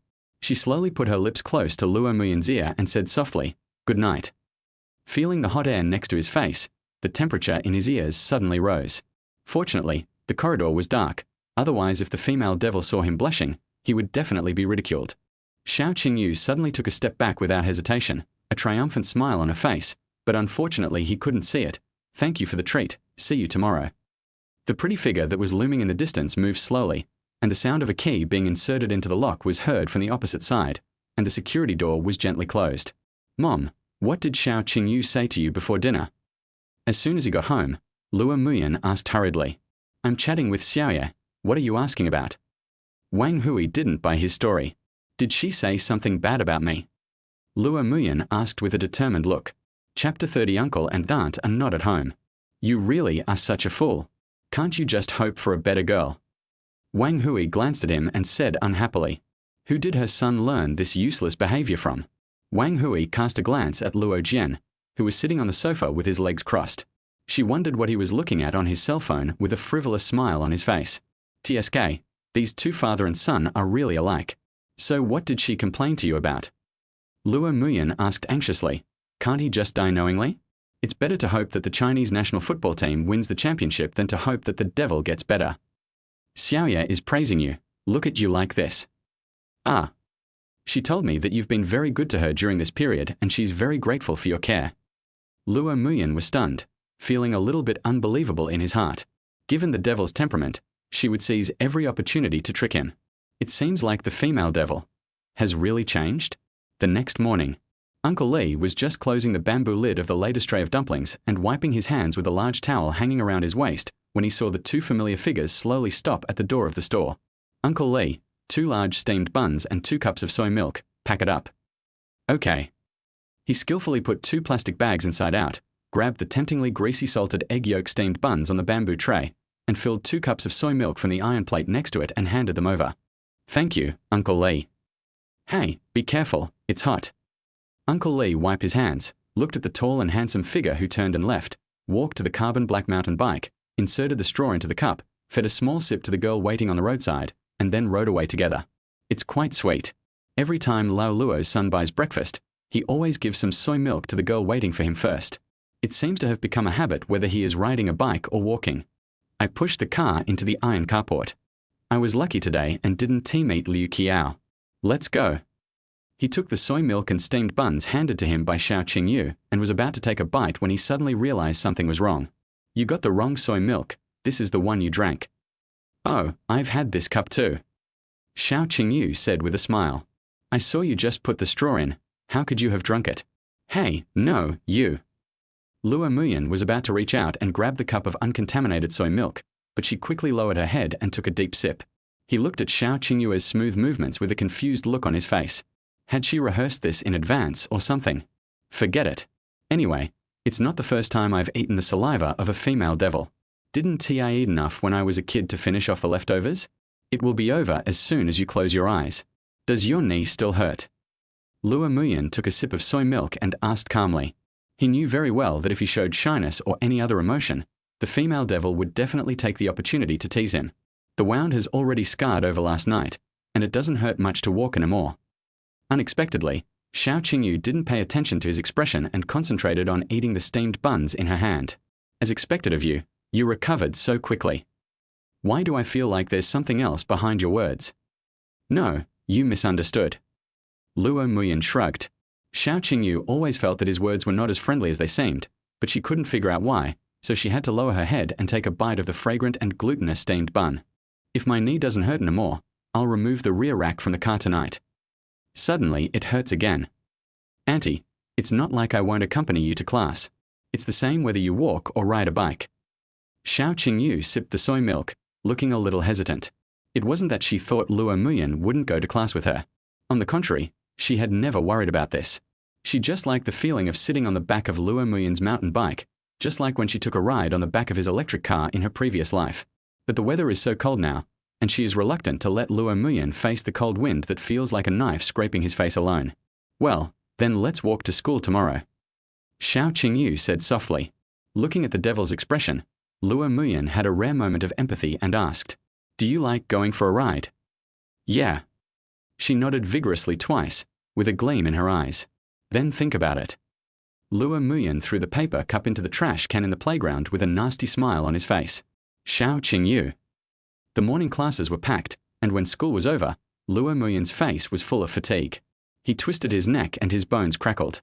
Xiao Qingyu yawned, stretched out her body when she reached the door, and her high black ponytail swayed slightly. It was obvious that she had slept very comfortably this morning. Let's go. I'll let you experience my passenger mountain bike one last time. He walked towards the iron shed. Don't you always have to stay in school to do mathematical models at noon? Why do you want to go home today? Xiao Qingyu asked curiously. The first stage has come to an end. We still need to prepare a lot of things before we can get started. We don't need to stay in school for the time being. He tried his best to use words that Xiao Qingyu could understand to tell her the progress of the mathematical modeling competition. After returning to the community, Luo Muyan carefully observed Xiao Qingyu's movements when climbing the stairs. He could see that she was indeed much better than before, and he felt relieved. I pushed open the security door and walked in. Then I saw my parents looking hurried. Hearing the sound of the door opening, Wang Hui tucked her scarf into her collar and looked at Luo Muyan and said, There's an emergency at work, so your dad and I need to rush over. It might take some time. There are some vegetables in the refrigerator. With that, the two of them put on their shoes and hurried out. He and Xiao Qingyu looked at each other, not knowing whether to comfort the female devil or himself. They do this all the time. I'm used to it. Don't worry, my cooking is inspired by my mom. I won't let you down. Oh. She opened her lips slightly, and I don't know what was going on in her little head. What flavor do you want? Just watch and do it. I like to eat anything you make. You're so greasy. What did you say? I said, I'll make some spiced chicken feet to heal your injured pig's trotter. Since there are no classes this afternoon, Luo Muyan has time to slowly prepare this time-consuming and laborious side dish. Sitting on the sofa, Xiao Qingyu took off her socks and stepped on the edge of the sofa with her little feet. Perhaps she suddenly felt a little cold, so she crossed her legs again, her eyes fixed on the busy figure in the kitchen. Uncles and aunts are not at home. Wouldn't that mean they were the only two left? But thinking of the bath towel incident that happened last time in his house, she felt a little shy and was struggling whether to run away after dinner. She twisted her hands together. Just as she was hesitating, Lua Muyen's voice suddenly came from the kitchen. "Since I don't have classes this afternoon, why don't you stay at my house for a while after dinner?" Chapter 31 Happy Birthday. As soon as he asked, Lua Muyen immediately regretted it. Would it seem strange and abrupt to ask this? TSK, you should find a suitable time, such as asking when you are about to finish your meal. That would be perfect. As if possessed by a ghost, I asked so hastily, which would definitely alert the female devil. He had a reason why he wanted to keep Xiao Qingyu here today. Tomorrow is her birthday, and Lua Muyen has something planned in mind. There are no classes this afternoon. On the surface, we are told to stay for a while after dinner and chat. Time will pass by quickly and it will be evening soon. At that time, we can have dinner. Then after dinner, we had some fruit and chatted about this and that until it got dark and into the evening. Finally, that's a secret. After washing the thawed chicken feet, he put them on the chopping board and cut them into pieces. He kept his ears alert to the movements in the living room outside. The processed chicken feet were placed on the plate next to them. After being cut into pieces, they were easier to taste. The sound of the blade cutting through them continued. I waited for a long time, but there was no movement from the direction of the living room. Is it true that my question was too strange? Lua Muyen was a little discouraged, and secretly cursed himself in his heart for being so impatient. When I turned around to wash my hands, I found that Xiao Qingyu was standing in front of the sink with a few plates and bowls. "What are you doing?" he asked curiously. "Aren't we going to serve the dishes and rice later? I'll take it out and wash it." She turned on the faucet, and the clear stream of water fell on the reflective porcelain bowl. "I can't help you make these chicken feet. I can only wash the dishes." Did you hear what I asked you before?" "I heard you. Do you want me to stay after dinner?" Then just think about it." Xiao Qingyue's voice was clear and crisp, and she had a relieved expression as if she had avenged herself. At the dinner table, without Wang Hui and Luo Jian's presence to supervise, she could finally eat to her heart's content. Even though he didn't want to admit it, he was still impressed by Luo Muyen's craftsmanship in his heart. After finishing the chicken feet, Xiao Qingyu drank half a bowl of rice with the soup at the bottom of the plate. "It's over. If I marry him in the future, won't I be fattened up by Luo Muyen within 2 years? Oh Tilda auntie, I can't eat too much Tilda." Luo Muyen sat on the chair with his hands folded, pouting his lips and clamping his throat, imitating what the female devil said last night. "You want to die." Xiao Qingyu felt embarrassed as if her secrets had been revealed, and her cheeks flushed slightly, but her eyes still did not leave the bowl, and she cursed awkwardly. Although she didn't agree verbally, she didn't leave after lunch. She leaned on the sofa, rubbed her bloated stomach, and chatted with Luo Muyen. "Why do you always dislike wearing socks at home?" He secretly glanced at the devil's little feet on the sofa. Her pink toes were moving up and down happily, like milk candies that had just been unwrapped. "Sweet." Xiao Qingyu rolled her eyes helplessly. "You're the one who keeps staring at me. You're taking advantage of me and still acting like a good boy, right? I don't like the feeling of being covered up. It's very stuffy. I can't wear it when I go out, but I definitely won't wear it at home. Isn't it cold? It's only around 10 degrees today. I've gotten used to it. I don't feel anything." The process was pretty much as planned. As the two chatted, the sky outside the window had darkened, changing from azure blue to a gradient of orange-red, and finally to complete darkness. After finishing dinner smoothly, Luo Muyen went in with clothes and towels when the female devil came out of the shower. He took a comfortable hot shower, feeling like it had driven away all the cold from every pore. He turned off the water heater and used a dry towel to rub the water off his hair. He wiped the misted mirror with his palm and began to narcissistically indulge in himself. When Luo Muyen pushed his hair back, he looked like the god of gamblers with his slicked back hair. "Damn, why am I so handsome?" With confidence that came from nowhere, he walked out of the bathroom and announced to Xiao Qingyu, "I just finished taking a shower and I feel like I've become a little more handsome. Please call me Xiao Shui from now on." "Thank you." "Your hair is still wet. Go blow dry it." "Ah. The temperature is so low, you'll catch a cold." "Why is your focus here?" "Because I know you've always been handsome." There was a faint smile in Xiao Qingyue's clear eyes. After making eye contact with the female devil, Luo Muyen's heart suddenly started beating very fast. He didn't respond to the conversation and went back to his room to blow dry his hair like a defeated general. In the living room, there was no main light on, only a night light, and the orange light filled the entire space. Luo Muyen has very long legs, and when he sits cross-legged on the sofa, he can just put his laptop on his legs. The room was very quiet. He was concentrating on looking up information for the mathematical modeling competition. Only the crackling sound of his fingertips tapping on the keyboard echoed. Xiao Qingyu hugged her legs to her chest and leaned gently against his side, not making a sound to disturb him. "Are you sleepy?" Luo Muyan asked, staring at the computer screen. "I'm not sleepy. Just go about your business and don't worry about me." The female devil's voice was very soft, but still had a fierce aura. He glanced at Xiao Qingyu out of the corner of his eye and saw her head nodding like a slow chicken pecking at rice. Nothing has changed after all these years. He nods as soon as he feels sleepy and still keeps a stubborn attitude. Ignoring her, Luo Muyan continued to slide his fingertips across the touchpad, carefully browsing the long articles filled with letters and symbols. After studying several papers, my eyes felt a little tired. I looked at the time in the lower right corner of the desktop and it was almost 12 o'clock. Just as he was about to rub his sore neck, Luo Muyan suddenly heard soft breathing sounds next to his ears. The devil has fallen asleep. He didn't move, but looked at the time on the table quietly. 58. 59. It's midnight. As if she noticed the keyboard sound had disappeared, Xiao Qingyu woke up, rubbed her eyes, and looked out the dark window in confusion. "Happy birthday," Luo Muyan suddenly said softly. She was stunned for a moment and asked, "Is this the reason you want me to stay today?" "Yeah." He nodded a little embarrassedly. "I'm sorry to have missed your birthday so many times. This year I want to be the first one to wish you a happy birthday." Without waiting for Xiao Qingyu to react, he trotted into the room, and under Xiao Qingyu's puzzled gaze, he ran out and took out a small box. "You seem to like listening to music, so this is for you." He lowered his head slightly, not daring to look at the female devil. "They're Sony Bluetooth headphones. This way you don't have to worry about tangled wires every day." "Thank you." Xiao Qingyu took the small box, pursed her lips, and an impulse rose in her heart. Chapter 32 Stolen Kiss. Xiao Qingyu buried her hot face in the pillow, her thoughts drifting a little. This is the second time I've slept in his bed since the end of the Cold War, right? Although this time it was a bit of a coincidence. That straight guy just now kept urging her to go back to bed if she was sleepy. As a result, under Luo Muyan's shocked gaze, she naturally walked into his bedroom. She swore that she definitely didn't mean to do it. She didn't use her brain at all at that time. It was her body that wanted to go in on its own. It had nothing to do with her, Xiao Qingyu.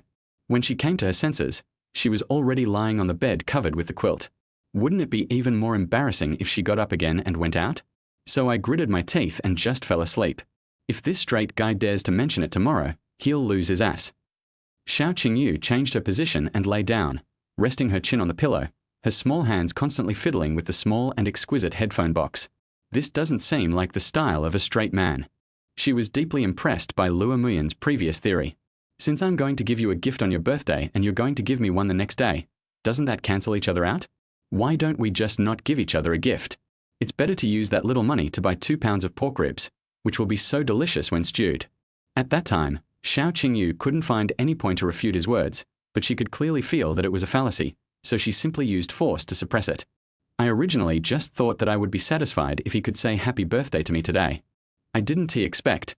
The iron tree has also learned to bloom. Her thoughts became more and more confused, and she tossed and turned in bed, unable to fall asleep. Her sleepiness had burned out like a match. Xiao Qingyu turned on the screen of her mobile phone. It was almost 2 o'clock in the morning. She quietly lifted the quilt, groped for her slippers on the floor with her little feet, and opened the door a little. There was a soothing breathing sound coming from the living room. The big fool was tired after a day and should be sleeping soundly. Xiao Qingyu put on her slippers, quietly opened the door and walked out. The bright moonlight poured into the living room from the balcony, and the curtains were gently blown by the night wind. She carefully leaned against the faint light and slowly walked to the sofa. Luo Muyan was sleeping on his back on the sofa, tightly wrapped in a thick blanket. The moonlight seemed to cover his face with a glowing veil, making his three-dimensional and handsome features look even more delicate. Looking at this scene, the impulse surging in Xiao Qingyu's heart became stronger and stronger. The big fool looked very peaceful when he was asleep, like a child having a sweet dream, and he looked no different from how he would look 6 years later. Her heart was pounding like rippling lake. Her breathing became more rapid. She leaned down gently, her lips slowly approaching his cheek, her mind blank. Suddenly, Luo Muyan turned over, hummed a few indistinctly, and fell asleep facing the sofa again. Xiao Qingyu froze in place, her rationality returning to her head, and her cheeks instantly felt as hot as a furnace. What was she doing? He can't be awake all the time, right? It's over, it's over. If he really didn't fall asleep, how should I face him tomorrow morning? Or, just tell him you're sleepwalking? He'll probably believe it. If he doesn't believe it, then we can only suppress it by force. Well, that's it. Xiao Qingyu took a deep breath, put on her slippers, turned around and went back to her bedroom to sleep peacefully. In the dark living room, listening to the footsteps gradually fading away, Luo Muyan slowly opened his eyes and looked at the closed door, with no trace of sleep in his eyes. Little guy, luckily you were alert enough. I caught you, right? You're the only one who wants to take ugly photos of me while I'm sleeping? You wish. School was over the next afternoon. The sky was gloomy and the howling wind shook the trees in the school flower garden, causing the branches and leaves to rustle. Smelling the unique smell of a rainy day, Luo Muyan picked up his school bag and turned back to urge. Hurry up, it's going to rain soon.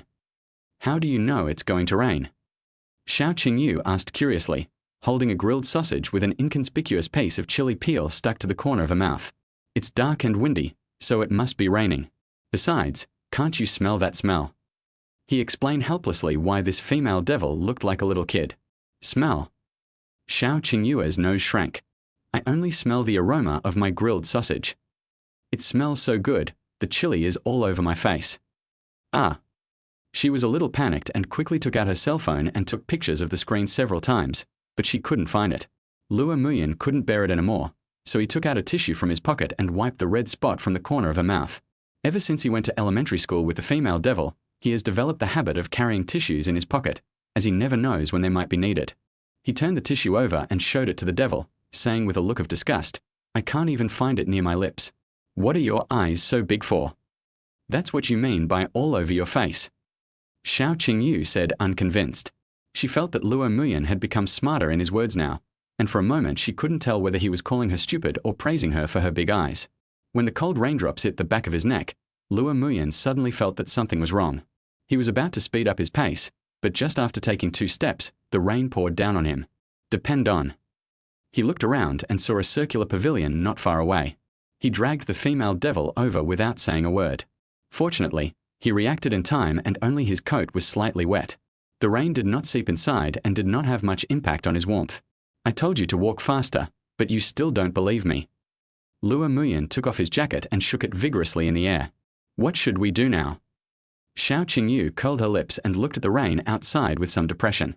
The weather forecast clearly showed that it would be sunny today, but why did it suddenly rain heavily in the afternoon for no apparent reason? What else can I do? Just wait. He put his coat back on and sat on the wooden bench in the pavilion. Oh, the wind mixed with cold rain blew in. The female devil was only wearing a sweatshirt and obviously had not expected this situation. She sat beside him with her hands clenched, her body trembling slightly.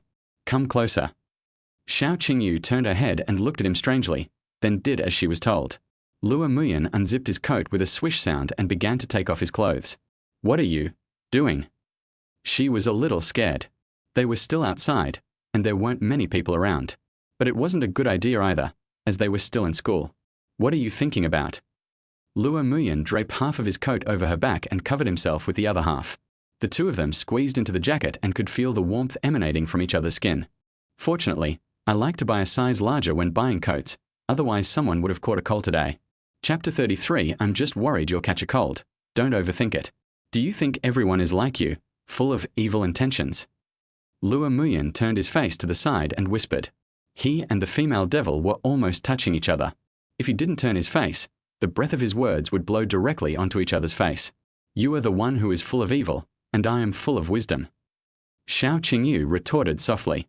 At this distance, for some reason, she didn't even dare to speak too loudly, but her tone was as fierce as ever. Yes, you've used all your wisdom in the wrong way, haven't you? Don't think I don't know what happened last night. Luo Muyan snorted complacently. I know very well that you wanted to take ugly photos of me in the middle of the night. With this handle as a trump card, I will take advantage of you, you female devil. Xiao Qingyu's head, which was already lowered even more upon hearing this. Her long black hair drooped down, covering her profile. Even though my body was cold, my cheeks became hot and my fingers holding my coat began to tremble. He was awake last night. Dai Luo Muyan. You know everything. Her voice became softer and softer, and she seemed a little embarrassed. Of course I know. I guessed from the beginning that you would definitely launch a sneak attack on me.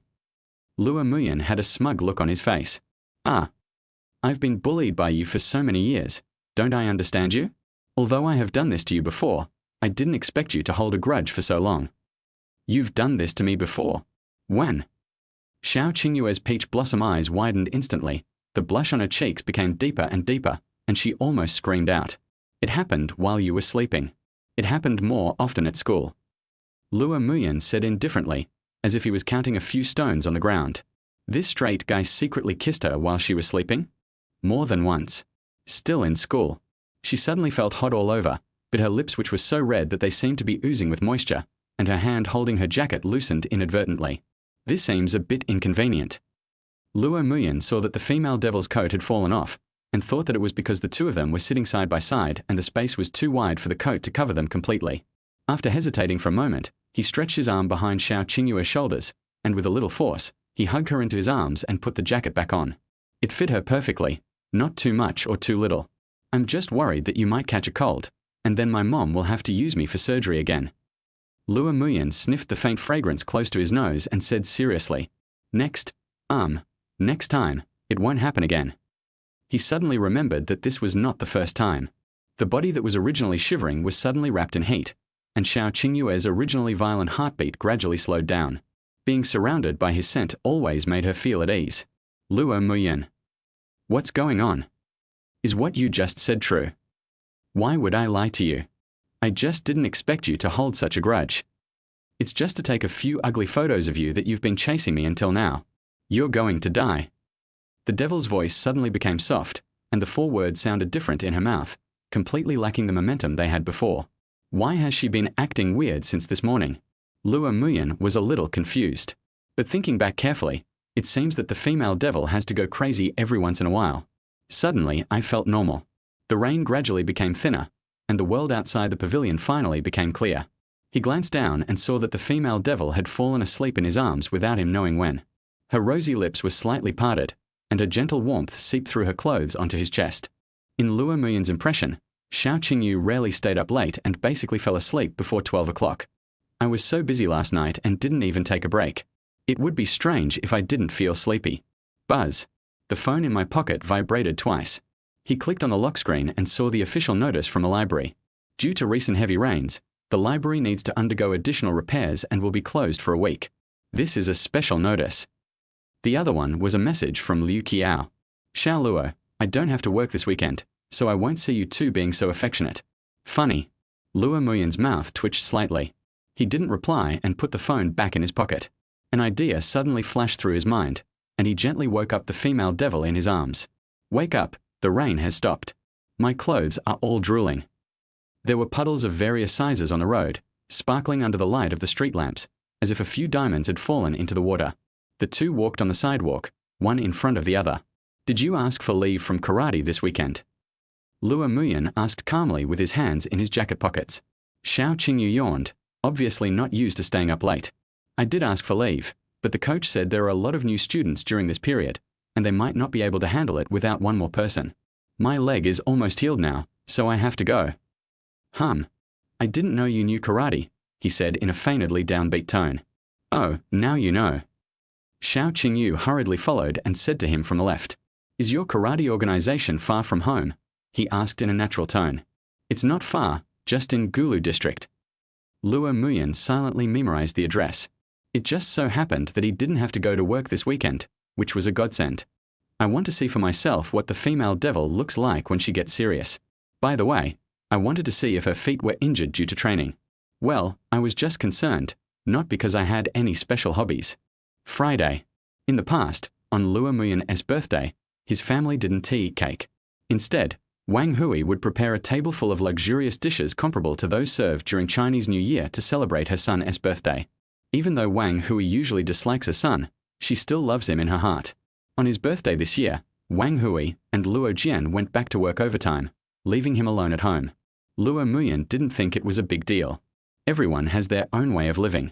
Go to the small shop downstairs to buy a bucket of instant noodles, then go across the street to buy a whole braised pig's trotter, cut it up, add a grilled sausage and 2 braised chicken wings, and stuff it all into the instant noodles.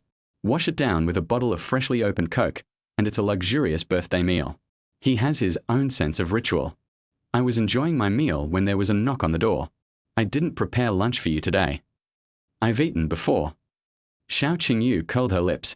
I said I'd treat you to a meal. Why bother going out to eat? It's a waste of money. Wouldn't it be nice if I could just prepare a meal myself? TSK, let me see what Chef Luo is eating. She poked her head in. Here, a deluxe pork knuckle instant noodle set meal. Luo Muyan pointed with his chin at the instant noodle bucket on the coffee table, which was stuffed full. Just eat this. What's wrong with this? You don't even know how delicious it is. So, what are you doing here? I'm here to give you a birthday present. Birthday present. Luo Muyan looked her around and found that the female devil didn't bring anything. He suddenly had a bad feeling.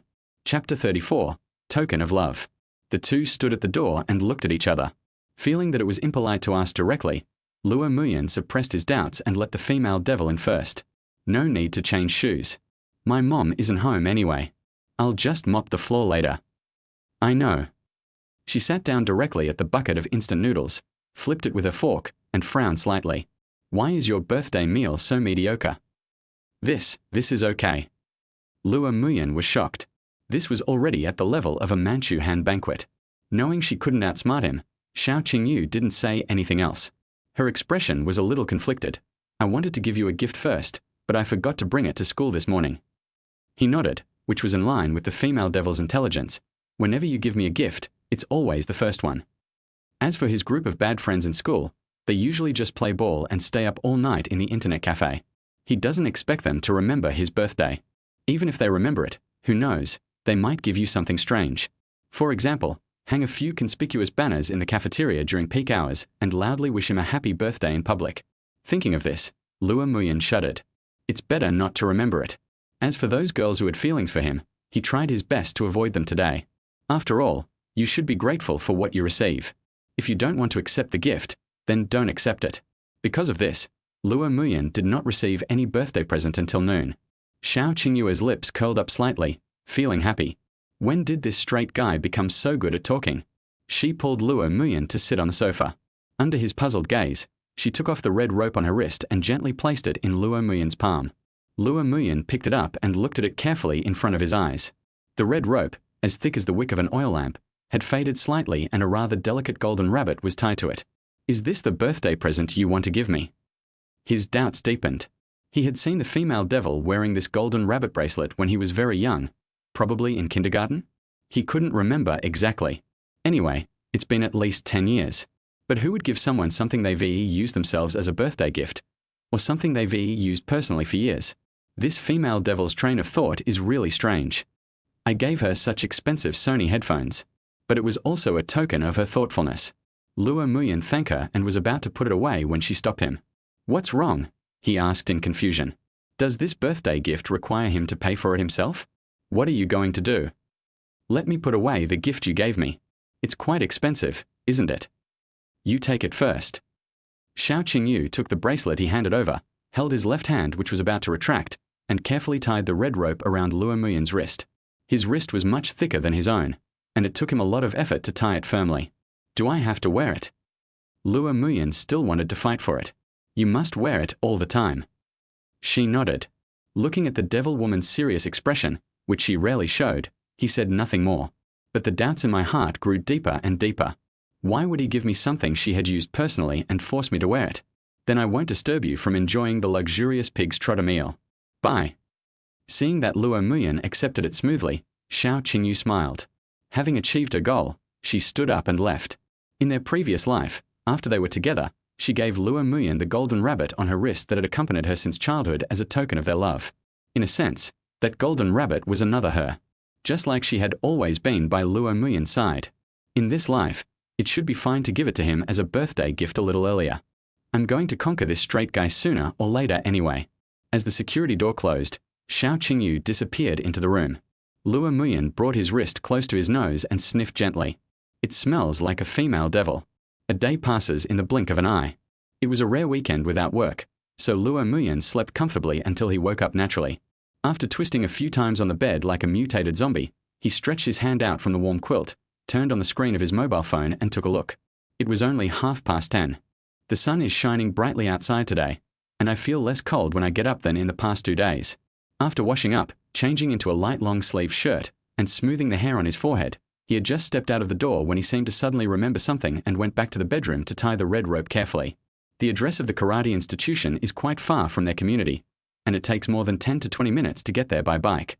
As the weather gets a little warmer, there are more long legs on the streets, which are particularly eye-catching against the backdrop of the graceful curves of short skirts.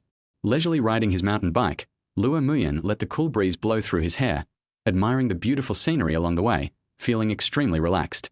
Jinling Square. 3rd floor. Building A. As soon as I came out of the elevator, the eye-catching sign was hanging brightly above my head, and it was hard not to see it. That's it. Lua Muyan said this in his heart with certainty.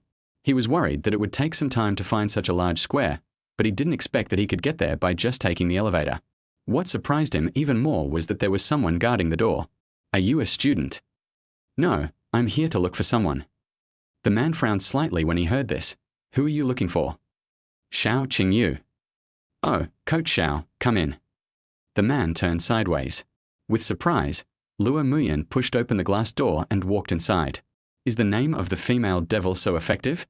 After entering, what caught the eye was a large area covered with blue sponge mats. There were many people standing in groups of 3 or 2, all neatly wearing white Taoist robes. Looking around, about half of the students are in elementary school, and the others are in their teens to 20s. It seems that the female devil is considered the big sister here. No wonder they say it would be too busy if one person is missing. This is how many parents send their children here on weekends. Lua Muyan was a bit nearsighted, but he didn't like wearing glasses because they pressed against his nose.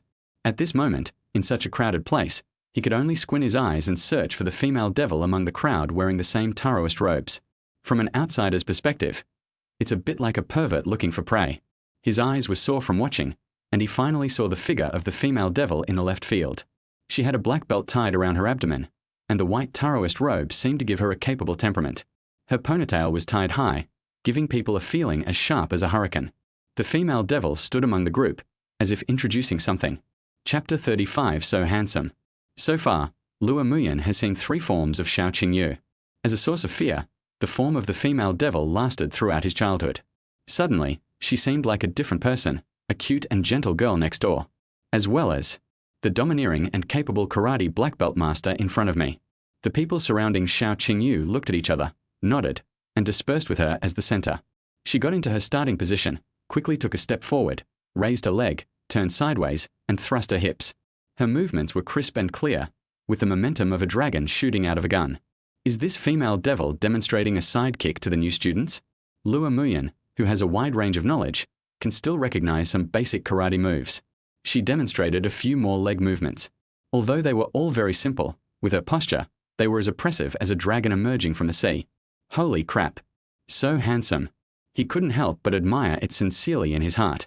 For some reason, Lua Muyan had an illusion that if the female devil put on white armor, held a long spear, and rode a Fagana horse, perhaps she could really perfectly cross the Jiao Zilong of Changshan? Are you here to see Coach Xiao too? Suddenly, a strange voice came from my ears, and a boy in a Taoist robe was sitting next to me with his legs spread out. Really? Lua Muyan's focus was on the right thing for once, and he asked with some confusion. The boy pointed to his ankle and said with a smile, I was injured in the game before. The coach told me to rest at home, but I still came here secretly. Just to see her. Lua Muyan asked in disbelief. Why don't you sleep in on the weekend, play games, and watch TV series comfortably at home? Why do you come here specially just to take a sneak peek at Xiao Qingyu? No, it feels a little familiar. The boy sitting there didn't mind. Instead, he swept his finger across the air and said, Look, these people sitting around here are all here to see Coach Xiao. Lua Muyan looked in the direction of his finger and saw many boys sitting or standing in the rest area at the edge of the venue, all with their eyes focused in the direction of Xiao Qingyu. This scene reminded him of the military training when some hot senior girls came to the playground to dance. The group of boys who were densely packed around them at that time also had the same look on their faces. Don't look at Coach Xiao as a girl. On this field, there are only a handful of people who can beat her. The boy said in a rather admiring tone. It's a pity that Coach Xiao is too aloof. She rarely speaks and basically ignores people. I don't even have the chance to spar with her. Aloof. Lua Muyan couldn't help but turn his head to look at him. This guy must have been beaten stupidly in the game. How could he put the word cold together with Xiao Qingyu? This female devil is either doing something stupid or taking advantage of me every day. She is like a piece of taffy that I can't get rid of. Compared with this, Lua Muyan prefers to put the two words Bruce and flying a plane together. I had the opportunity to play against her once before, and I found that we were not on the same level at all. The boy said frankly. She looked like a cute girl, but I didn't expect her to hit so hard. It must have hurt. Hearing this, Lua Muyan nodded vigorously. It is rare for the two to reach a consensus. The other side of the venue. Xiao Qingyu taught the new students some basic moves and stood by to watch them practice. My eyes inadvertently swept across the door, and the tall figure who was the only one not wearing a Taoist robe was particularly conspicuous. After giving a few words to the students, she trotted towards the figure. Lua Muyan. Ah. It's so annoying. I was so engrossed in chatting with this old man that I didn't even notice when the female devil came over. What are you doing here? It's almost 11 o'clock. Lua Muyan reacted quickly and explained calmly. Isn't it almost time to get off work? I'll come pick you up after get off work. Then you have to wait a little longer. You can leave at 11:30. Xiao Qingyue's beautiful peach blossom eyes were full of charm, and it was obvious that she believed in his words. I just casually mentioned my work location yesterday afternoon, but I didn't expect this straight guy to be so attentive that he actually remembered it and even came to wait for me after get off work. You've waited for me in the library so many times before, and today I'll only wait for you once. Well, go get busy first. Lua Muyan was not very good at saying such corny words, so his tone was a little hesitant. Xiao Qingyue's not-so-bright brain automatically ignored these details. Listening to his words, she felt a little touched and happy in her heart. She threw herself into Lua Muyan's arms like a spoiled little girl and hugged him tightly. Suddenly, he felt uncomfortable all over, as if a needle had fallen into his clothes. Lua Muyan looked up and saw that all the boys' eyes in the venue were focused on him. The huge venue seemed to be still and became extremely quiet. The boy who was chatting with him was also stunned at this moment, with an extremely complicated expression. Okay, go ahead and do your work. I'll be waiting for you. Lua Muyan patted her back gently. If she continued to hug him, he might not be able to walk out of the door. Seeing Xiao Qingyue's back gradually disappearing into the distance, the boy sitting next to him dared to speak, looking at him with complicated eyes. You are hiding your true potential, kid. So you are pretending to be a pig to eat the tiger. Lua Muyan didn't know how to answer, so he just smiled, his goosebumps still not completely gone away. It was so terrifying to be besieged by such terrifying gazes. It felt like being stared at by a pack of wolves in the wild. It's better not to come to this troubled place in the future. On a straight sidewalk, the bright sunshine shattered into golden color on the stone slabs, and the wind blowing by seemed very cool. Lua Muyan pushed the mountain bike and walked slowly. Xiao Qingyu walked behind him, gently pulling at the hem of his clothes with her right hand, and walked briskly. Don't you have to work at the library this weekend? How come you have time to pick me up? The library is closed for maintenance. You don't need to go this week. Then you can just prepare for the competition at home. You don't have to run so far to pick me up. Okay, I'll listen to you. This was exactly what Lua Muyan wanted, so he agreed immediately. He was afraid that he would never dare to go to that karate venue again in his life. Xiao Qingyu was stunned for a moment, a big question mark popping up in her mind. I was just being polite to you. Why didn't you play by the rules and agree to it so quickly? Oh, it hurts. It hurts. Why did you pinch me all of a sudden? I'd love to. I've already listened to you. Why are you still hitting me? You still dare to say that? Don't run. There's a freshman party this month. Do you want to attend? Xiao Qingyu asked softly while holding the warm mango nectar. He looked at the cup of milk tea with a painful expression on his face. Today was another day of being exploited by the female devil. Chapter 36. Scary just thinking about it. When we arrived at the restaurant, we saw more and more roadside stalls, and the aroma wafted through the bustling streets. Lua Muyan suddenly felt someone pulling at the corner of his clothes, so he had to stop. He turned around curiously and found that Xiao Qingyu was staring at the right side of the sidewalk. Following her gaze, I saw a woman in an apron frying hand-pulled pancakes on a cart. White steam was sizzling on the iron plate, and the air was filled with the smell of dough and barbecued meat. He looked at the unfinished Yangji Ganlu in the female devil's hand and said helplessly, Auntie, you've already drunk such a big cup of milk tea. If you add a hand-pulled pancake to your meal, you won't have lunch. Xiao Qingyu didn't say anything, her eyes still fixed on the cart, and her little hand gently tugged at his clothes again. I'll make you something delicious at noon. Tell me what you want to eat and I'll make it, okay? The female devil seemed to be under the spell of Monkey King, ignoring his words and standing there motionless.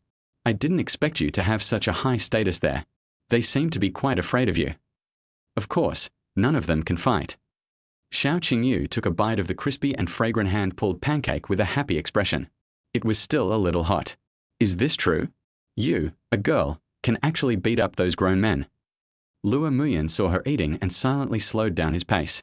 This devil had changed a lot, especially in her personality. The only thing that remained constant was her cat-like mouth, which had persisted from kindergarten to college and had even intensified. When she was young, the devil's appetite was not as terrible as it is now. Every time she voluntarily accompanied her out to play, she would take a few bites of the candied haws, glutinous rice cakes, malt sugar, etc., and then throw them to herself to finish, under the euphemism of, the teacher said that delicious food should be shared. It seemed like I was quite happy at that time. Impossible. I must have remembered it wrong. Really? Xiao Qingyu nodded. I don't believe it. For some reason, he wanted to be a jerk again. Despite so many years of getting along, Luo Muyan has a good understanding of the female devil's fighting ability. But he really didn't believe in his heart that those gentlemen whose leg hair was thicker than his counselor's hair would be defeated by the female devil. International fighting competitions are not only divided into men and women, but also into weight classes. Xiao Qingyu didn't get angry as he expected. After thinking for a while, she said to him, "Don't run too far. Wait for me." Looking at her back as she trotted away, Luo Muyan was a little confused. Could it be that she was planning to gather strength to give him a flying kick? Wait a minute. Didn't I just buy her a hand-pulled pancake? Where's the pancake? He glanced at the female devil's empty hands and his pupils trembled.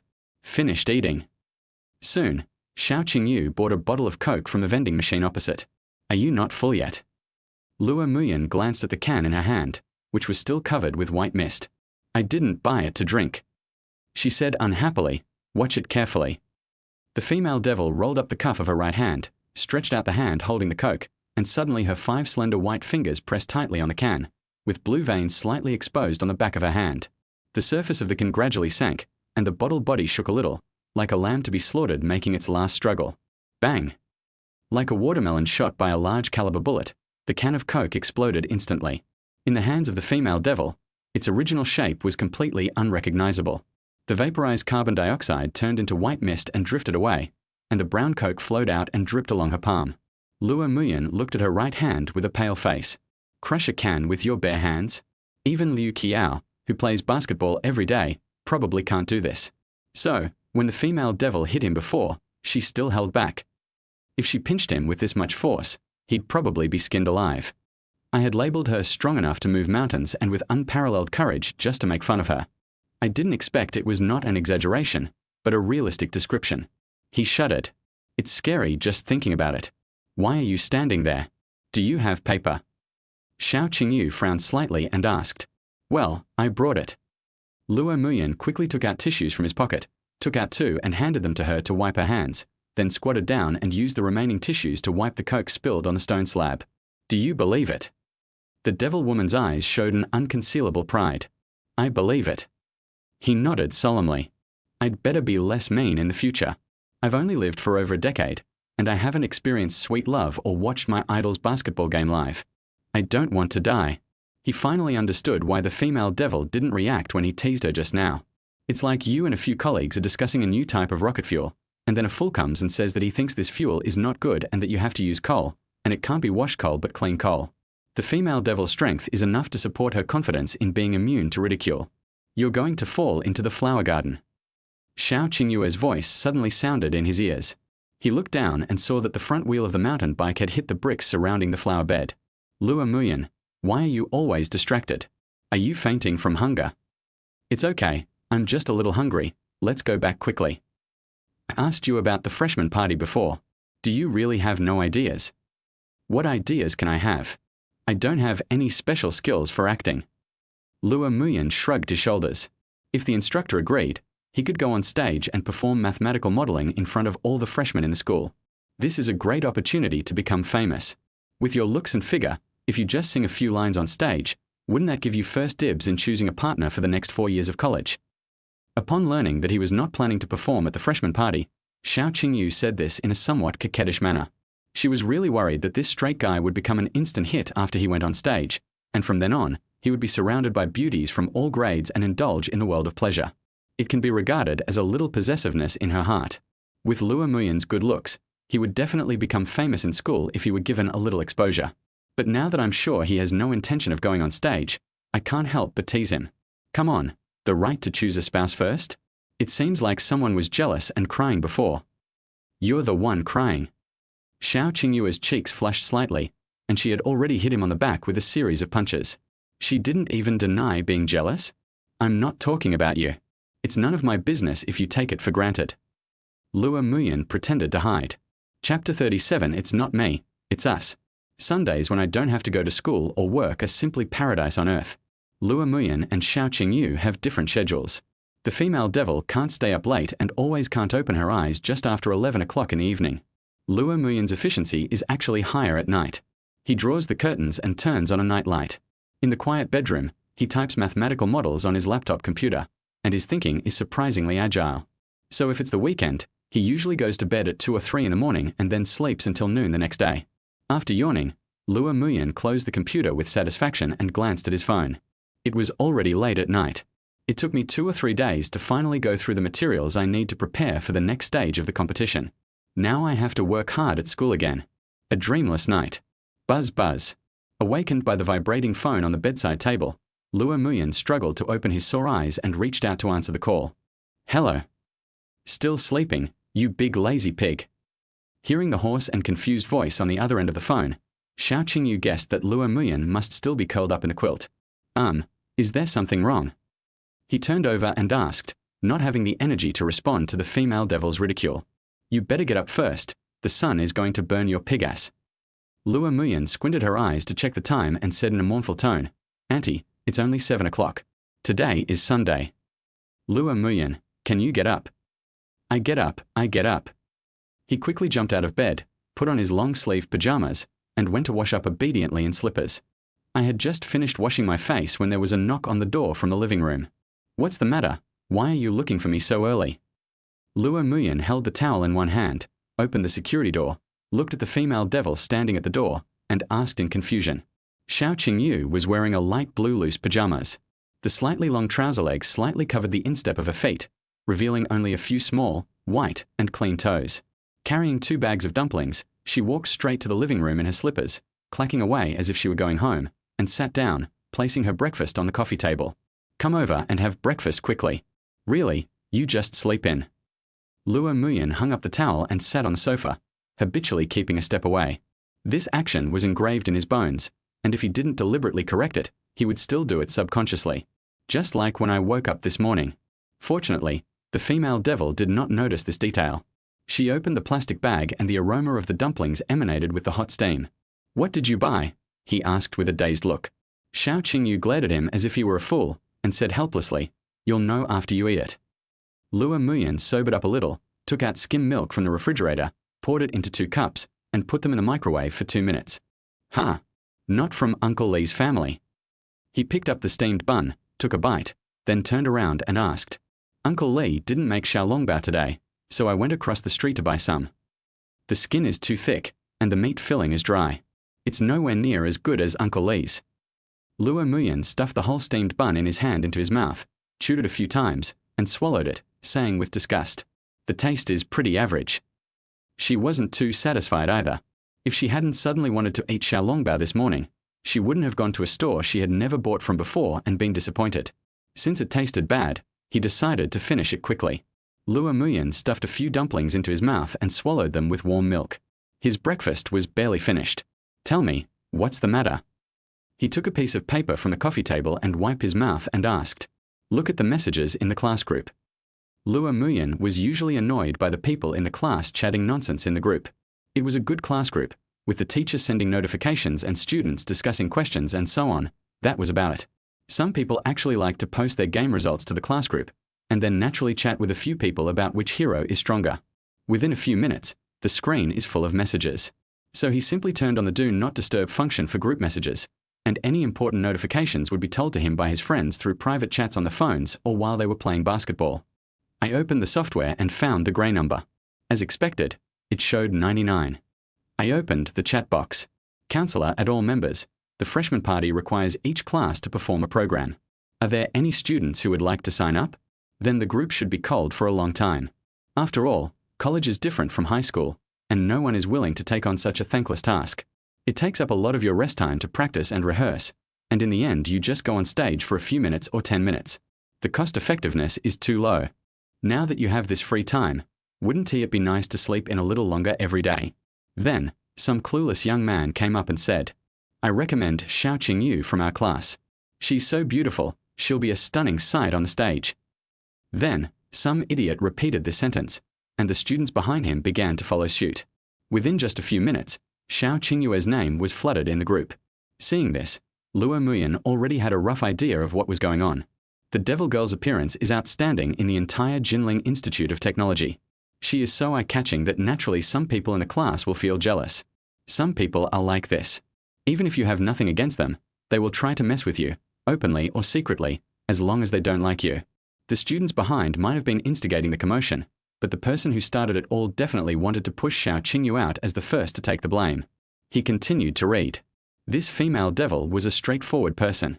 She agreed without saying much. And then nothing happened. The chat history in the group ends here. Luo Muyan tilted his head and looked at Xiao Qingyu. The devil understood what she meant and explained, I went to have a private chat with the counselor later. How did the talk go? The counselor said that he looked at the programs in the newspaper, but there was no class registered for dance, so he recommended me to dance. You can dance? Luo Muyan asked in surprise. How much had this evil woman grown behind his back during those years of the Cold War? A little bit.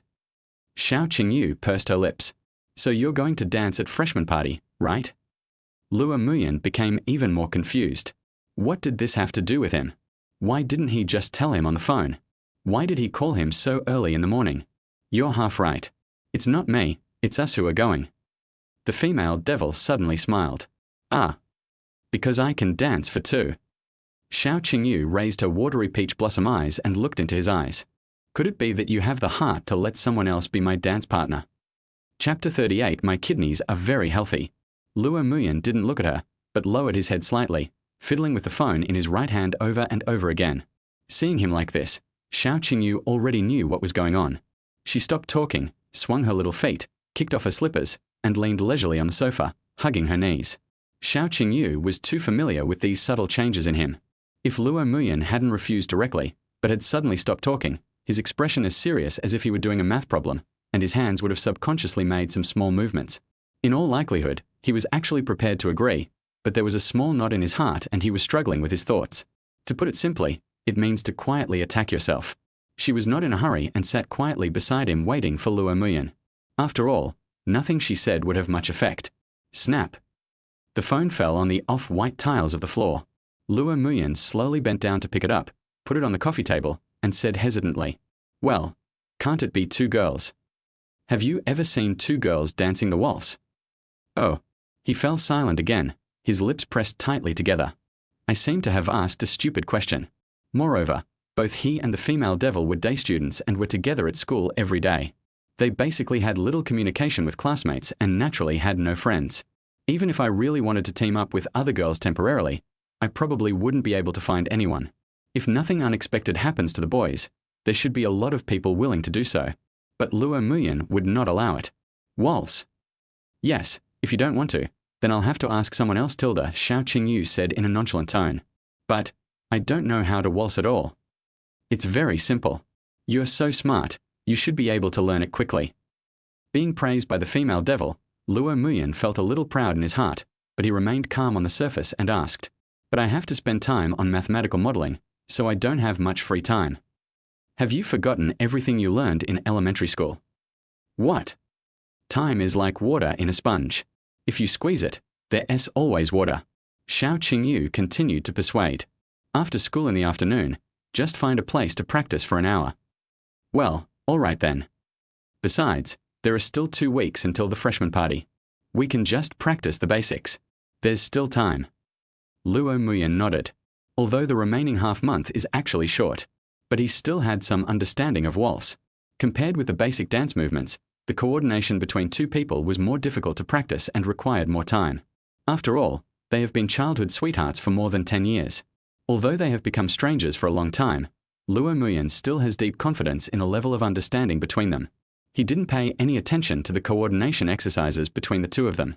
It was just basic movements, and 2 weeks was more than enough. After solving the problem of the female devil, Luo Muyan picked up 2 glasses and prepared to go to the kitchen to wash them. Ahem. As soon as he stood up, he suddenly felt a tightness in his chest and coughed forcefully a few times. Xiao Qingyu stood up quickly without even having time to put on her slippers. She walked barefoot to his side and stretched out her cold little hand to place it on his forehead. Due to the big height difference, she had to stand on tiptoe slightly, and her toes turned white from the effort. "You have a fever," she frowned. Luo Muyan also touched his forehead and said somewhat depressedly, "I was wondering why I felt so heavy when I got up this morning. Maybe I caught a cold from the rain and the cold wind the other day." He looked at the female devil and saw that she was still lively and energetic, not looking sick, so he felt relieved. That's not right. How can a grown man like me have a physical fitness not as good as that of a female devil? Xiao Qingyu seemed to see through his thoughts and said helplessly, "Who told you to stay up late every day? Don't you know that staying up late is harmful to your kidneys?" "My kidneys are in good health. There is definitely no problem," Luo Muyan said firmly. "I mean, staying up late is bad for your body and will lower your immunity." She slightly modified her wording. For some reason, boys always protected their kidneys like their own and would not allow others to say a bad word about them. Xiao Qingyu took the glass from him and ran to the sofa to put on her slippers. "I'll wash it. You take your temperature yourself." "Is it really that stressful?" "It's just a cold." But seeing the serious look on the female devil's face, he still obediently took out the mercury thermometer that had not been used for a long time from the medicine box, and then sat on the sofa like a good child. "How many degrees?" 37.4 degrees. Luo Muyan was about to shake off the mercury column when Xiao Qingyue's intuition told her something was wrong, so she took the thermometer from him. In the sunlight coming through the balcony, the thin line stopped conspicuously 4 squares behind the number 38. "Why did you lie to me?" Xiao Qingyu asked with a serious expression. The female devil rarely showed such an expression, which made Luo Muyan not know what to say for a moment.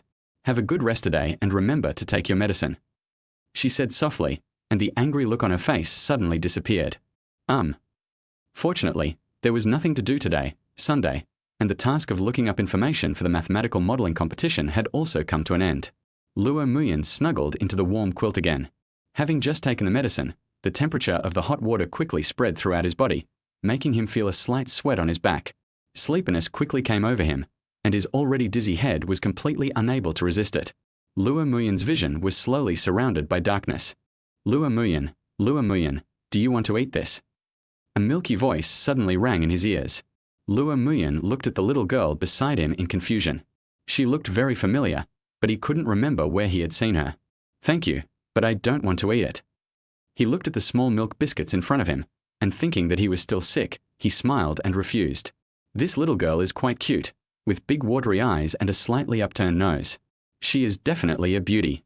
I don't know which yellow-haired guy will be lucky enough to be with me when I grow up. "So, what did you prepare for me?" "What are you preparing for?" Luo Muyan asked blankly. The girl's fair little face suddenly puffed up, and she said in a wrong tone, "Didn't you and I agree to exchange delicious food this afternoon? How could you forget?" Where do you live?" Seeing that the situation was not right, Luo Muyan quickly changed the subject, but his words seemed a bit clumsy. Who would ask for someone's address right away? "I live in Unit 2, Building 3, Fando Forest Community."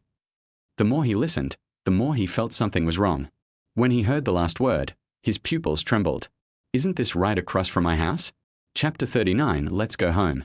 When did the relatives come to the female devil's house? Luo Muyan took a look at the little girl in front of him. It was unbelievable that her eyes really had a bit of the flavor of a female devil. Her pretty eyes were as clear as a melting stream in early spring. They looked so similar. They must be sisters or something. "I'm not playing with you anymore, you big liar." The girl turned around angrily and walked away without saying a word. Luo Muyan quickly stopped her.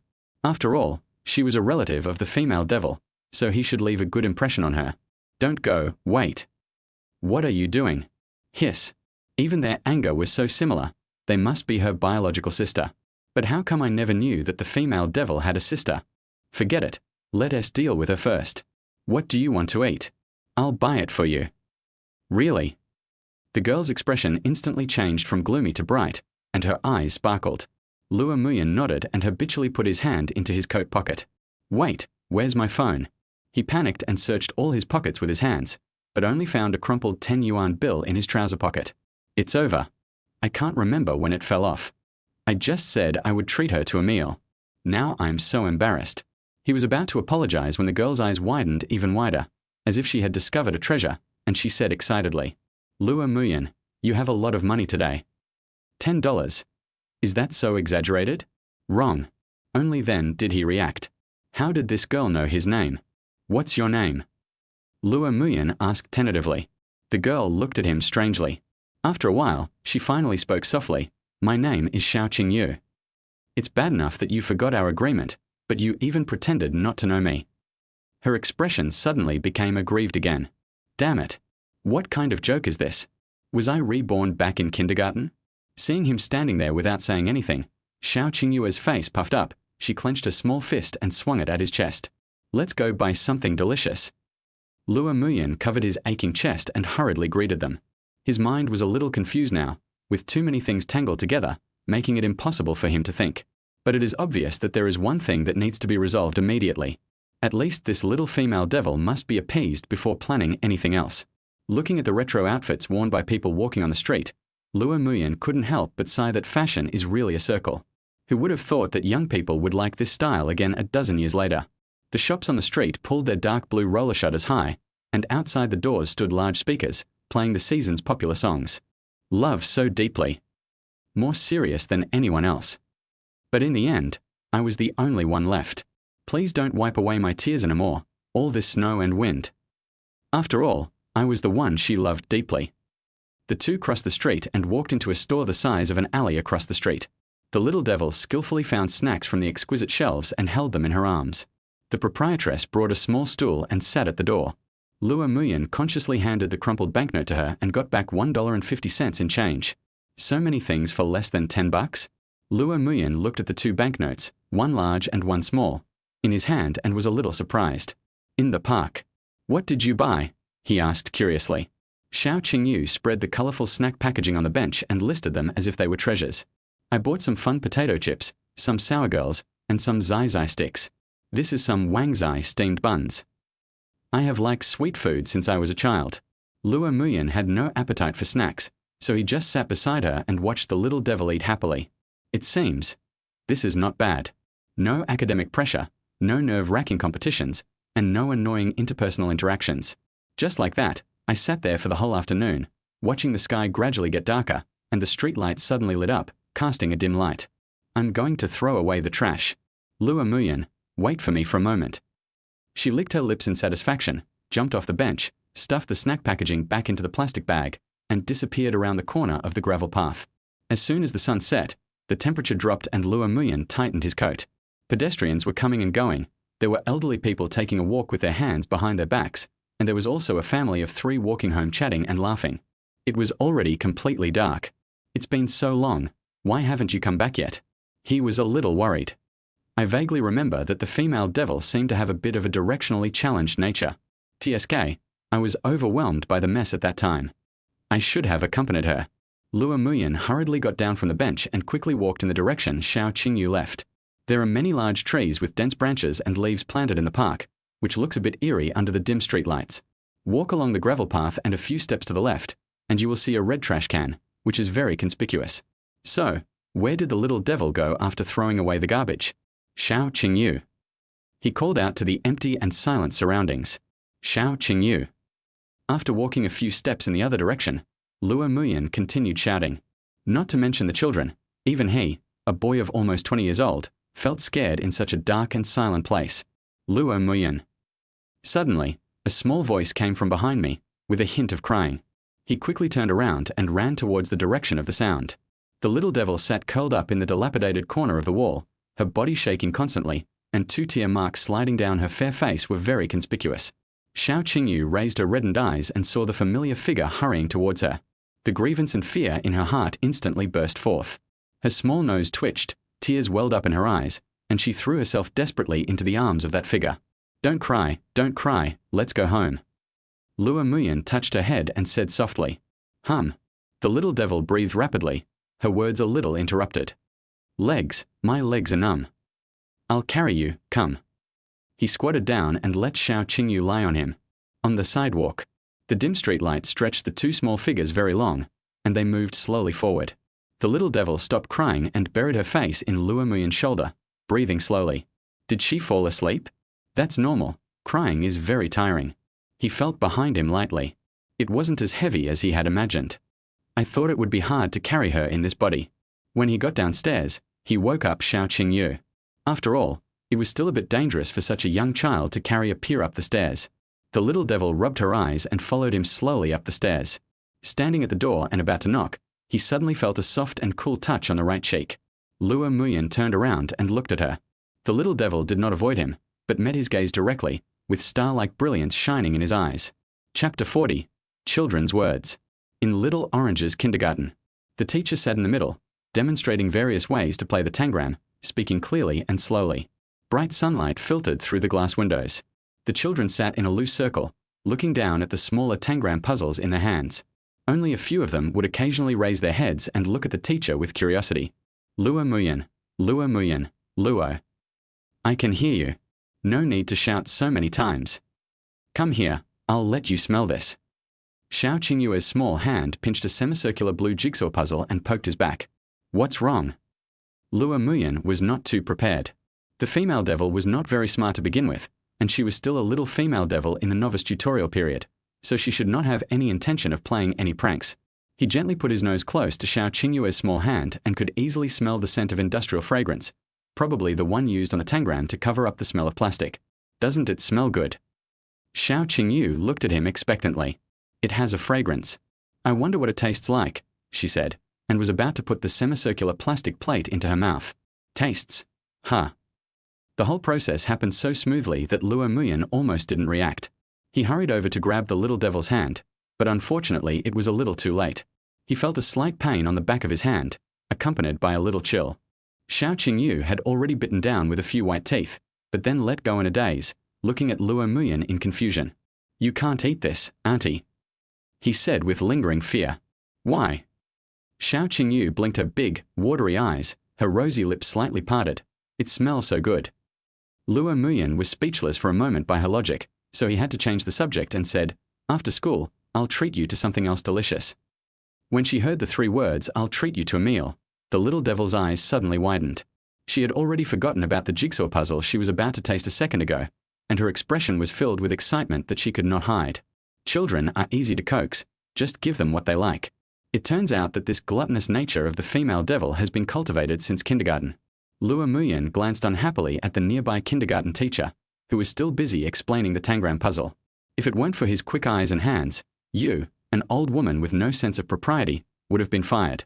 The kindergarten implements a lunchtime care system at noon, and the children eat and sleep in the kindergarten. The low two-story bed was made of painted wood. If you smelled it up close, you could smell something unpleasant.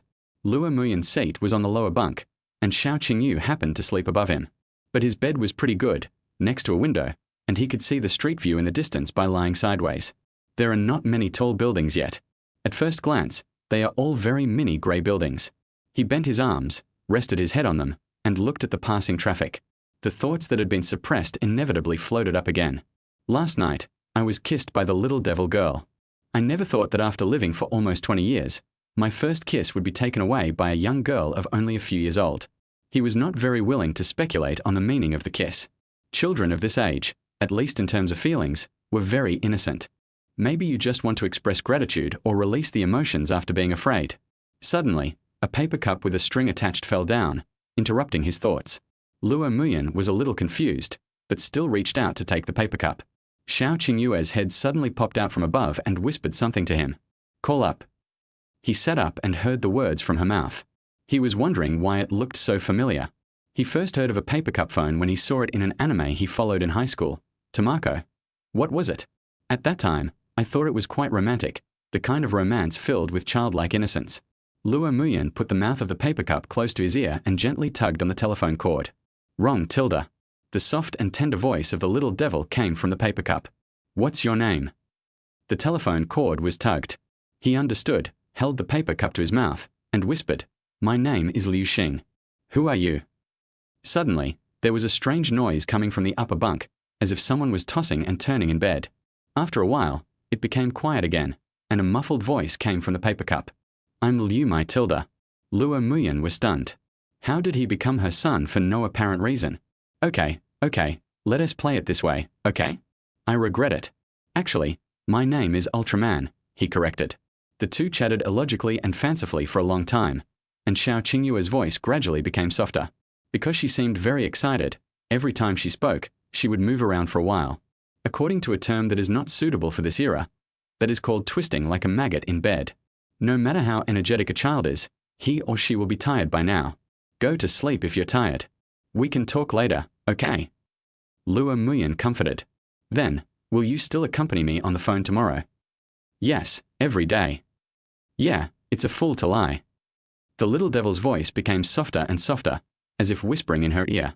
Lua Muyan, good afternoon. Finally, this troublesome female devil was coaxed to sleep. He breathed a sigh of relief as if he had accomplished something great. Just as I was about to take the paper cup away from my ear, a voice suddenly floated over like a soft feather. Lua Muyan, I want to marry you in the future. The sound was very light and soft, like the breathing of a person in sleep, and he seemed to be able to feel the warm air on his ears. There was no more movement on the other end of the phone. Xiao Qingyu must have fallen asleep. It was so quiet around him that he could hear his own heartbeat. Children speak without restraint. It must be the words of a child. He pressed his left chest tightly. It's over. Now he can't sleep. The afternoon class is still relaxing. If there's one thing you can find in your student life that's as mediocre as a college course, it's the kindergarten routine. 10 minutes of lecture, 1 hour of watching cartoons, and school is over very quickly. He emptied his family savings to fulfill his promise in the morning and bought Xiao Qingyu an armful of snacks. She acted as if nothing had happened and just focused on eating, with biscuit crumbs at the corners of her mouth. Lua Muyan habitually walked behind her on the left. What kind of miraculous physique did this devil woman have? With that kind of appetite, she would definitely become a square in a few years. How did she manage to stay so slim? Do you want to eat it? She handed over a stick of snacks. You eat it, I don't like candy. Chapter 41 almost exposed. Glancing at the clock on the living room wall, I realized that this big idiot had been sleeping for almost 4 hours. After taking the medicine, I lay on the bed and slept like a stone. Xiao Qingyu sat gently beside his bed, supporting her chin with both hands, her dark eyes reflecting his face. After Lua Muyan got into bed, she felt uneasy and went to the corridor to call the karate team. Although the coach was not happy about her sudden leave, Xiao Qingyu was very firm. Uncle and aunt are not at home. What if this big fool feels unwell and wants to drink water but can't get out of bed? Just now, Lua Muyan's cheeks suddenly turned red, which scared Xiao Qingyu. She thought he had a high fever, so she quickly put the back of her hand on his forehead. I found that it was not hot, so I touched my forehead and it was the same temperature, so it was normal. Since I don't have a fever. So why is this big idiot blushing even when he is asleep? It's really weird. Fine beads of sweat oozed out of Lua Muyan's forehead. She got up and went to the bathroom to get an unused towel, wet it with hot water and wrung it dry, then walked to the bed and gently wiped his forehead. His eyelids moved and he opened his eyes with some difficulty. You finally woke up. Xiao Qingyu withdrew her hand and said with a little happiness. Looking at the female devil in front of him, Lua Muyan was a little dazed. Why does this place feel so familiar? Oh, it's my home. Then, the person standing next to him is Xiao Qingyu. I am now lying in bed. Wait, why is the female devil still in her own home? Lua Muyan rubbed his temples, propped himself up and leaned against the headboard, and asked, What time is it? It's almost 2 o'clock. You've been sleeping for a long time. Early morning, he asked in horror. 2 o'clock in the afternoon. Xiao Qingyu threw the towel on his face. You must have slept like a fool. Then why aren't you going to work? You're probably already quite late by now. He continued to rub his sore temples, and the memories in his mind gradually became clearer. I've asked for leave. Xiao Qingyu said, shaking her cell phone. I simply moved my limbs in bed, and the fatigue I felt when I got up in the morning disappeared, and my headache was gone. I just felt a little dizzy because I slept too long. It turns out that I stayed up too late. From now on, I must go to bed before 3 o'clock. It's already this late. Are you hungry? I'll go cook. Lua Muyan climbed out of the bed and was about to put on his slippers when Xiao Qingyu kicked him back into bed. Don't think about moving around since your fever has just subsided. Just get some rest. She folded her hands and said in a tone that left no doubt, I'll go downstairs and pack some food. Just wait for me and don't let me see you leave the bedroom. Luo Muyan hugged a corner of the quilt to her chest, curled up at the head of the bed, and nodded repeatedly like a little wife. After all, he had seen with his own eyes the female devil crush a can with her bare hands, so it was better not to resist easily. As the security door was closed, silence returned to the empty house. Luo Muyan leaned his head against the wall and looked up at the ceiling, thinking that he was really reborn. It turned out that what he had just experienced was just a dream. Specifically, it was a review of his dusty memories. Since the Cold War, the beautiful memories of his childhood have rarely appeared in his mind again. Perhaps it was the changes in Xiao Qingyu during this period that reawakened it. Luo Muyan couldn't understand why Xiao Qingyu, who was so cute and gentle when she was a child, would become so cruel. For a moment, he actually felt a little regretful about returning to the real world. The simple life in the dream, with a cute little childhood sweetheart to accompany me, is so comfortable. Now I have to continue to face those annoying trivial matters. Well. He fell back onto the bed as if he had no strength left. There was a sudden knock on the door. I forgot to bring my key. Xiao Qingyu said a little embarrassedly. It's this familiar stupidity. It's just perfect. The key is on my desk. Just take it whenever you go out. Luo Muyan shrugged. This is a special reason. It's not my subjective will to leave the bedroom. She put the packed food on the coffee table and said, Okay, go sit on the sofa. I'll go wash the chopsticks and bowls. What did you buy? Luo Muyan asked as he curiously opened the packaging bag and took a look. You can't eat greasy food since you're sick, so I packed some lighter dishes. I didn't realize that our Miss Xiao is quite attentive. Are you praising me or mocking me? Xiao Qingyu rolled up her sleeves and came over with dishes and chopsticks. Her long black hair was tied into a bun on top of her head, making her look capable. He couldn't help but take a few more glances.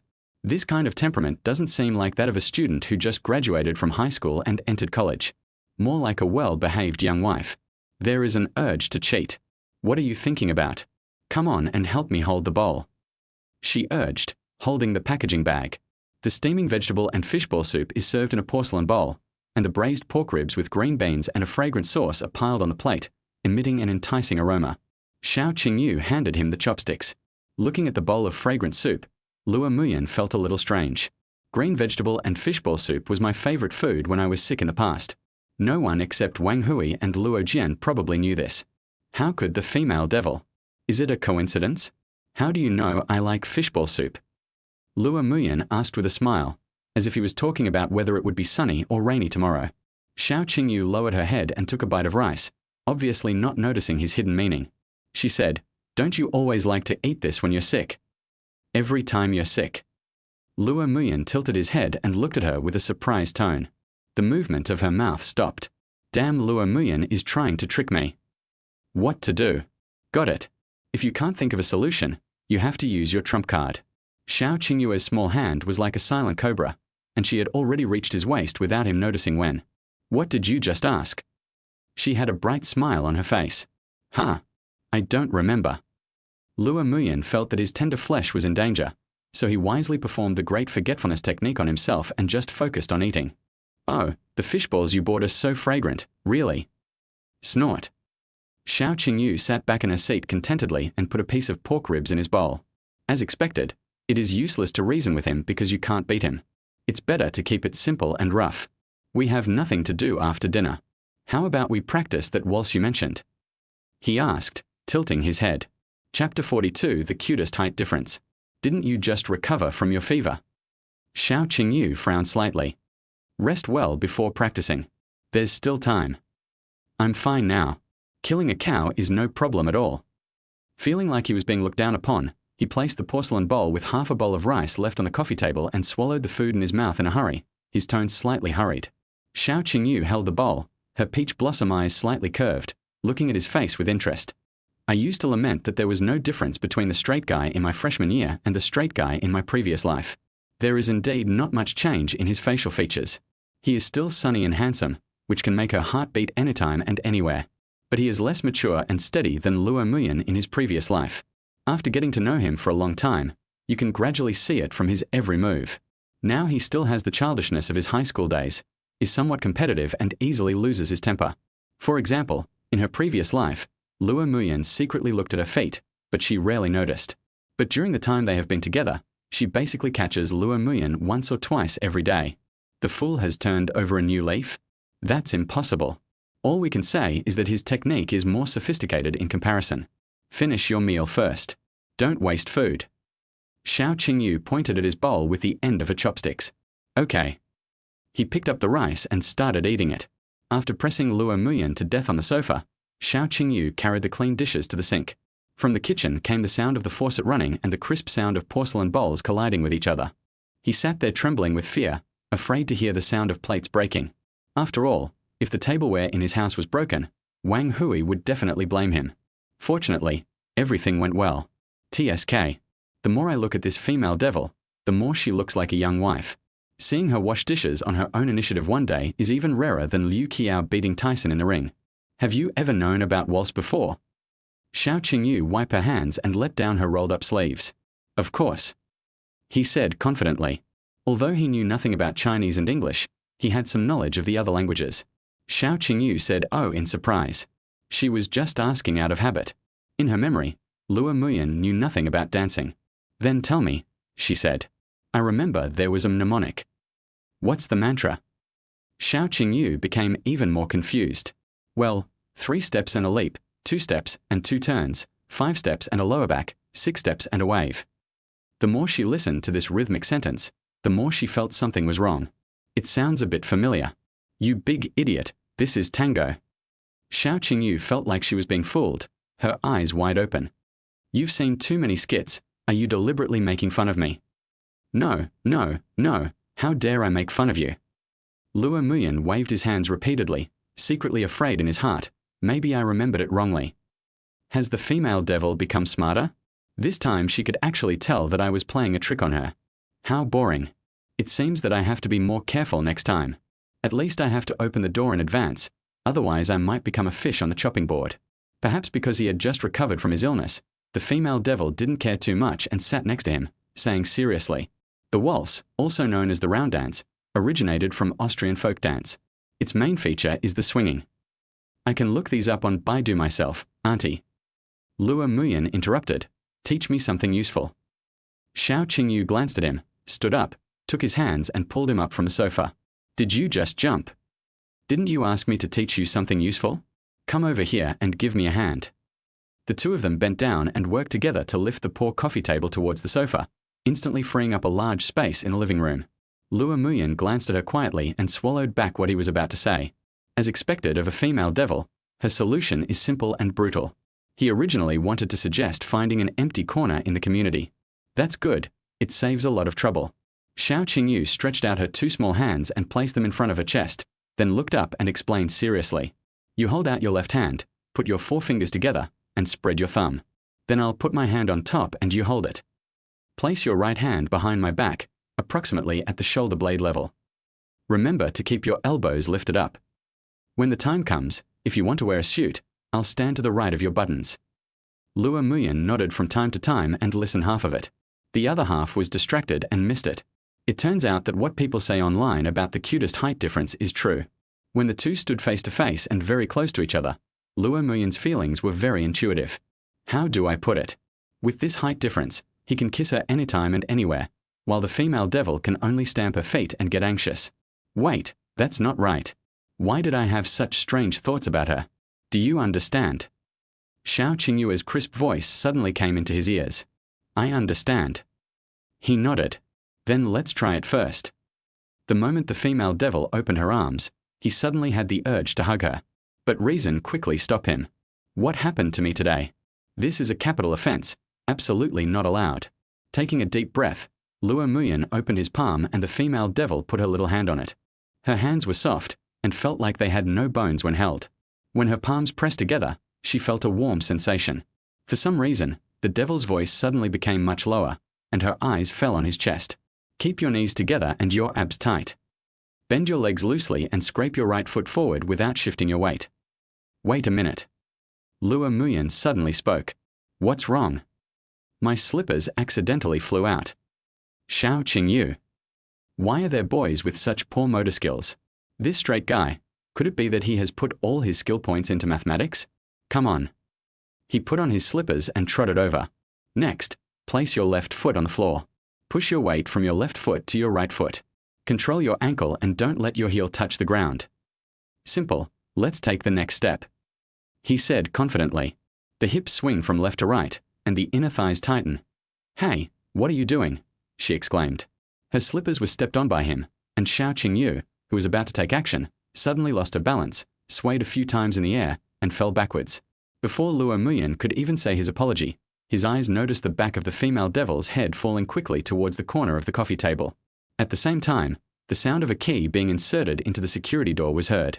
Chapter 43. Your parents haven't come back yet, right? With his feet about to be lifted off the air, Luo Muyan had no choice but to mobilize the core strength he had accumulated for nearly 20 years, and forcibly pulled Xiao Qingyu more than 10 centimeters towards him.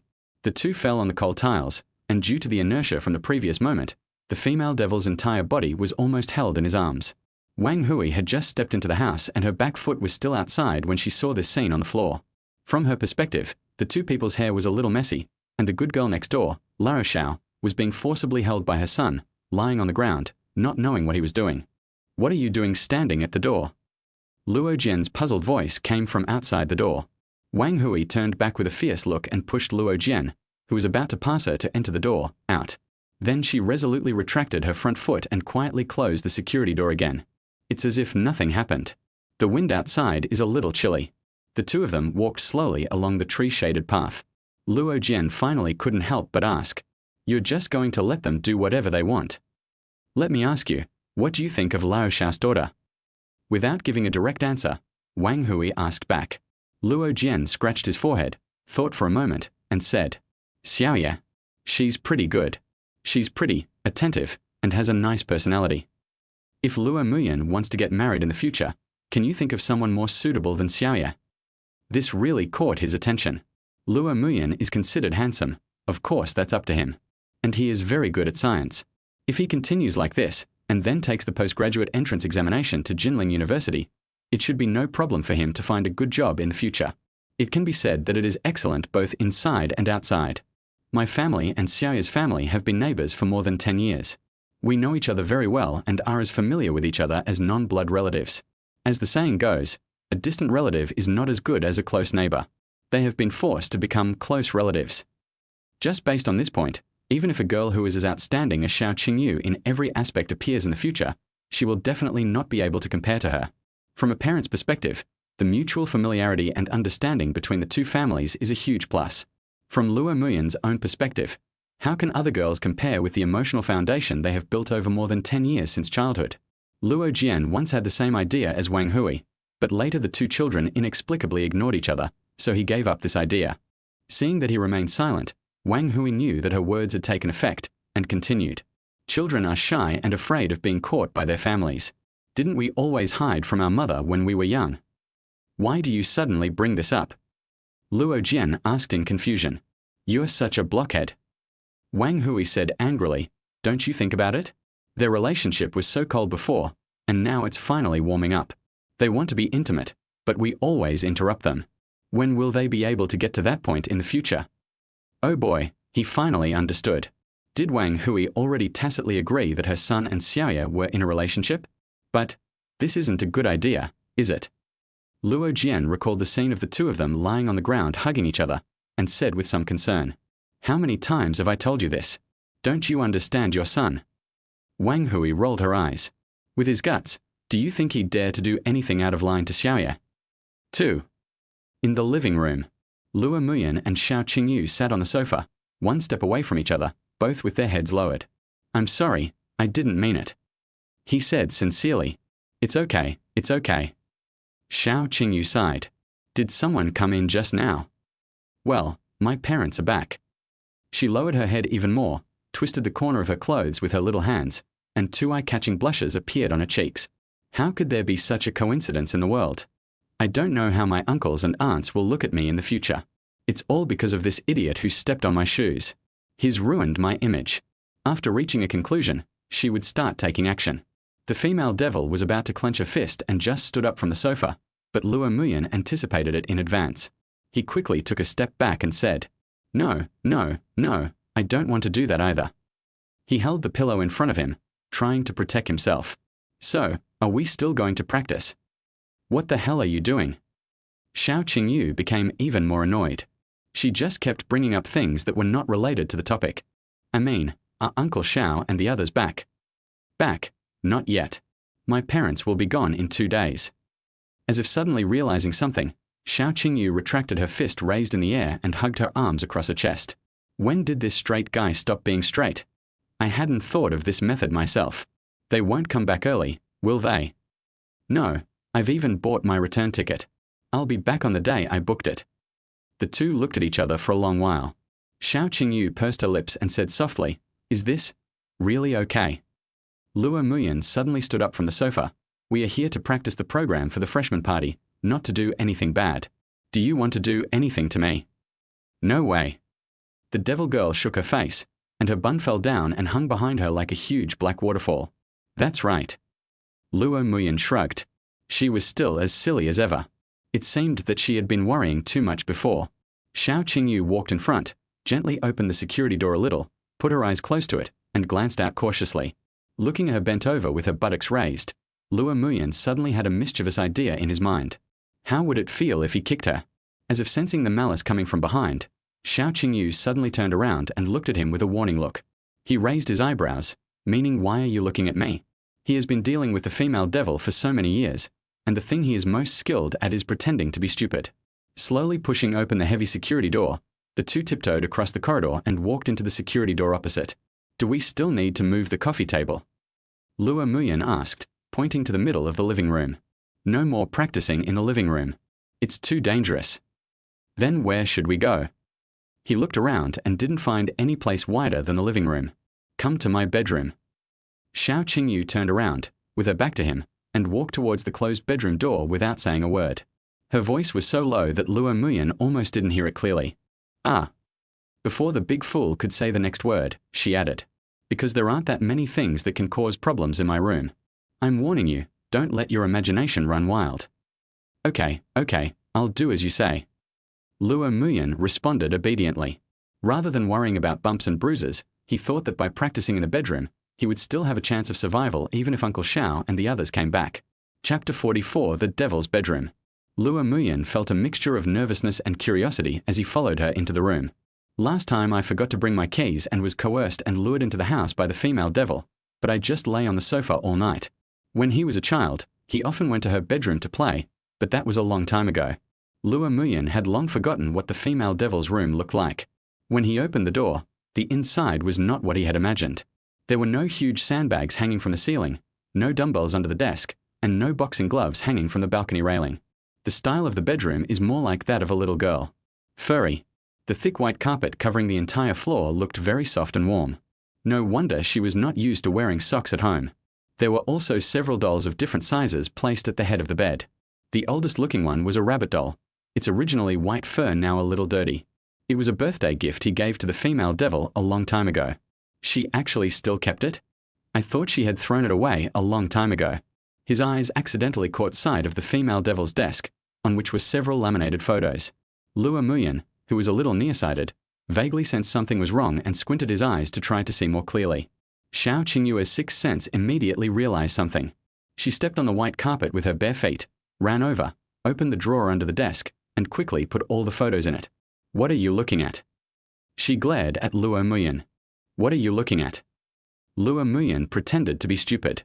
"If you keep doing this, I'm going to send you home, and don't even think about entering my room again." "What?" He looked at the devil with a confused expression. "What are you talking about?" Now it was Xiao Qingyu's turn to hesitate. "He's like this. Is it really because I'm too sensitive?" "Nothing. Just keep practicing." "Oh." Luo Muyan responded, but his eyes couldn't help but glance towards the drawer. Could it be that she kept their childhood photos and specially sealed them in plastic for preservation? "You felt shy after being caught by him, so you just hid everything?" "No, I have to find an opportunity to quietly verify my guess. Come on, watch your step, slow down a bit." "I'll try my best." After his slippers flew out several times, Luo Muyan began to sweat profusely, with fine beads of sweat oozing from his forehead. This thing is much more difficult than he imagined. There are so many details in each movement. Who can remember them all? If I think about this step in my mind, I will make mistakes in the next step. Conic sections are not so torturous. How did this female devil learn this stuff? The current situation is exactly the opposite of what he had expected. Luo Muyan originally thought that since the two of them had been childhood sweethearts, they should be able to work together in perfect harmony.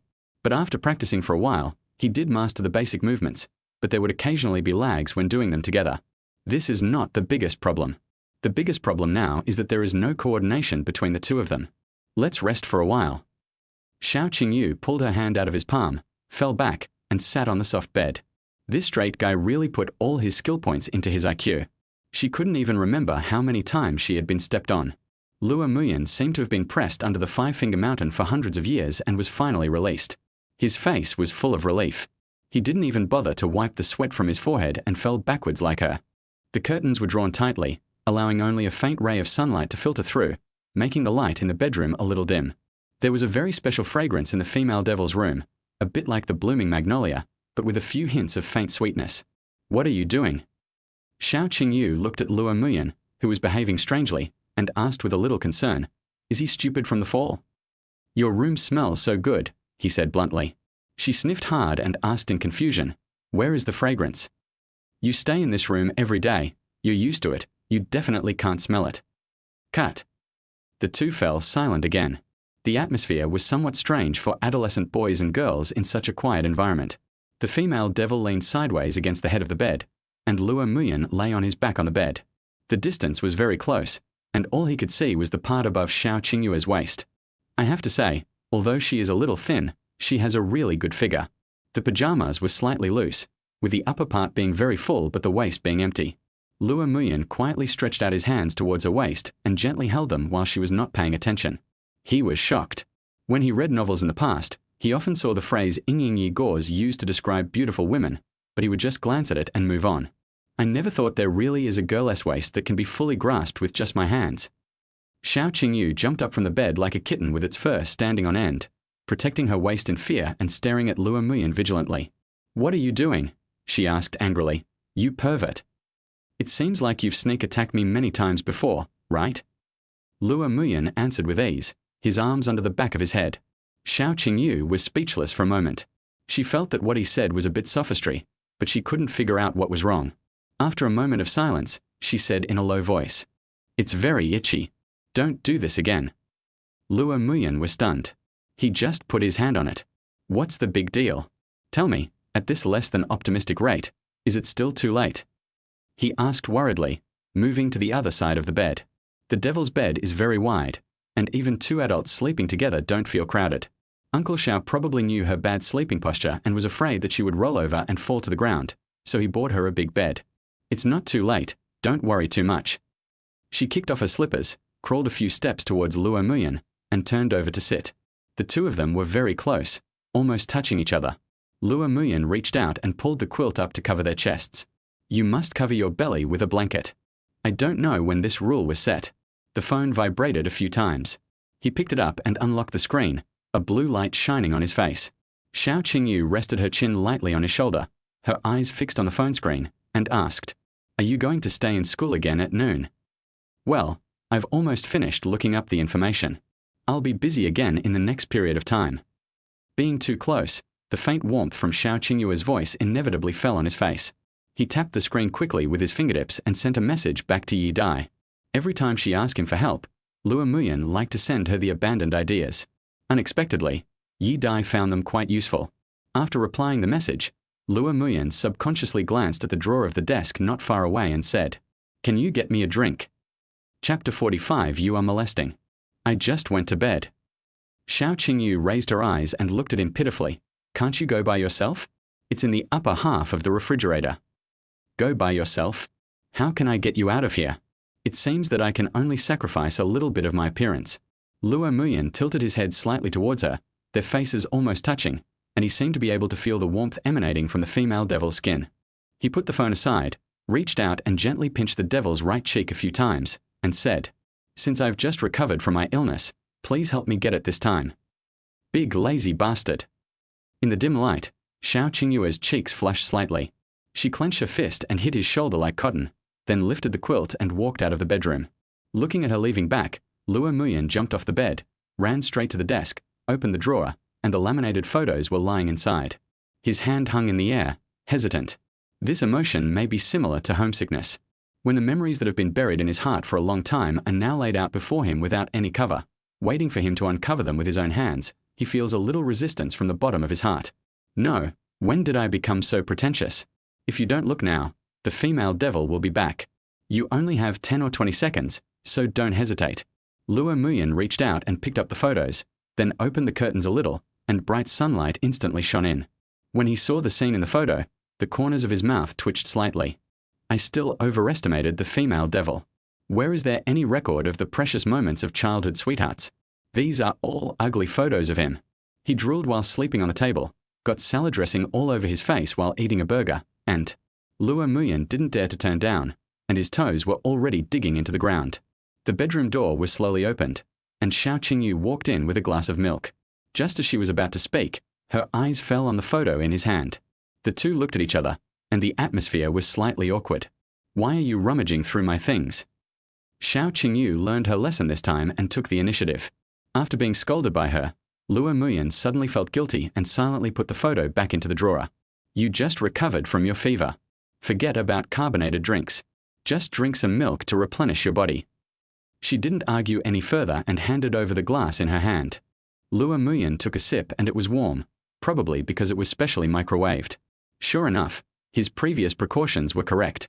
Judging from the time span of the photos, the female devil had been secretly doing it for at least 1 or 2 months.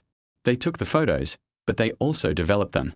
Not only did they develop them, but they also put them in a plastic seal. Are they trying to make his ugly photos last forever? Is this really too much? After drinking the milk, they put the glass on the table and sat together at the head of the bed, neither of them saying a word. Luo Muyan didn't seem angry about his dark history being treated like this. Staying next to Xiao Qingyu, even just sitting quietly like that, would make him feel very relaxed. It's like lying on the sofa wrapped in a blanket, warming yourself by the fire while heavy snow falls outside. When are you going back? Xiao Qingyu asked. Can I not go back? He said with a smile. You want to stay here overnight? Xiao Qingyu gently twisted his waist. You wish. The two people were chatting quietly, but the room was so quiet that their voices seemed very clear. Luo Muyan's right hand was not very honest. It quietly sneaked under the quilt and pinched her fingers. Xiao Qingyu, who was originally in a daze, was brought back to reality by this wonderful touch. She looked at him blankly, and then, unwilling to admit defeat, hooked her finger back. The two men sat in silence, their hands fighting under the cover of the quilt. Luo Muyan suddenly turned his palm over, spread out his 5 fingers, and slipped between her fingers like a loach, gently pressing them. He clearly felt the devil's hand stiffen, and then it still stuck to his palm obediently. Luo Muyan, this is called touching someone, you know. Taking advantage of the dim light, he couldn't see his own expression clearly, so Xiao Qingyu educated him word by word. Oh, I was wrong then. He deliberately pulled his hand back, but found that his fingers were held tighter and he couldn't escape at all. Xiao Qingyu, this is called indecent assault, do you know that? Luo Muyan imitated her serious tone and spoke. What's wrong with molesting you? Xiao Qingyu turned her head and glared at him. Do you have any objections? No problem, he said quickly. Depend on. Why doesn't the tactic of giving someone a taste of their own medicine work on the female devil? As if suddenly remembering something, Xiao Qingyu asked, Are you still wearing the bracelet I gave you before? He shook his free left hand, the golden rabbit on the red string reflecting the light. I wear it all the time. I don't even dare to take it off when I sleep. That's more like it. Xiao Qingyu said with satisfaction, perhaps a little tired. She gently leaned her head on his shoulder and sniffed his scent. It's hard to describe the feeling, but it smells really good, the kind of smell that makes her feel at ease. Luo Muyan turned his head to look several times, and finally couldn't help but said, There seems to be something on the top of your head. What? You seem to be a little bald on top of your head.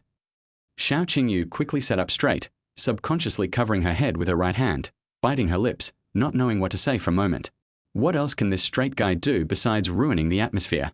You're bald. You're bald. You're bald. The more she thought about it, the angrier she became. She simply launched a series of punches at Luo Muyan, like an explosive kitten, and her punches left after images. But Luo Muyan didn't feel any force. Ever since I saw the female devil crush a can with her bare hands, I realized that she always held back when beating people, so I became more and more presumptuous. I'll buy you a box of walnuts and some sesame seeds online later. Why buy that? Xiao Qingyu was tired from fighting, panting slightly, and asked doubtfully, Walnuts are bitter and astringent, I don't like them. Both walnuts and sesame seeds help with hair growth. He said in a serious tone. You're going to die. Xiao Qingyu finally reacted, and her little hand was already pinching his ear. I told you I'm not bald. Okay, whatever you say is right, Auntie. Lua Muyan raised her hands in surrender. How about you move your hands away first? Time passed quickly in this small bedroom. Lua Muyan had already gone home. After all, if he stayed any longer, he would really be spending the night in her bed. Xiao Qingyu looked down at her left hand, which seemed to still have the warmth and smell of the big fool. After hesitating for a moment, she opened her phone and searched. Are walnuts effective for baldness?